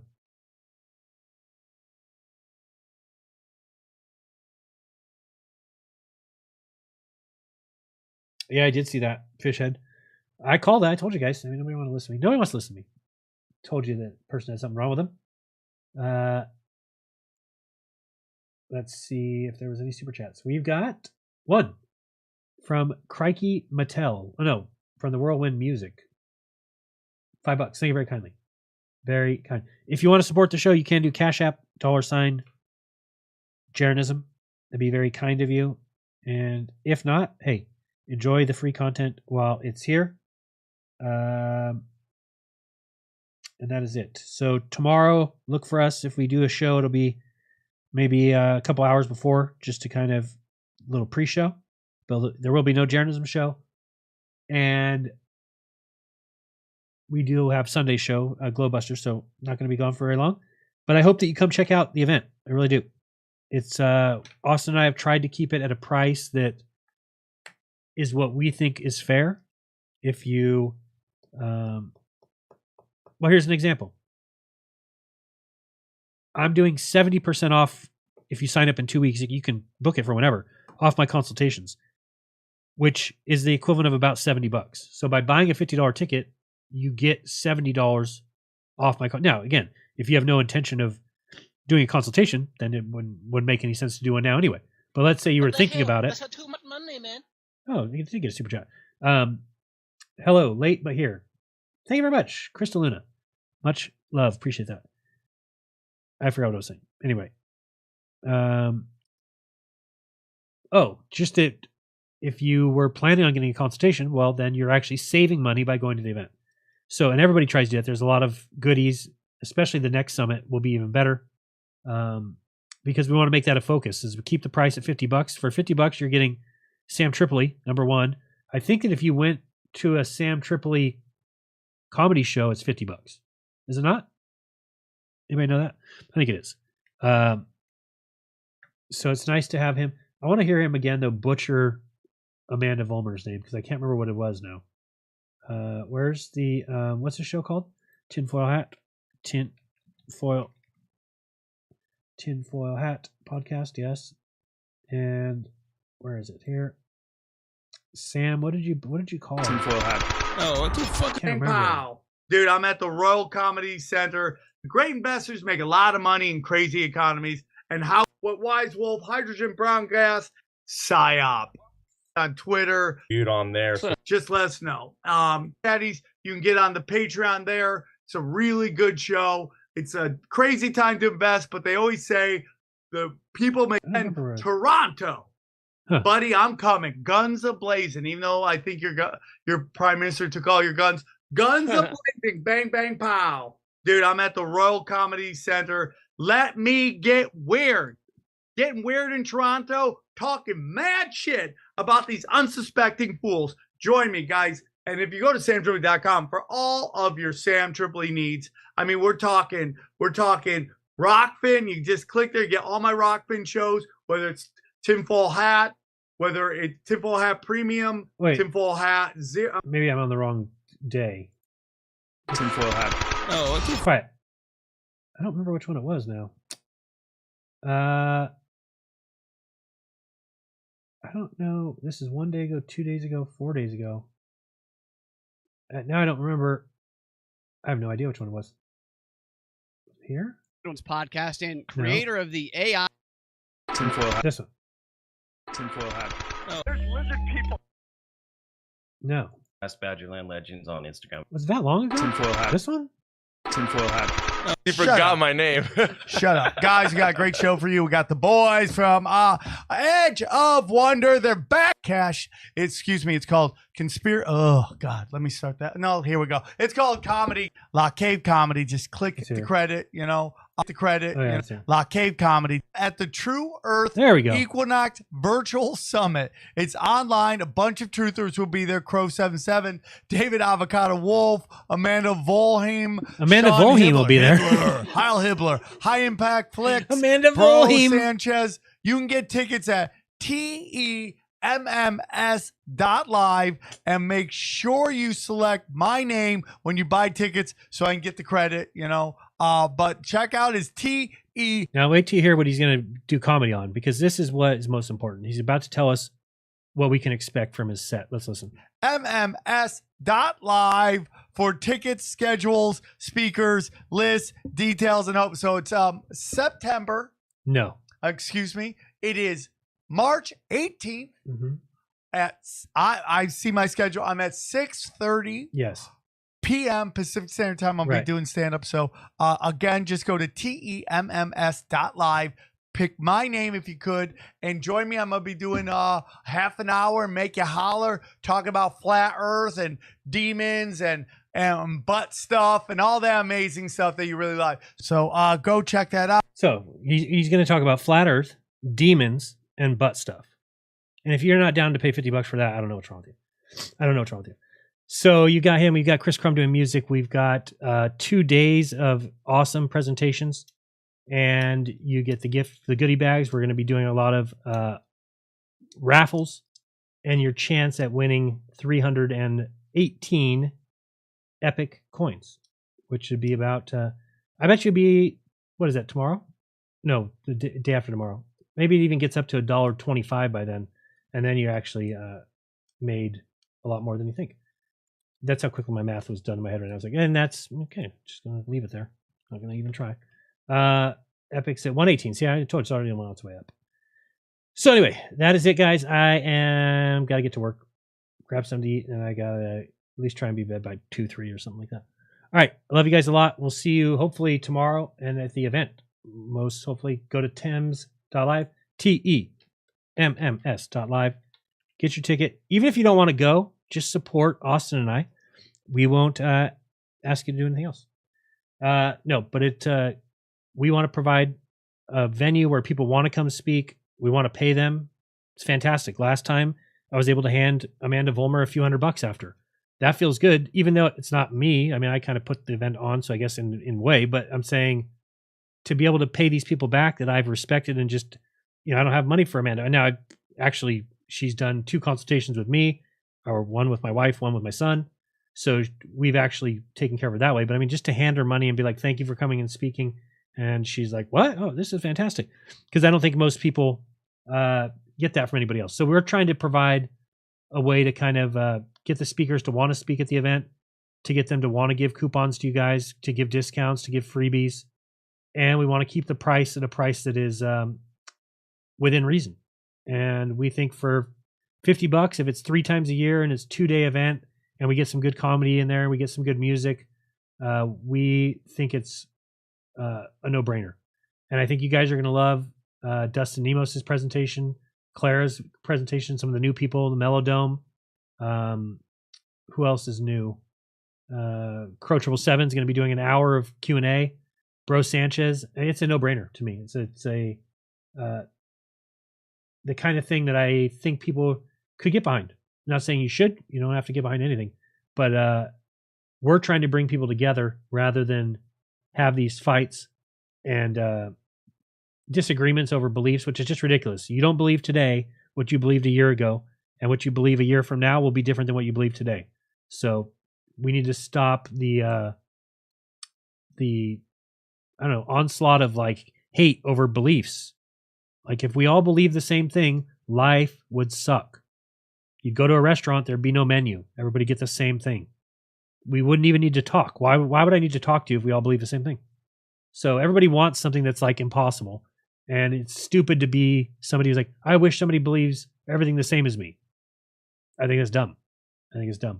I'd rather just hear from people's open opinions, their open mind, and then let me process the information and decide what fits as truth and what doesn't. And guess what? In 6 months, I might move some stuff around. Like, oh, now this makes sense. This is something I believe in. But that's what Austin and I are trying to do. And we're trying to lead by example. Austin and I have vastly different beliefs, right? Vastly. And so, but we're able to be friends and to be okay with that thing. Do we try and, maybe nudge each other a little bit on, did you look into this? Did you read this? Yeah. But it's a friendly thing. We're trying to show people that it can be done. So why is it that every other channel on YouTube, if you don't agree exactly with them, they spit you out like it's just ridiculous. Why would we take an already small group of audience and segregate it? It's like it's the blueprint for getting nothing done, doing nothing, battling nothing, going up against no one. It's just not smart. I'll give you one final thing before we go. I did have this pulled up. I've been doing this in the morning, and I think you should do it as well, because I saw this guy. I'm like, what the hell? Check out this guy here. And I was like, I'm going to do this. Watch this guy. Go this one instead. Shoot, go this one instead. Have you seen this guy? Check him out. See? And I bet I have a more flexible back than you. Let me show you. No, let me show you that you're wrong. What? Okay, I think you... It's not the one I thought it was. I think you don't look at my laundry. I think you should not do that. Anyway, this guy's 90, and he just does a few stretches in the morning in bed. Let's see if this is it. Nope, it's going to be another joke. I'm 90, and I bet I have a more flexible back than you. You probably do. I have scoliosis. Why are these so bad? I mean, goodness gracious. Just let the guy show. Anyway, he lays in bed when he wakes up and does pulls his legs up to his chest, turns right, turns left, reaches up high, reaches up down low. Nope, that's Marjorie. 90-year-old flexible back, this guy. But it's so quick and easy to do that I'm 90. Because think about old people. Every old person you've ever seen has a bad back. They can barely move, right? So why not start today in doing this every day when you wake up? And I bet you would be much happier in the end of it. More flexible back than you. Let me show you. No, let me show you that you're... I'm just going to get pissed at that. Why can't you find... All these people are just answering this guy? Stitch. Wait, Robert. Is this how you find it? I'm 90. Okay, this is the right one. I have a more flexible back than you. Let me show you. Every morning before getting up, I do this, I do this, and I do this. Then I do this, followed by this. And here are other things I do. I think it's very important. You got to keep your body in shape that you get get one chance with it. And if you let it start to go, it will go. It will go and be entirely difficult to get it back. So don't do that. Don't let that happen to you. if all it takes is a little stretch in the morning, why not? It takes you 15 seconds, and that's it. Was there one other thing I needed to show? Something in here? Let me just make sure that was it. I thought I was going to show something in here. Nope. I think that's it. Oh, you guys want to watch something really good? If you want to hear that evolution's done, you got to check out this video. It is a conversation between a bunch of physicists or whatever they are, mathematicians, and they just lay it all out there that it's over for evolution. That's what I'm trying to say. It is over because they don't have anything that is required, and alligators just show up. They're just in the fossil record as alligators. There's no thing that led to alligators. They didn't come out of the water, and they weren't a fish who grew legs. And now it's starting to come out. And what's going to be fun to watch in the next couple of years is science fight it, because this is exactly what they do, right? They have to fight against intelligent design. Because why? Because they've been teaching in schools for 100 years, whatever, real strongly for 50, that evolution is a scientific fact, right? I've shown you Lawrence Krauss say, Lawrence Krauss, scientific fact, evolution is, and I've always known, just based off of Richard Dawkins, that God brings back memories. Sorry. Lawrence Krauss, I don't know if I'll find the video, but he basically tells you, it's so funny because I have a video that I've shown many times where he says, nothing in science is certain. Nothing in science is guaranteed, but evolution's a fact. It starts going off on that. I don't know if I would be able to find that video off the top of my... is it on my... Might be on my Odyssey. Let's just try real quick. I like that video. It's funny. So anyway, these guys who have put their whole careers into basically repeating lies are going to have to face the music, which is that evolution has no scientific basis anymore. It was a good theory. I'll even give it that, right? I mean, if you're talking about somebody who's coming up with a theory, yeah, great. That's what you want from somebody, is to say, well, here's what I think could happen. And Darwin said what he thought could happen, and Darwin said what would need to be found if his thing was true, and none of those things have been found. So, is it Krauss? Let's see if Krauss is in here. Yeah, this is the great one here. Just the great stuff. Let's watch this real quick. Hilarious. If I can find the right spot. Science, is it good or is it whack? Houston, we have a problem. This here. Yeah, this. Try to spend more time proving it wrong. Yeah, you do. You try to spend more time proving it wrong. Oh, really? It's a great video. Is that what you try and do, Lawrence? You spend more time trying to prove it wrong? Because challenge our beliefs every day of scientism. Atheists put that quote up, and it's certainly true that at least for certain of the world's religions. But not true for science, huh? No need for blind belief when you were taught it in schools and tested on it. When certain experiments are said to have proven the facts, and the ones who proved otherwise are forgotten or ignored. And then we get these so-called intellectuals calling others stupid, called stupid, which sense? Really? Watch this. Pay attention now to the indoctrination of these people in the crowd that immediately upon hearing that there's controversy about the Earth going around the sun or the sun going around. So I went to the survey. True or false? And every year, 50% of people get it wrong. Oh, it's funny. Missa does this part. Today, oh my god, I forgot about this. Good morning, everyone. Today we will be focusing on science. So I hope you all left your common sense at the door. Because here we separate the foolish from the smart. It's so funny. Times the sun. Sun, it takes a year to do it. True or false? So funny. Of course it's true. I hope they're kidding, man. I hope they don't ever procreate. Hope they haven't added to the gene pool. And come on, you dummies. We learned about this when we were like babies. First, I want to, however, make a disclaimer, or not a disclaimer. Here we go. Disclaimer. I want to make a statement of fact. Yes. That evolution is a fact. There's no discussion. There's no debate. There's no nothing. It's one of all things are subject to question. And all that's things. A key aspect of science. Yeah. Evolution is a fact. Oh, there's no discussion. There's no debate. There's no discussing. There's no debate. And now it's coming out that it can't be more wrong. Objection! Objection! Hearsay! It's one of the most successful and impressive scientific theories of all time. Eh. It's been based on over a century of observation, prediction, testing, all the hallmarks of good science. See, these are just straight lies. And if you need evidence of that, you just need to watch this video here, where these guys laid out for you. They are major players in academia who just tell you flat out what's going on, that it is one of the most baseless theories of all time at this point. Instances of this type of abrupt appearance. And so the fossil record looks very different than Darwin anticipated that it would look. He depicted the history of life as a great branching tree where the forms of life we see today emerge gradually from one or very few simple forms at the base of the tree, at the trunk of the tree. But instead what we see, it looks more like a lawn or perhaps an orchard of separate trees where the major groups of organisms appear abruptly without connection. Which just makes sense. I mean, we don't even think about it. We're never taught that. But if you think about it, that's what it is. That animals do adapt. But there was an initial animal. No other animal changed into another animal. Somehow all those animals got here. What else can that, what other than a creation event could harrow that, you know?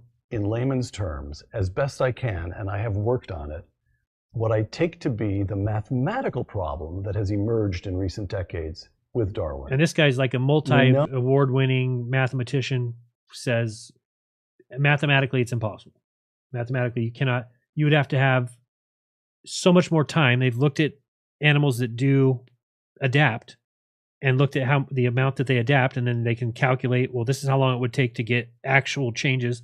And here's they make a great statement, or a great way of looking at it, that there's too many things in science, too many things in the human body, too many things in animals that are the equivalent of like a mousetrap, right? So if Darwin was describing a mousetrap, he would say that over time we built little tiny bits of the mousetrap until the mousetrap was done. But that's not how mousetraps work. You can't build a mousetrap by putting little pieces of wood and then little pieces of metal. Think about how ridiculous that would be. You have to buy the already made piece of metal and a nice piece of wood block. If you think of it that way, things that are inside us and other animals could not have possibly come into existence through a piece by piece creation. It's impossible. So it's the same thing as somebody saying that, oh yeah, that mousetrap was built over billions of years by adding tiny little pieces to it, which is just, it doesn't make sense. What do you mean? That's not how things are built. With a mousetrap, you're going to get that piece of wood. You're going to get that little spring bar. You're going to get the metal thing. You can't build the metal rod by putting a little tiny piece of metal on it one at a time over the many years. It's just not how it works.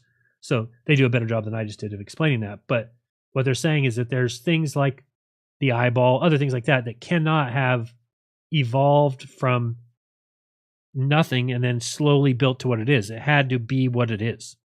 It's the only way it works.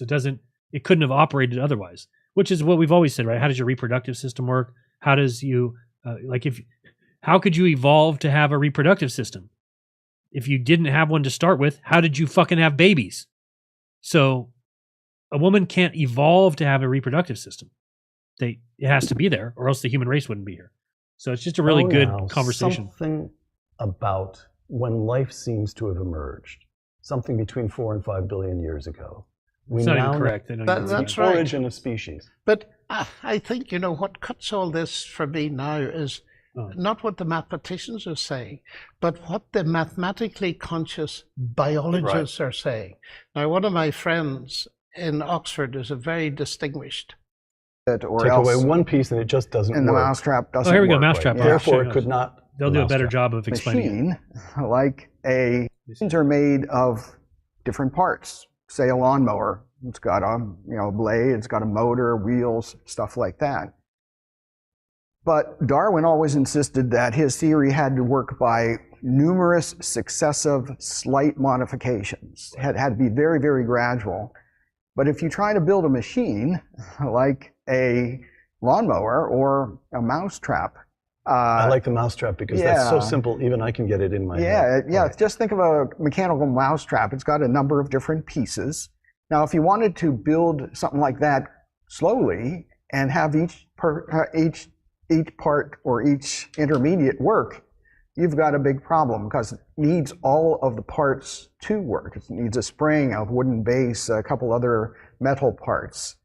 And I, just to capture that concept, I invented the phrase irreducible complexity, because it's complex, can't reduce it, or Take else away one piece and it just doesn't work. and the mousetrap doesn't work. Right. Yeah. Therefore, it could not, the mousetrap, take away one piece from one of these fantastically complicated machines in a cell, right. It doesn't function, and therefore could not have conferred an adaptive advantage. Right, and it could not be built gradually and improving each step of the way. The intermediate stages confer no functional advantage, therefore there's nothing for natural selection to select on the way from the simple to the complex. Okay. Michael, does that, what interests me greatly about that is the gradual building up is a stepwise ascent. Whereas, am I right in saying that contemporary biologists like Dennis Noble, whom I mentioned, are saying, but look, you have to take the whole cell into consideration, that this is top-down causation, and that would frustrate any concept of building things up anyway by numerous slight... Anyway, I'm out. I gotta go. Gotta work. It's been fun. Definitely watch that video if you want to be armed. I love things like that. I mean... It's not even a question anymore in my mind. Not that it ever really was, but after you watch these guys that are in the field just tell you that, you know, what happens when they try and do fruit flies, when they try and do these experiments. There's never been in a lab them been able to recreate life, to move one species to another. They talk about how science lies and tries to say that these are species changes when they're not. They're just adaptations. And the times that there's been an animal like the fruit fly that they tried to evolve to have like one eye instead of two, and after like so many generations, it automatically goes back to the way it's supposed to be, as if it's written in the code to not let those things get destroyed, you know? So it's just weird because think about it. They teach this in school right now. Students are learning it. This is a fact. And the reason why is because of how afraid science is of the creator. And this is why it makes more sense when you realize this, that the earth can be flat. I mean, it just makes sense. Because if they're going through this much trouble, which is, evolution is a fact. No ifs, ands, or buts about it. It's just a fact. Okay, so that's just the way it is. Lay that issue to rest. Let's lay that to rest. The great thing about science is there are no unshakable truths. Yeah, right. All things are subject to question, and All that's a key aspect of science. Right. Oh, I do agree with your con job and your most successful theory of all time. Mm-hmm. Based on over a century of observation, prediction, and testing, you've observed that no species have ever turned into or evolved into another species. Prediction, since you and Darwin predicted the amount of transitional fossils we'd see, and we see nothing even close. And testing, we've never seen a species change, never seen a bacteria become a non-bacteria, yet we've tested this millions of times. All the hallmarks of awesome science. Awesome. But Mr. Not an Authority says evolution is a fact. There's no discussion, no debate, no nothing. Let's look quickly at the idea of evolution. Now think, let's say we have a small dog, and he dies in 2016, and we've got a much bigger dog, say a Great Dane, and he dies also in 2016, and 1,000 years go by, and dogs at this point are now extinct. And then we've got some archaeologists that are digging in 1,000 years, and they happen to find these two dogs. Well, scientists would just say that the smaller dog evolved into the larger dog. That's not right. Let's think even on an even deeper level regarding evolution. If you think of speciation, we have unique skulls, and throughout the whole process, they have one skull that differentiates a species from another skull. But if evolution really happened, then you would see the transitions from skull to skull to skull would be so minute that you would never be able to pull one out and say this species is different than the other. It would just be a long succession of animal skeletons that all led back to the beginning and to the end. Hopefully this is making sense, but if evolution were true, we would not be able to see different species of humans, Homo erectus, Homo habilis, Homo snaldus, Neanderdaddy, whatever they're called, is bought. It is auctioned to the highest bidder to other religions because a so-called transitional, a few mammals that have judgment, it's a cult. It's a cult. All right, guys, I gotta go. I gotta stop delaying. I'm trying to stay away from doing work, which I shouldn't do. Much love to you guys. I do appreciate you being here. We'll see you tomorrow, and hopefully you'll be at the event. If not, well, I'm very disappointed in you, and you're not getting any dessert after dinner. be good to each other. Don't lie to each other. And remember to do your own research, please. When you do, you'll never again believe all the bullshit you've been taught. Till next time, this has been Jeranism. Peace.